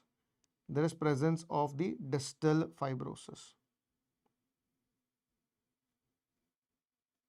There is presence of the distal fibrosis. Now, once there is fibrosis, there are two more things which are going to happen. Because this fibrosis, the penis is going to bend. Now, because of this fibrosis, the penis is now going to arch like this. Now, there is an arching of penis. Now, that arching of penis is because of fibrosis. You see, the penis is going to bend towards the ventral surface, right? So, this is the ventral surface. This is the dorsal surface. And you will now notice the penis has now been forced to bend towards the ventral surface. So, the ventral bending of penis. So, there's presence of ventral bending. There's a ventral bending of penis. There's this ventral bending of penis. Now, because of this, what is going to happen? The prepuce which is present on the dorsal surface will now overhang. So, there is an overhanging of the dorsal prepuce. See, the dorsal prepuce is now going to overhang. This overhanging of the dorsal prepuce is what we call it as the hooded prepuce. This is what we call it as the hooded prepuce, and also associated with poor penile erection in adults. This will result in poor penile erection in adults. So all these are going to be an associated problem. When you have a baby of hypospadiasis, in order to evaluate, the investigation is going to be purely a clinical examination.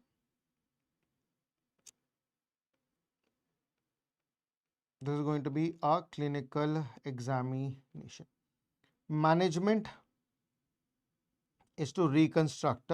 So we do in the management, the first thing, the bended penis has to be corrected back. So if there is chordae, for chordae, I will do orthoplasty of the penis. For chordae, we'll do orthoplasty of penis. We're going to reconstruct the penis back, right? So for chordae, we'll do orthoplasty of the penis, right? For meatal stenosis,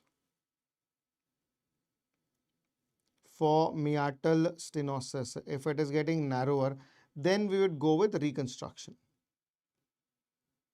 In meatal stenosis, we'll go ahead with reconstruction. Now, the age for meatotomy is between 6 to 18 months, right?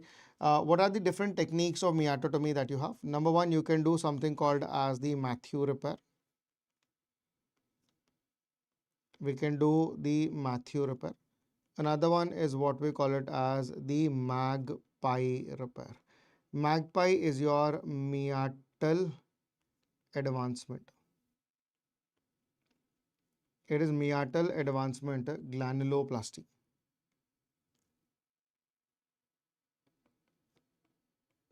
It is a meatal advancement granuloplasty. Then you have something called as the Mustardy's repair. Then you have the Mustardy repair. The other ones that you have is your TURBT repair. your Thierch-Dupé repair, and the Dennis-Brown repair, and the Dennis-Brown repair.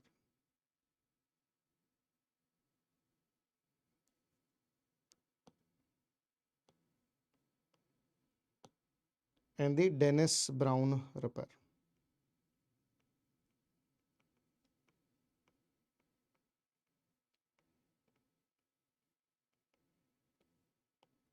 So Matthew, Magpie, Mustardy, Thierch-Dupé, and Dennis-Brown. Just to give you a little bit perspective, all that one that starts with M are single stage repair.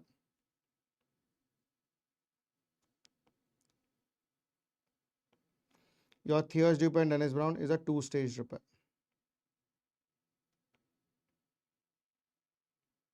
It is going to be a two-staged repair. So this is how you will manage your hypospadiasis. Right?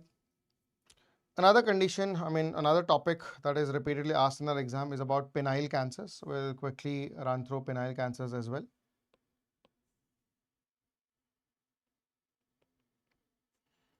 Talk about a penile carcinoma.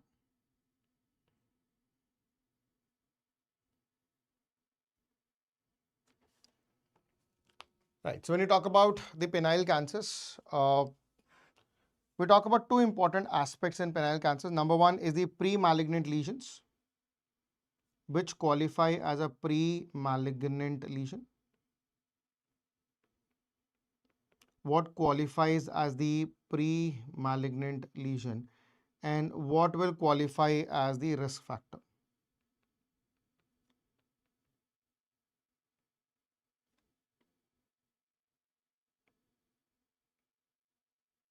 So one that qualifies as a pre-malignant lesion and one that qualifies as the risk factor. Now for a pre-malignant condition, number one is the leukoplakia of the penis. It is the leukoplakia of penis. Then you have a condition which is called as BXO, which is called as balanitis xerotica obliterans. There's a balanitis xerotica obliterans, right? Then you have condition like chronic belanoposthitis. Belano is glans penis, posthitis is belano is glans, posthitis, the post is nothing but prepuce, is the inflammation of both glans and prepusal skin. So belanoposthitis, that is chronic belanoposthitis, presence of penile what? Presence of penile what? Then you have Buerger-Lowenstein's tumor.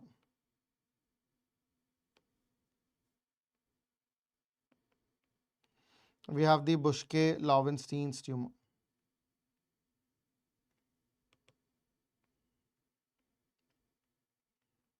It is a Buerger-Lowenstein's tumor, that is a giant condyloma. It is giant condyloma of the penis.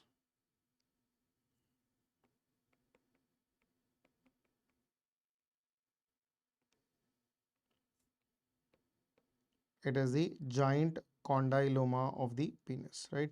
So this is a Buerger-Lowenstein's tumor. These are considered to be as the pre-malignant lesions.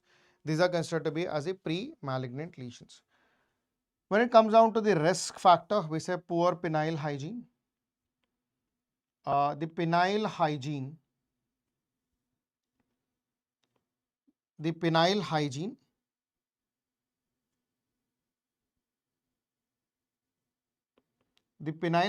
is determined by the smegma. Excessive smegma deposit indicates poor penile hygiene. Along with that, secondary to HPV infection and chronic scarring of penis. And chronic scarring of penis. So poor penile hygiene, HPV infection, and chronic scarring of the penis are the important risk factors, right? Now, when a patient develops a penile cancer, how is the clinical presentation? So talk about the clinical features. The usual age of presentation is seen above 40 years. And we talk about the most common site. It is usually the glans and the prepusal skin, right? So overall, most common is going to be the glans penis. If it is not there, then it is going to be over the prepuce. It is going to be over the prepuce. So how will they presenting? Their clinical presentation will be presence of a foul smelling. There will be a foul smelling fungating mass. There will be a foul smelling fungating mass over the glans penis.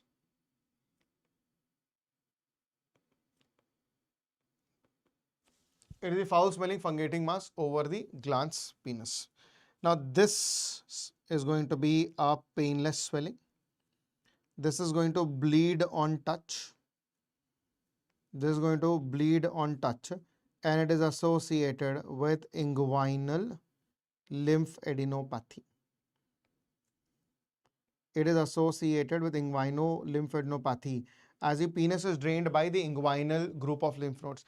In fact, this inguinal lymphadenopathy is so severe that it can lead to death of the patient. In fact, when I say the most common cause of death, the most common cause of death in a patient of penile cancer, it is because of erosion of the femoral blood vessel. It is because of erosion of femoral. It is the erosion of the femoral blood vessel. Erosion of the femoral blood vessel due to inguinal-lymphadenopathy. Due to inguinal-lymphadenopathy. Due to an inguinal-lymphadenopathy is how severe it is going to be. It is going to be that severe, right? So how would you like to investigate in terms of penile cancer? In terms of investigation, it is always going to be the punch biopsy. The punch biopsy of lesion with ultrasound, with the ultrasound of inguinal region. With the ultrasound of the inguinal region. Now, when you take the biopsy, based upon the histopathology, that is based upon the HP examination, you can divide the penile cancers into two varieties. One is your in situ, another one is invasive. We can have in situ cancers and the invasive cancers. If it is in situ, it can further be divided whether it is present on the glans penis or whether it is going to be on the shaft of the penis. Whether the tumor is arising over the glans penis or whether it is arising from the shaft of the penis. Whether it is arising from the shaft of the penis. If it is arising from the glans, this is what we call it as the erythroplasia of Kuert. This condition is what we call it as the erythroplasia of Kuert. Whereas if it is arising from the shaft, this is what we call it as the Bowen's disease. This is what we call it as the Bowen's disease. So if it is arising from the glans, it is erythroplasia of the Kuert. If it is arising from the shaft, this is what we call it as the Bowen's disease, right? Now, if it is invasive, then we will deal accordingly, right? But this is how on the HP finding you have in situ and the invasive malignancies. Now, how do you manage? In terms of management, if it is an in situ cancer,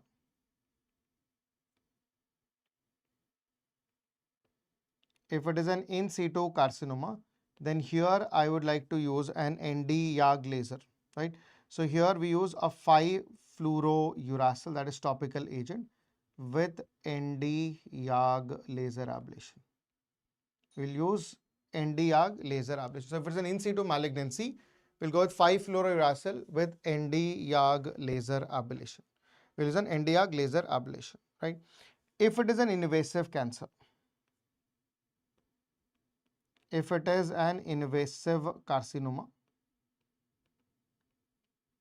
if it is an invasive carcinoma, If it is an invasive carcinoma, then I will see whether it is presenting in the prepuce or whether it is going to be present on the glans penis. So we have to evaluate, if you have an invasive carcinoma, whether it is going to be arising from the prepuce, whether this arises from the prepuce. If it is arising from the prepuce, or whether it is going to arise,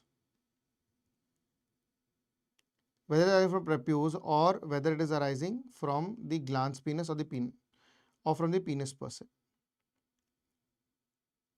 If it is arising from the prepuce, you can simply go ahead and perform circumcision. You can go ahead and perform circumcision. But if it is on the penis, you will see whether it is on the glans penis or on the shaft of the penis. Whether it is on the glans or the shaft of the penis, that is penile shaft. Now, if it is on the glans penis, then I can simply go ahead with partial amputation of penis. I can perform a partial amputation of penis. We'll do a partial amputation of penis. If it is from the shaft, then we have to follow the following rules, right? If it is arising from the shaft of the penis, let's take this as the representation of the penile shaft. Let's say this is, take the representation of the penile shaft, right? Let's say the tumor has arising from the penile shaft that is present. So wherever the tumor is arising, I will take the distal end of this. From here, I have a minimum margin of resection. This is what we call it as a tumor margin.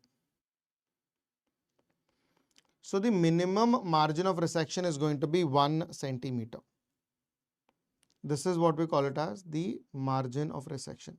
So the minimum margin of resection, the minimum margin of resection should be at 1 centimeter. The minimum margin of resection should be at 1 centimeter. Now, whatever is the length of the penis that is left behind, this is what we call it as the stump length. The penis that is left behind is what we call it as stump length. So I am going to evaluate for the stump. I am going to evaluate for the penile stump.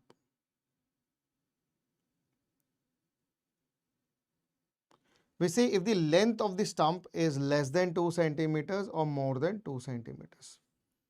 If the length of the penile stump, if it is less than or equal to, less than 2 centimeters, if it is less than 2 centimeters, or whether it is more than or equal to 2 centimeters. If it is less than 2 centimeters, then I have to sacrifice the entire penis. So here we'll go with complete penile amputation. We'll take a complete penile amputation. If it is more than or equal to 2 centimeters, then I'll go with partial amputation of penis. Go ahead with partial amputation of penis. If it is more than or equal to 2 centimeters, then you would go ahead with partial amputation of penis. So this is how you will manage your penile stumps, right?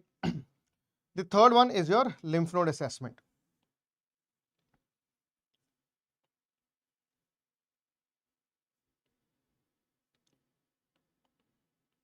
So in a lymph node assessment for penile cancers, you see whether the enlarged lymph nodes are present or not. That is, we'll see whether it is associated with lymphadenopathy or not. So you're going to assess for enlarged lymph nodes. We'll see presence or absence of enlarged lymph nodes. So I can have two objectives. One, there could be presence of enlarged lymph nodes or absence. If there is present of enlarged lymph nodes or if there is absent. Absence of enlarged lymph node, you have to take the patient for sentinel. It is a sentinel lymph node biopsy.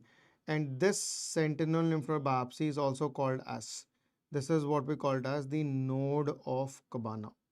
In fact, the first ever sentinel lymph node biopsy was done for penile cancer. It is named after the surgeon who performed it.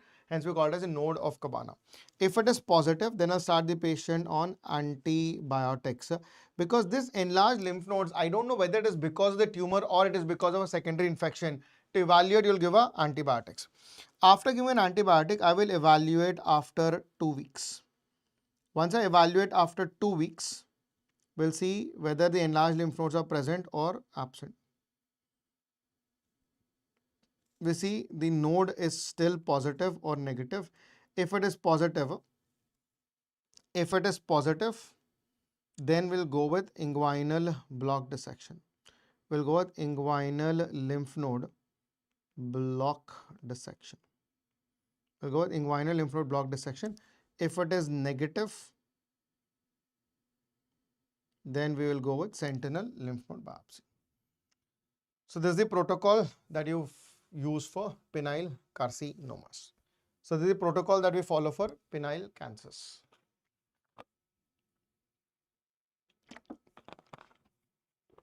This is the protocol that you're going to follow for penile cancers, right? So this is all in all with respect to the penis. We'll talk about the testes next.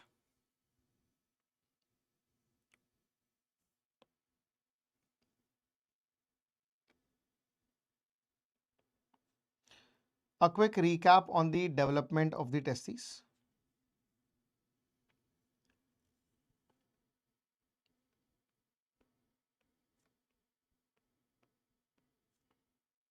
So talk about the quick recap on the development of the testes. So when you look at the testes, if you take this as the representation of the abdominal wall, and this happens to be at the scrotum. This is where the inguinal canal is going to be present. So this is where the inguinal canal is going to be present. Take this as a representation of the peritoneal cover.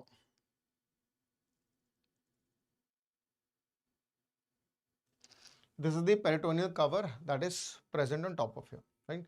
So this is the peritoneal reflective cover that is present. Initially, when the testes are going to develop, remember, both the testes are going to develop in their corresponding iliac fossa. So the first event in the development, it is basically the development of the testes. It is the development of testes in its corresponding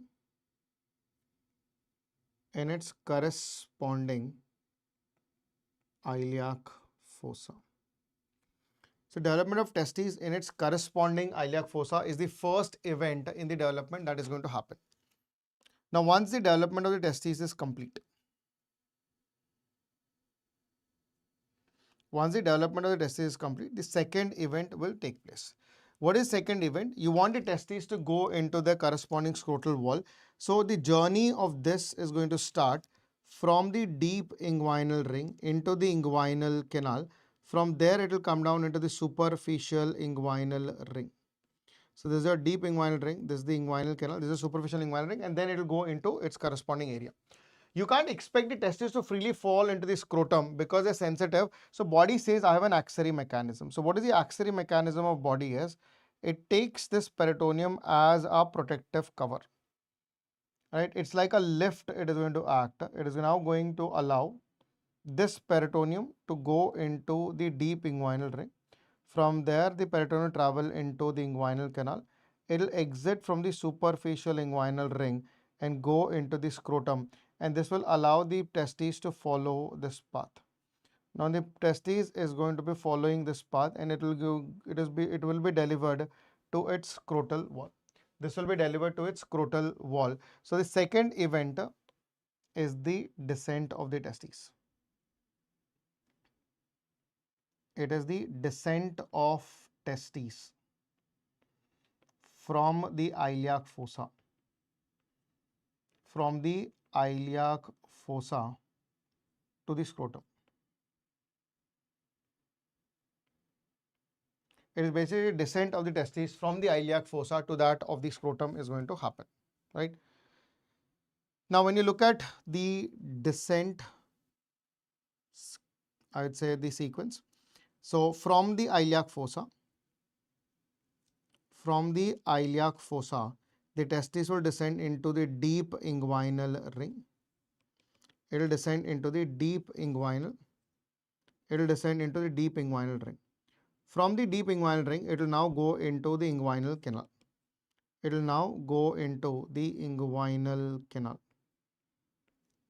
From the inguinal canal, it will now come into the superficial inguinal ring.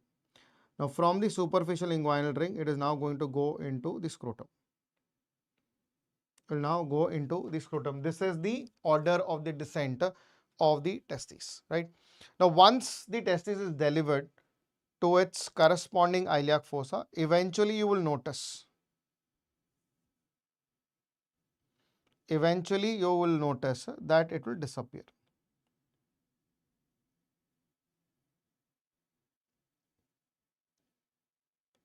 So the third event that you will see, once the testes are going to be delivered in their corresponding iliac fossas. Once the testes are delivered into their corresponding iliac fossas,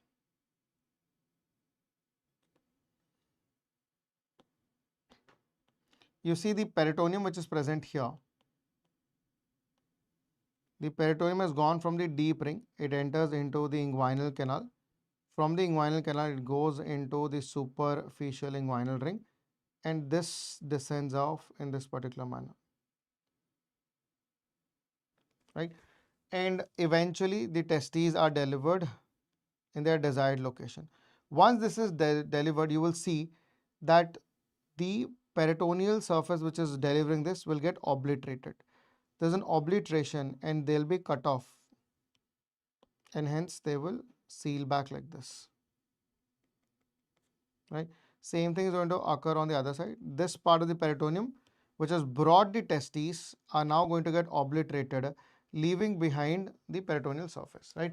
So the last thing, or the third event,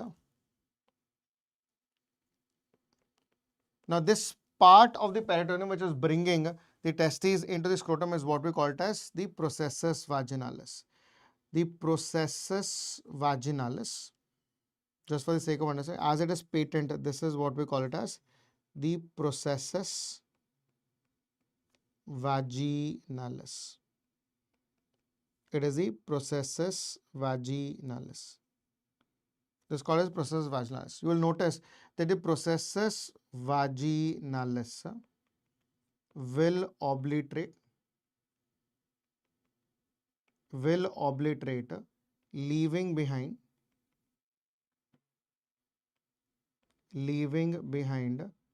tunica vaginalis. Leaving behind the tunica vaginalis, right? It is the leaving behind the tunica vaginalis, right? So this is with respect to development of testes. The testes develop in the corresponding iliac fossas, there will be descent, and eventually you will notice that the processus vaginalis is going to get obliterated, leaving behind a layer which is called as the tunica vaginalis. So if you take the cross section of the scrotum, so just a quick recap on the anatomy. So when you see the innermost structure is going to be testes. So this is the testes that is present. Covering the testes immediately, you will see that there is this tunica vaginalis, right? So the layer which is going to be immediately covering this is going to be the tunica vaginalis, right? So tunica vaginalis is that part which is developed from the processus vaginalis. In fact, tunica vaginalis is the secretory layer. It keeps the fluid around the testes like a cushion, does not allow the testes to get damaged, right? The basic concept of hydrocele is the same. Now, when the secretion will increase and absorption decreases, that is the problem that is going to occur. So if I just start labeling them also simultaneously, the innermost layer that you see is going to be the testes. Surrounding the testes, you have the tunica vaginalis. It is the tunica vaginalis. Surrounding the tunica vaginalis, you have the internal spermatic fascia. You see, immediately surrounding this, there is an internal spermatic fascia.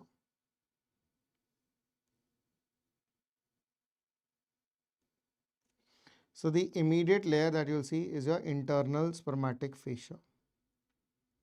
This happens to be the internal spermatic fascia. It is the internal spermatic fascia, right? Surrounding the internal spermatic fascia, you have the cremasteric muscle fibers. So this is the internal spermatic fascia. Surrounding this, you have the cremasteric muscle fibers. This is your cremasteric muscle fibers.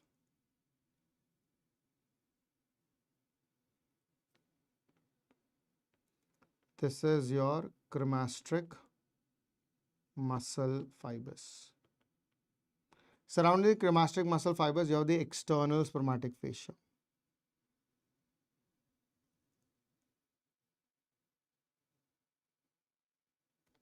Then you have the external spermatic fascia.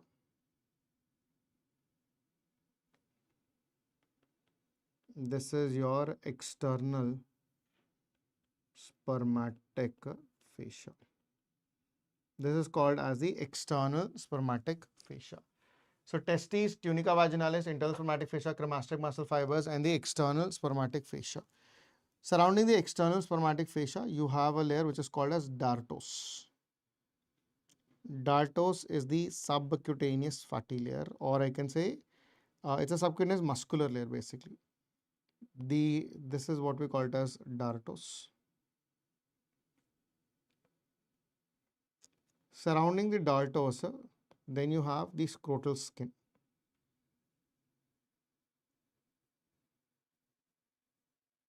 These are all the scrotal rugosities that you can see.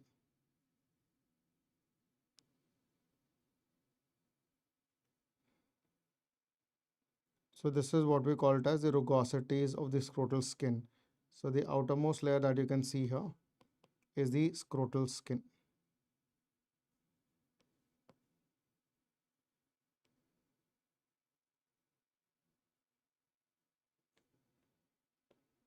It is going to be the scrotal skin. So from outside to inside, these are the various layers that are going to be present. So innermost is testes, then you have tunica vaginalis. If you're not able to follow it, this is the testes. Then you have the tunica vaginalis. Then you have the internal spermatic fascia, cremasteric muscle fibers, external spermatic fascia, dartos, which is present here, and then you have skin. So these are the various layers which are going to be present. Now what is interesting is they are actually a continuation of their abdominal wall muscles only, right? So when you say the tunica vaginalis is a continuation of peritoneum, it is a continuation of the peritoneum. Internal spermatic fascia is a continuation of fascia transversalis. It's a continuation of fascia transversalis. Your cremasteric muscle fiber, the cremasteric muscle fiber is a continuation of internal oblique muscle.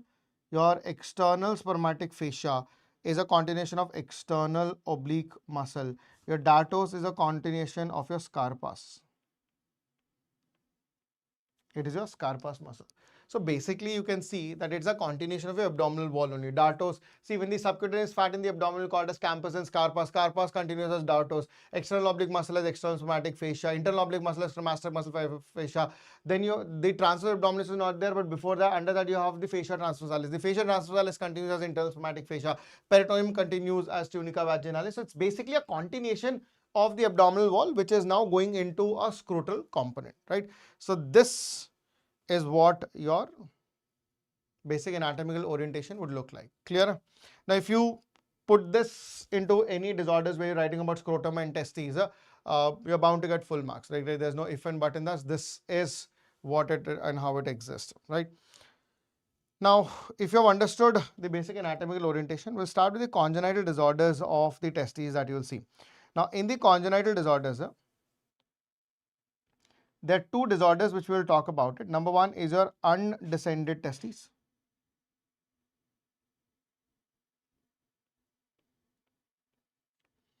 One we call it as the undescended testes.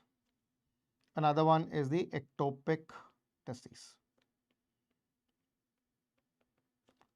Both of them are equally important. So try to decode them. So we'll talk about the difference between the undescended and the ectopic testes.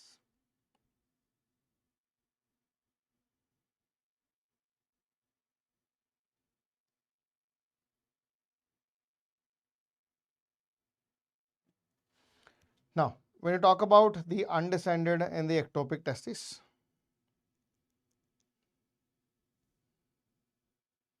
first of all, let's talk about the definition. Now, in an undescended testes, just for the sake of understanding, let's say this happens to be the abdominal wall that is present, correct? This will be in the scrotum. This is the inguinal canal, right? Same thing will be there on the other side also.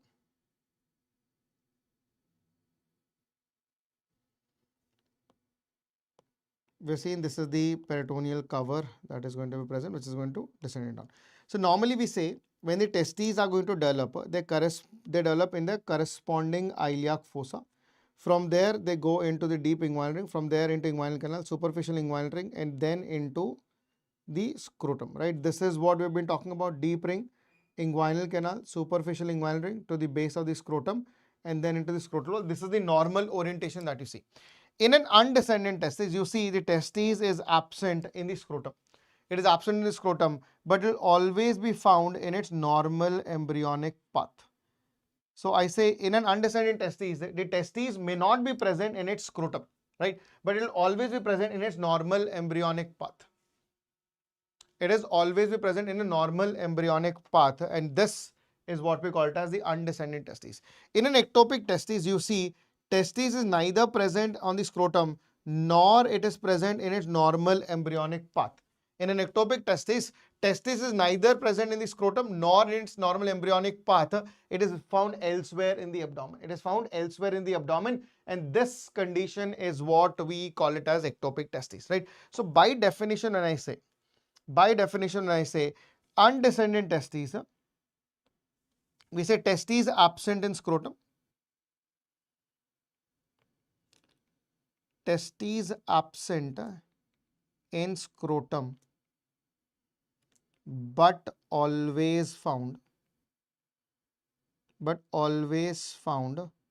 in its normal embryonic path. In its normal embryonic path. Ectopic testes, on the other hand, testes absent in scrotum, is absent in scrotum, and also not found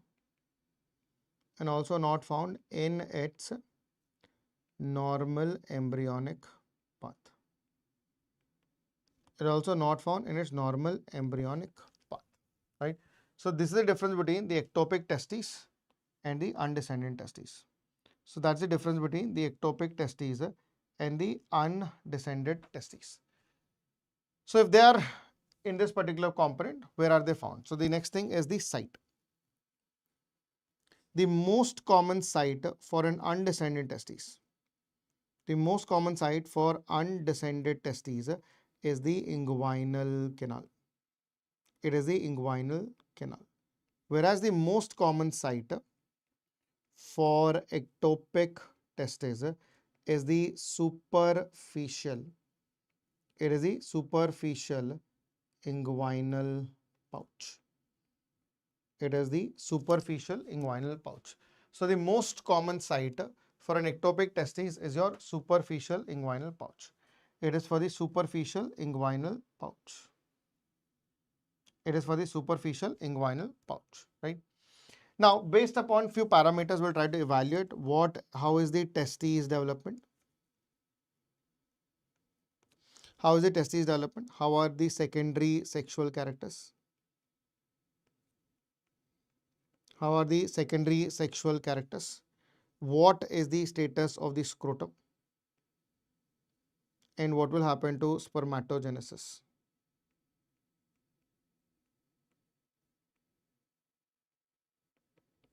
What will happen to spermatogenesis, right? So these are the parameters that you would be evaluating in order to know the difference between ectopic and the undescending testes.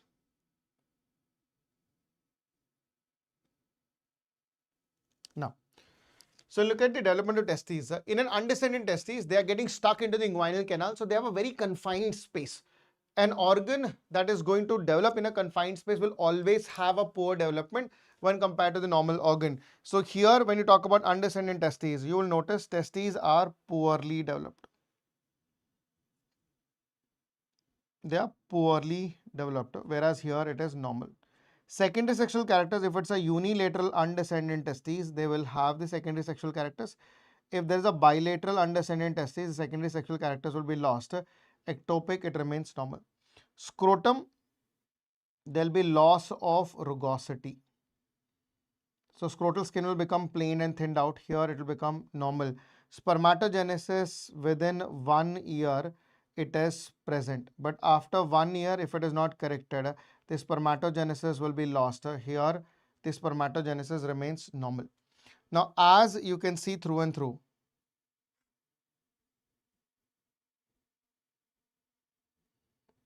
as you can see that it is going to be the entire ectopic status remains normal, whereas undescending testes is going to be associated with the problem, right? So how do you evaluate? In terms of investigation, you will do a clinical examination. In the clinical examination, scrotum will be empty, but there will be presence of palpable testes. Palpable testes in inguinal region. In the inguinal region, that is your undescending testes. In an ectopic testes, you see the scrotum is found to be empty. The scrotum is empty, as well as there is no palpable testes. There is no palpable testes in inguinal region. There is no palpable testes in the inguinal region. So if they ask you how do you localize? For localization, we'll prefer diagnostic laparoscopy.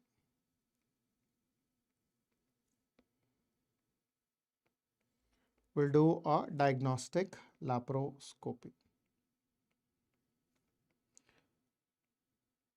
To be very honest, both ectopic and undescending testes should be operated within the first year of life, right?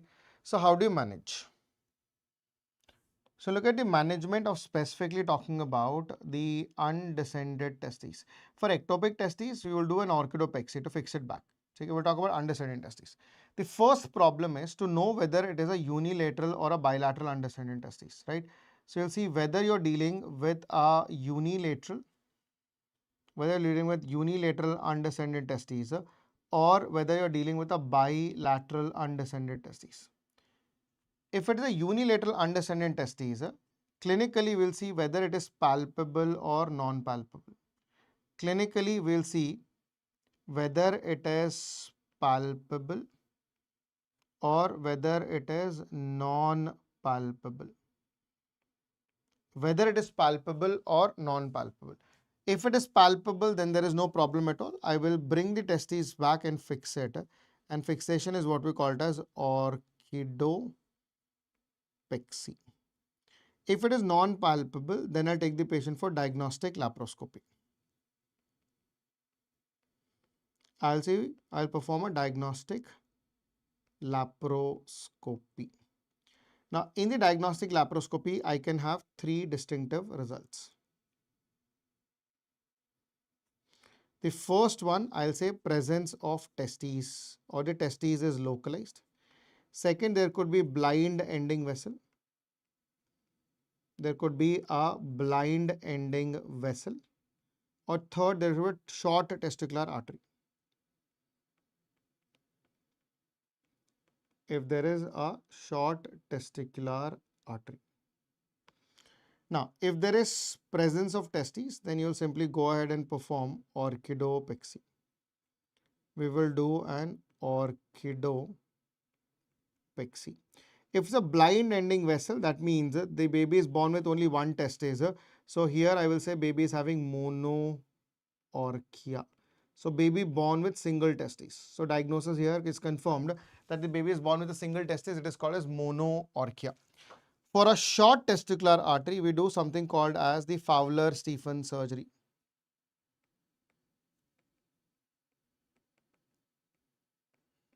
Now, what is this Fowler-Stephen surgery or the Fowler-Stephen technique? It's a two-staged procedure. Now, in the stage 1, we are going to ligate the testicular artery. We ligate the testicular artery. So, when you ligate the testicular artery, you might be thinking, what will happen to the blood supply to the testes?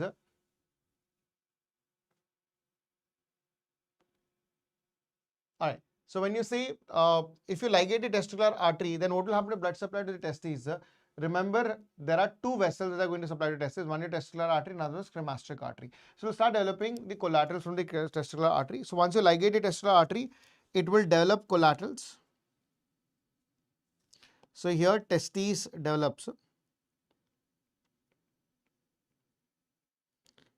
Testes develops collaterals. Now, once it has developed collaterals, then you go to stage 2. Stage 2 is orchidopexy.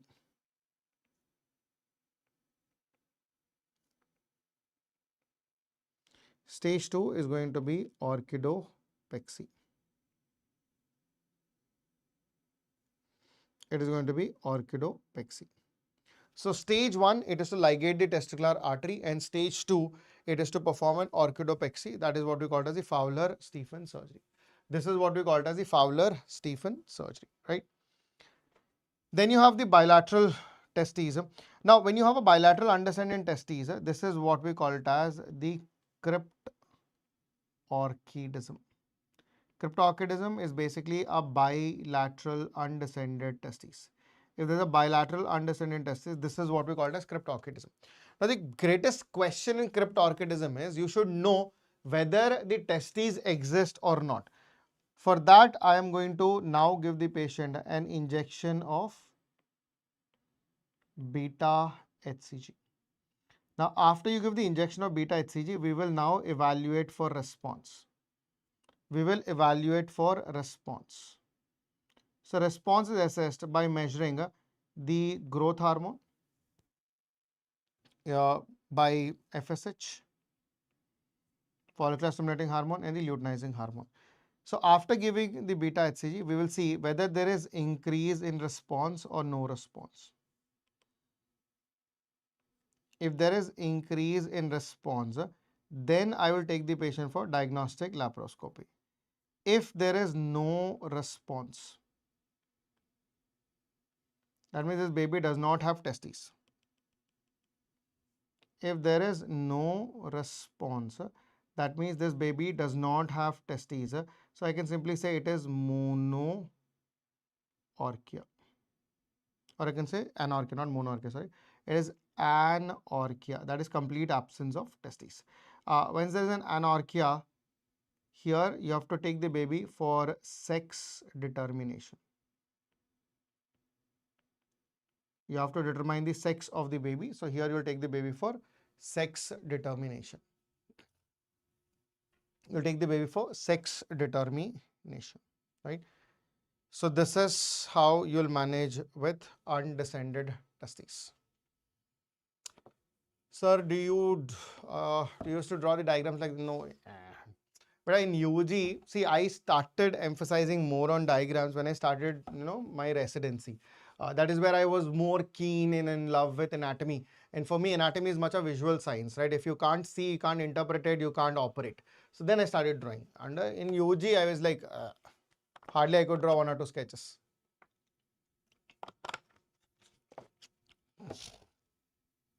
Now, the last topic in the genitals which you all been asking me about is your testicular tumors.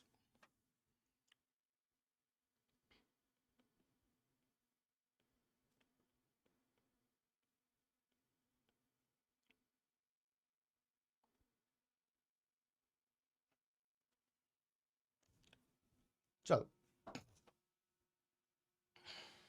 Now, when you talk about the testicular tumors, we divide the testicular tumors based upon into two categories. One is the germ cell tumors, another one is the non-germ cell tumors.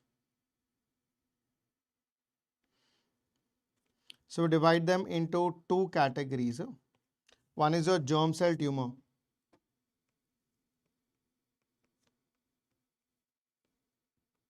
One is your germ cell tumor. Another one is your non-germ cell tumor.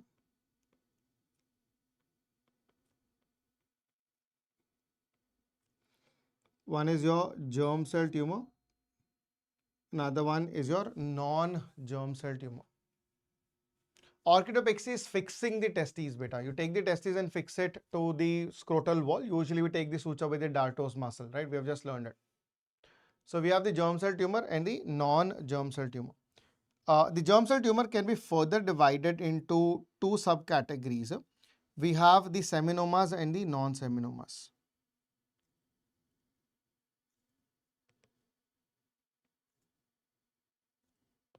We have the seminoma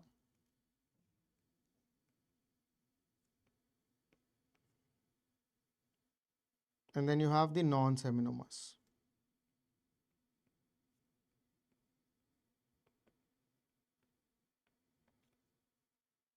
We have the seminoma and the non-seminoma. So we have the seminomas and the non-seminomas. So these are the two components for germ cell tumor.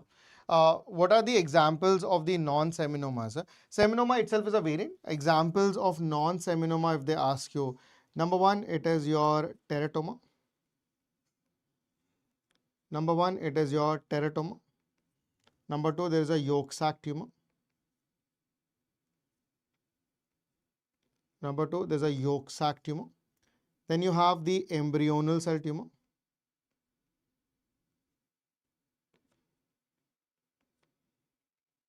We have the embryonal cell tumor and choriocarcinoma. And the choriocarcinoma. So teratoma, yolk sac tumor, embryonal cell tumor, and the choriocarcinoma. And the choriocarcinoma are the examples of non-seminomas. For non-germ cell tumor, the examples are going to be your Leydig cell tumor, your Leydig cell tumor, Sertoli cell tumor, your Leydig cell tumor, your Sertoli cell tumor, and gonodoblastoma.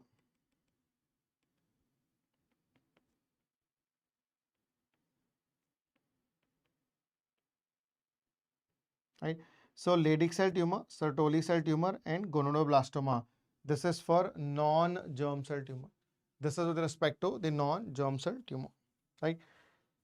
So we talk about the presentation or the clinical feature of the testicular tumors.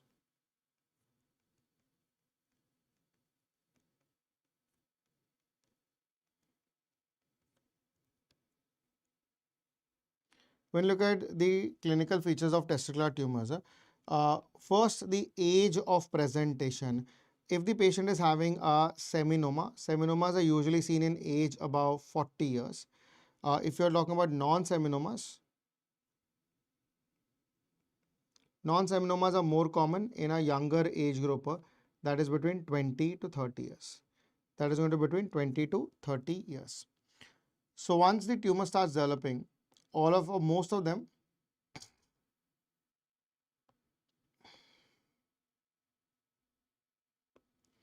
most of them will present to you with painless hard testicular mass. There is painless hard testicular mass. Now this painless hard testicular mass will be associated with loss of testicular sensation. There is loss of testicular sensation. Now, as they secrete more fluid also, it will result in secondary hydrocele. It will be associated with secondary hydrocele.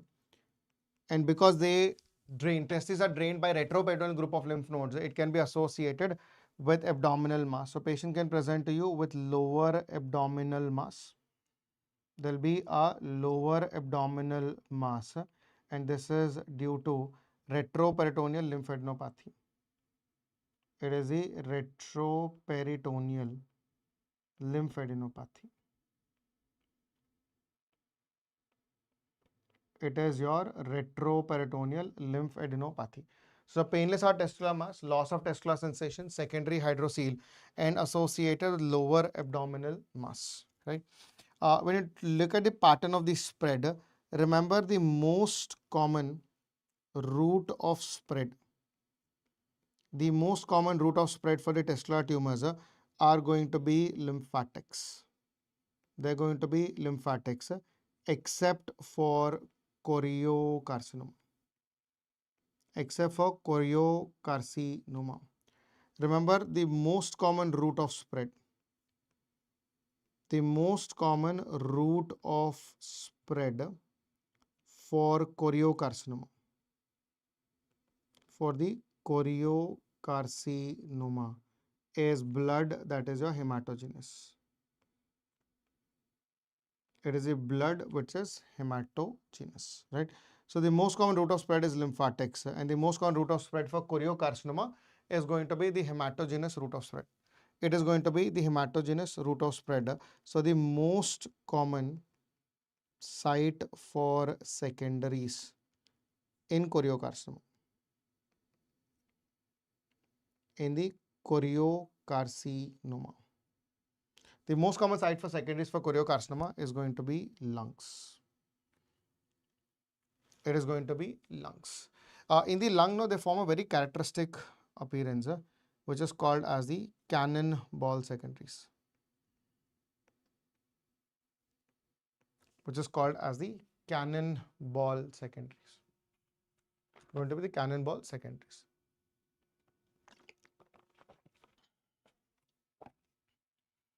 Now, when you want to evaluate in terms of investigation, remember in terms of investigation for testicular tumors, we say the investigation of choice is going to be an ultrasound with tumor marker. We say the investigation of choice that you will perform, it is going to be an ultrasound in association with the tumor marker. Now, the tumor markers which are going to be evaluated or found elevated rather. Number one is your alpha fetoprotein, that is called as the AFP level. Now, alpha fetoprotein is elevated in teratoma. It is elevated in teratoma, in the yolk sac tumor, in the yolk sac tumor, and the embryonal cell carcinoma. In the embryonal cell tumor, that is your AFP level. Then you have alpha fetoprotein, that is a beta HCG. The beta HCG is elevated in choriocarcinoma. It is in choriocarcinoma and a little bit of seminomas as well. Then you have lactate dehydrogenase, LDH, in all testicular tumors. It is elevated in all testicular tumors. And the last one is your placental alkaline phosphatase, which is PLAP. PLAP stands for placental alkaline phosphatase. The placental alkaline phosphatase is elevated in seminoma, right? So AFP level, that is alpha fetoprotein, is elevated in all teratomas, yolk sac, and embryonal. Beta HCG in choriocarcinoma, lactate dehydrogenase in all tumors, and placental alkaline phosphatase in seminomas, right? So these are in association, or these are the ones which are elevated as a tumor markers, right? Now, when you look at the staging of the testicular tumors, when you evaluate the stage, when I say stage 1, it is tumor limited to testes.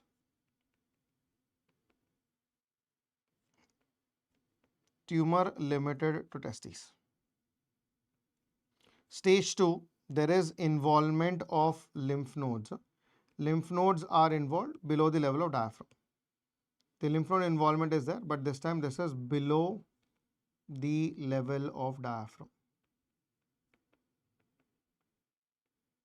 Below the level of diaphragm. Stage 3, involvement of lymph nodes, but above the level of diaphragm. It is above the level of diaphragm. It is above the level of diaphragm. And stage 4, it is the hematogenous spread. It is the hematogenous route of spread.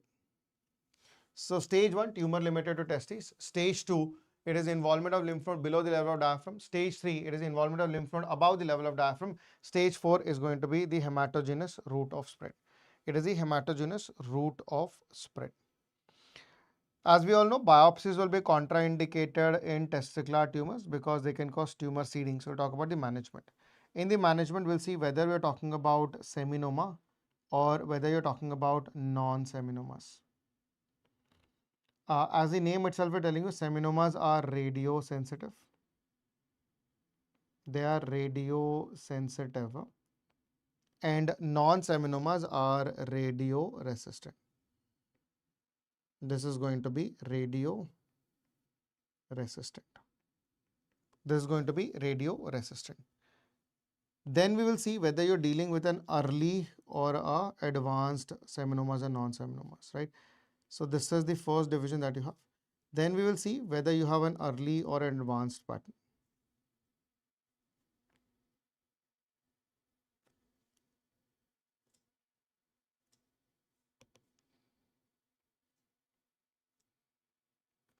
And here we say whether you're dealing with an early seminoma or whether you're dealing with an advanced seminoma. Here also whether you're dealing with an early seminoma or whether you're dealing with an advanced seminoma. Then early or an advanced, right? Now, the first thing that I'm going to do here is going to be surgery. And the surgery for all these conditions will be high inguinal orchidectomy. When I say high inguinal orchidectomy is remove the testes. High inguinal means I will ligate the cord at the level of deep inguinal ring, right? So rather than trying to ligate the cord at the base of the testes, I will track the cord all the way to deep inguinal ring because that is where it is entering into the abdomen. From there, I will ligate and remove it. That is called as high inguinal orchidectomy. And high inguinal orchidectomy will be done for all these conditions. The second is going to be the post-operative radiotherapy. Because these are radiosensitive, I can give. Non-seminoma radioresistant, I cannot give that. So what you can do is your lymph node dissection. So lymph node dissections are not required in seminomas because they are addressed with radiotherapy. I will do it in your non-seminomas, right?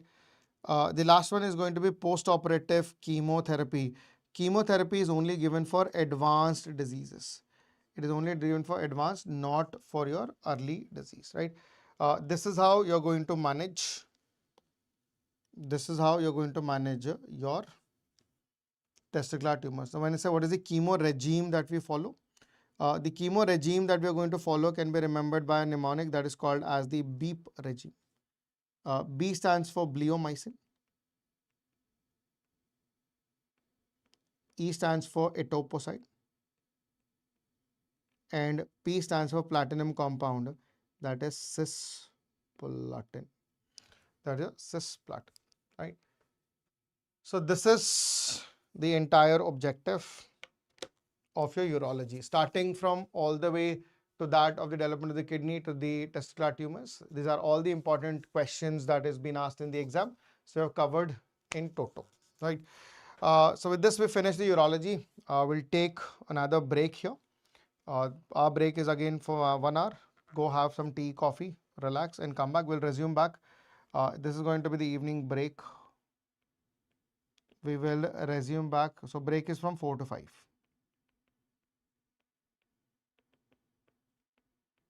So we'll resume back at 5 o'clock.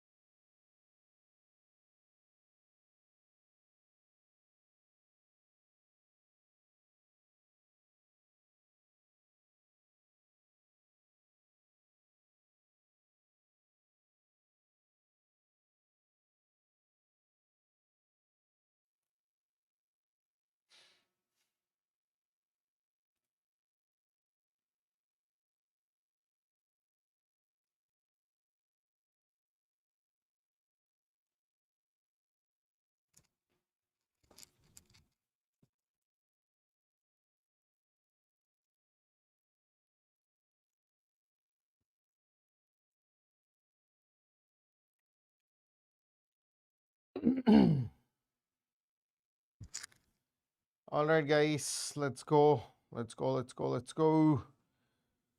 What are the last topics today? We finished the urology. We'll start with the vascular surgery. In that, venous disorders we have already completed. So we'll start with the arterial disorders.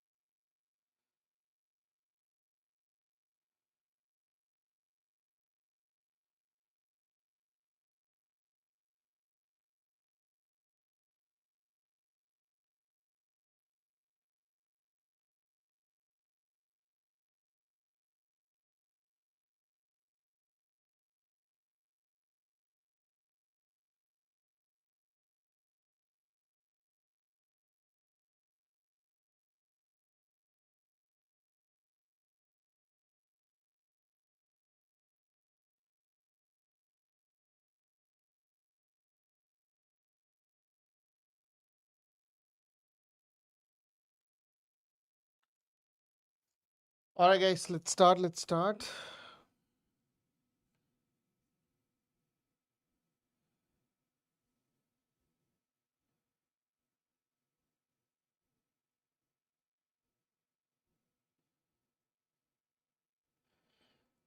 Yeah, just accessing the chat. 1 second, guys.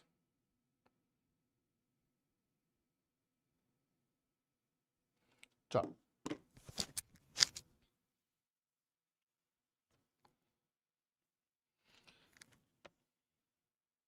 So we'll talk about the arterial occlusions.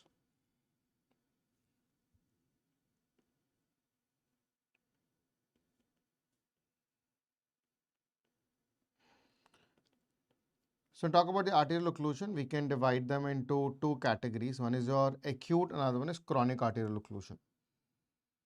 So talk about the arterial occlusions, which is going to be classified into acute and chronic.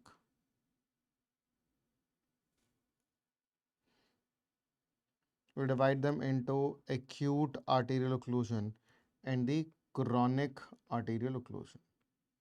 We have the acute and the chronic arterial occlusion.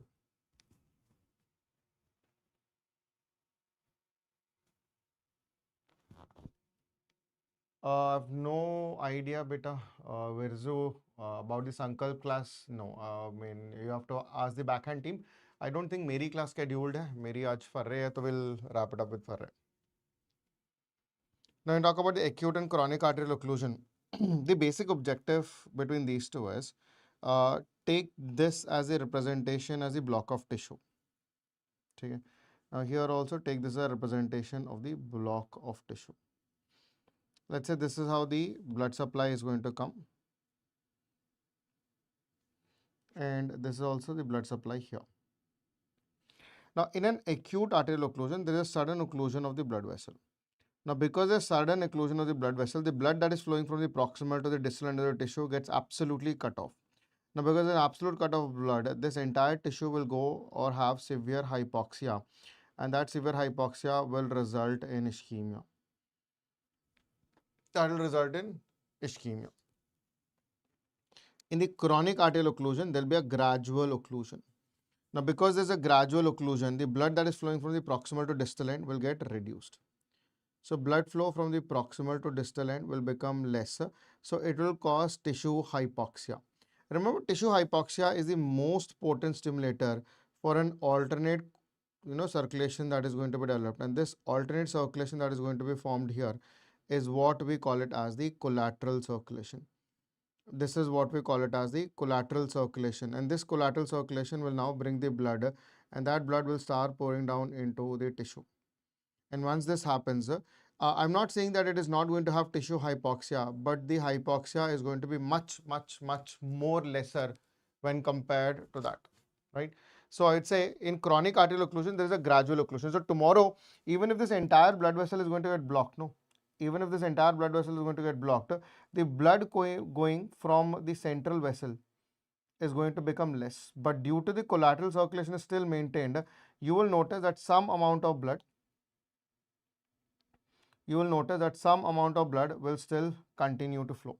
The some amount of blood will still continue to flow, and this is what we call it as a chronic arterial occlusion.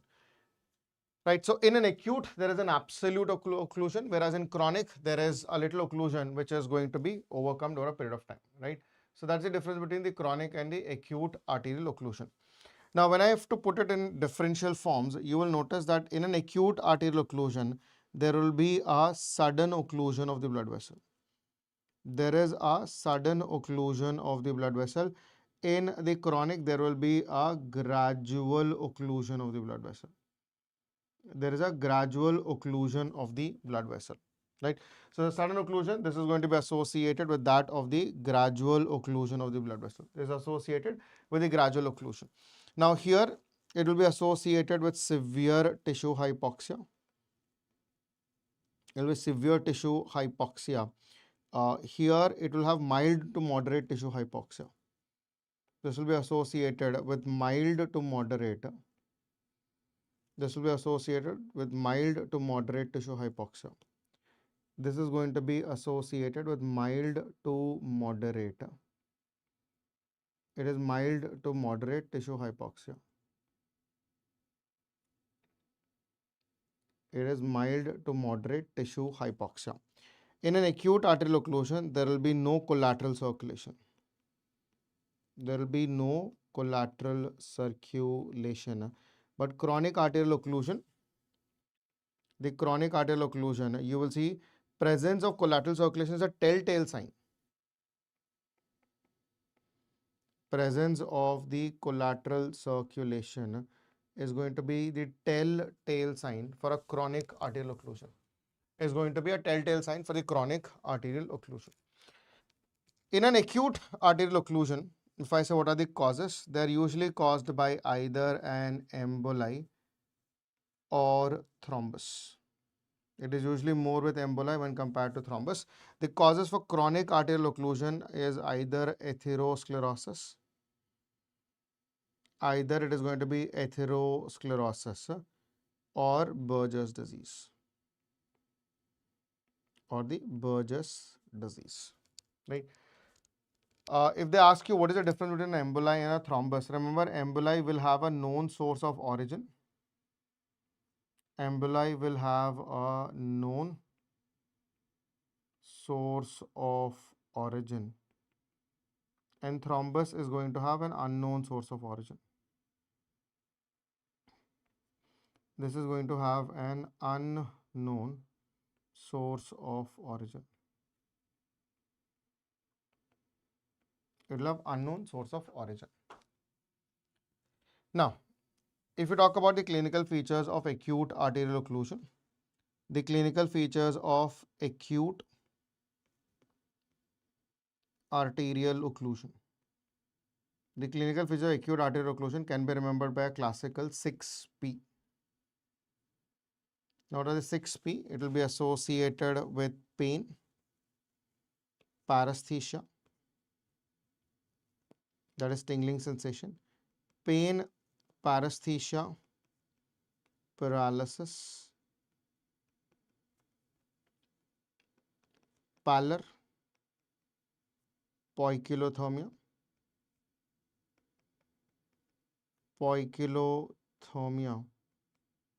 and pulselessness. And the pulselessness. This is the 6P of your acute arterial occlusion. Any patient who develops an acute arterial occlusion should get a Doppler ultrasound done. That is also called as the duplex scan. That is called as the duplex scan. The minute you do, there's an acute arterial occlusion. The management depends upon whether it is a viable limb or a non-viable limb. When I say it's a viable limb, in a viable limb, patient will present to you within 6 hours of onset of pain. Within 6 hours of onset of pain, here you will do an embolectomy with Fogarty's catheter. It is an embolectomy with Fogarty's catheter. Now, because the minute you restore the perfusion, it will also cause reperfusion injury. To prevent that, you should always add prophylactic You should always add prophylactic fasciotomy should also be done. A prophylactic fasciotomy should also be performed. On the other hand, if it is a non-viable limb, a non-viable limb is when the patient presents to you after 6 hours. Usually it will be associated with gangrene. Usually it will be associated with gangrene. So here you have to go ahead with amputation. You have to go ahead with amputation. Just hold on for a second, guys. Keep taking note.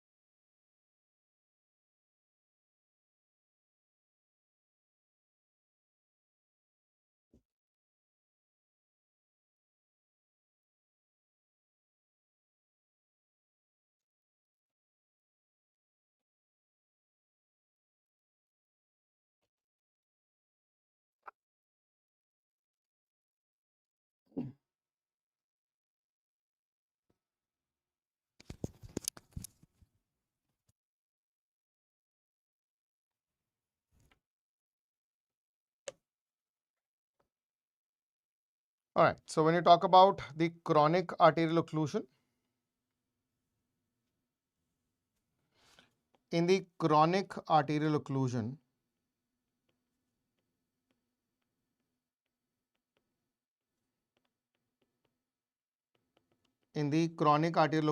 we will talk about two conditions, that is the atherosclerosis and the Buerger's disease.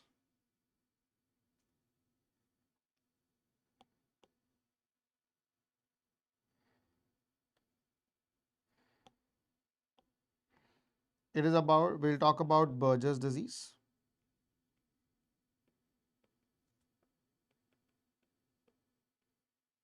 and atherosclerosis.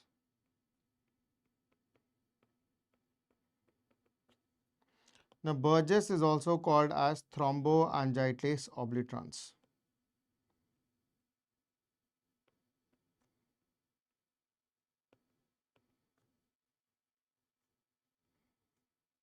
It is thromboangiitis obliterans.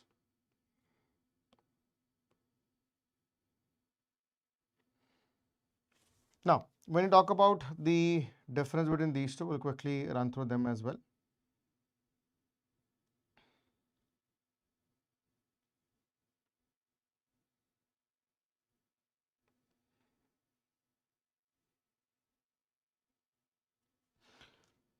Now, when you talk about the Buerger's and the atherosclerosis, the first is the age of presentation. You'll see Buerger's is seen in age under 40 years. Atherosclerosis is seen in age about 50 years. Then talk about the risk factor. The most important risk factor for Buerger's is smoking. Atherosclerosis is obesity. Who is more likely to be affected? Smoking is more associated with males. Obesity is going to be both males as well as females, right? What are the size of the vessel that is involved? Size of the blood vessel that is involved. For Buerger's, it is small to medium sized blood vessels.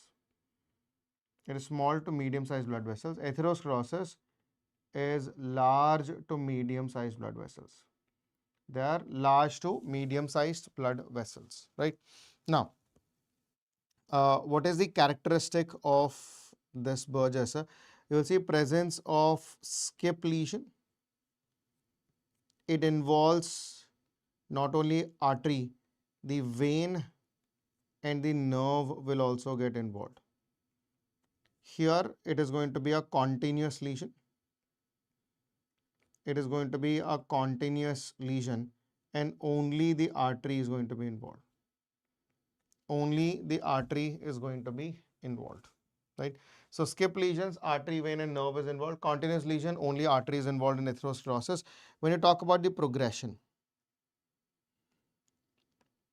Buerger's moves towards the heart, so it is distal to proximal. Whereas atherosclerosis will move proximal to distal. Proximal to distal. Now the probability of doing a bypass surgery. Buerger's is a small vessel, whereas atherosclerosis is a large vessel. Bypass is possible in the atherosclerosis, not in the context of Buerger's disease, right? Now that's the difference between the Buerger's and the atherosclerosis. Now when I say what are the clinical features of a chronic arterial occlusion in general? So we talk about the clinical features of the chronic arterial occlusion. Clinical features of the chronic arterial occlusion. The clinical feature of the chronic arterial occlusion that is going to be present. Now the first thing that they will notice is presence of intermittent claudication. There will be presence of intermittent claudication, right?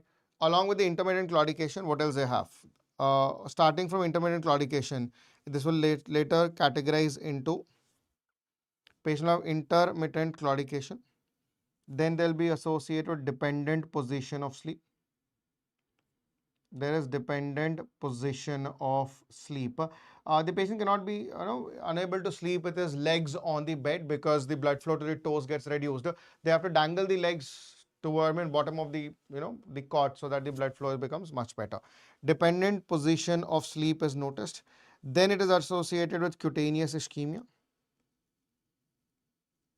There will be cutaneous ischemia, that is blood flow to the skin is reduced.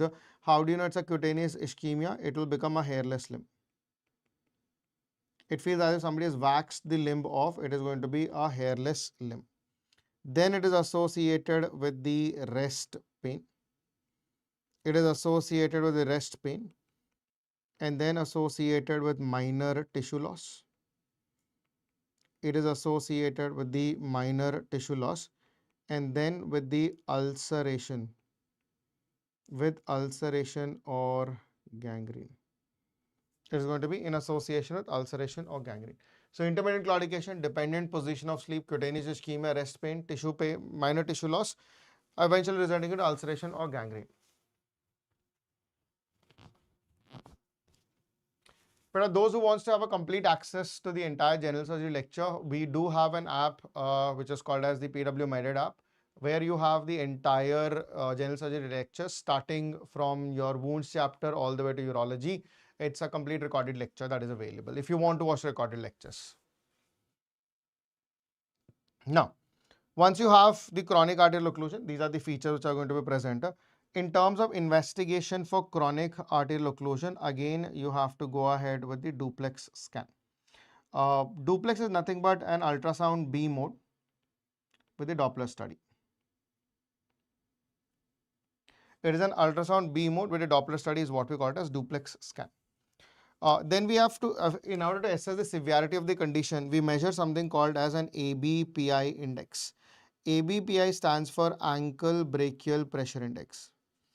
It is basically ankle brachial pressure index. How do you measure the ABPI index? If you see, the ankle brachial pressure index is measured as systolic blood pressure at the level of ankle in response to systolic blood pressure at the level of brachial artery. At ankle, it is going to be 120 millimeters of mercury. At brachial artery, it is going to be 120. So ratio is going to be 1. So we say a normal ABPI index is going to be anywhere between 1 to 1.3. Now, if the patient starts developing intermittent claudication,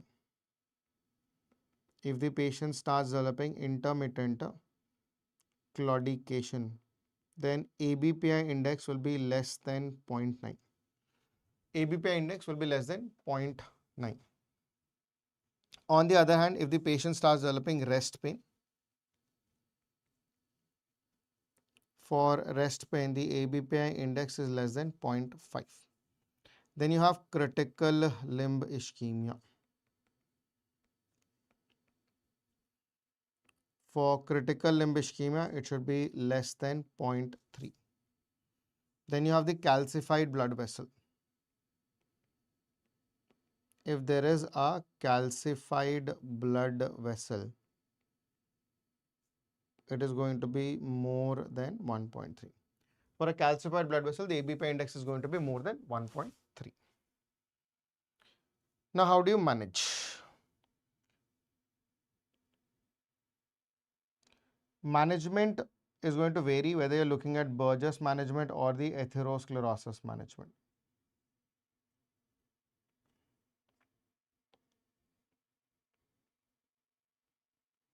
Now, Buerger's, it is very difficult to manage because the drugs are not very effective. So, the first thing in Buerger's will ask the patient to quit smoking. Right? Will normally associate with drugs which are not very useful. So, here the drugs do not have a major role. So, if the gangrene has settled in, then we would go ahead with amputation. If the patient is going to have rest pain, then we'll offer lumbar sympathectomy. In lumbar sympathectomy, L1 to L5 dermatomes are going to be sacrificed. L1 to L5 dermatomes are going to be sacrificed, right? So this is in the Buerger's disease. In atherosclerosis,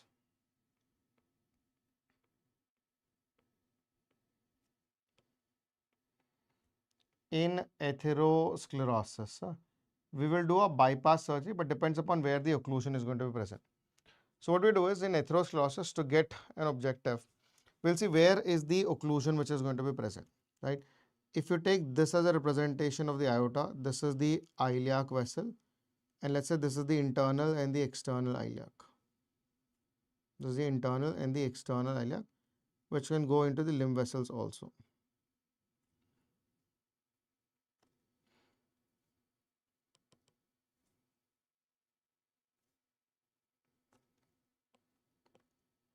So we'll try to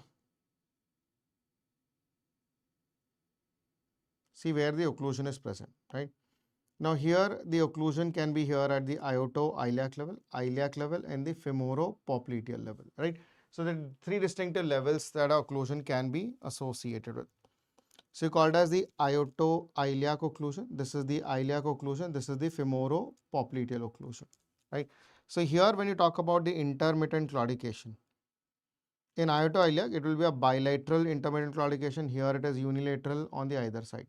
The muscles that are going to be involved is gluteus, thigh and calf. There will be gluteus, thigh and the calf muscle. You will notice that in ioto-iliac, gluteus, thigh and calf is involved. Here gluteus is spared, only thigh and calf. Here gluteus, thigh, both of them are spared, only calf is getting involved. So based upon what level of intermittent claudication is there, you will predict that what is the possible site of the atherosclerosis. Now for bypass, if it is an ioto-iliac, I will do an ioto-bifemoral bypass. If it is an iliac occlusion, I will do an ioto-femoral bypass. Here it is going to be, if it is a femoropopliteal, then you will do an iliopopliteal bypass, right? These are the bypasses that you can do. So bypass, so the bypass surgery that you can perform For ioto-iliac, it is an ioto-bifemoral bypass. It is an ioto-bifemoral. It is an ioto-bifemoral bypass. Here it is an ioto-femoral bypass. It is an ioto-femoral bypass. And this is your iliopopliteal bypass.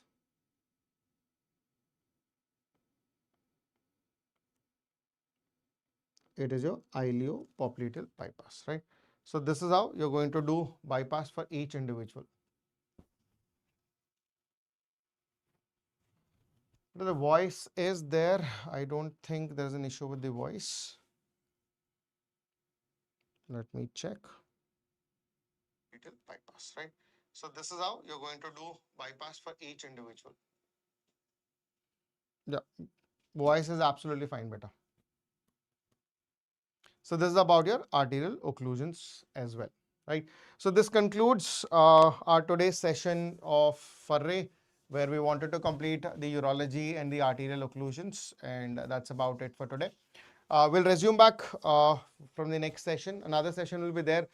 There, I think we have to finish hepatobiliary pancreas is done, GIT is done, trauma is done. I think whatever the topics are left between, itsy bitsy topics, that will be covered in the next session of Farre, right? So thank you so much for joining. Take care. Bye. Have fun.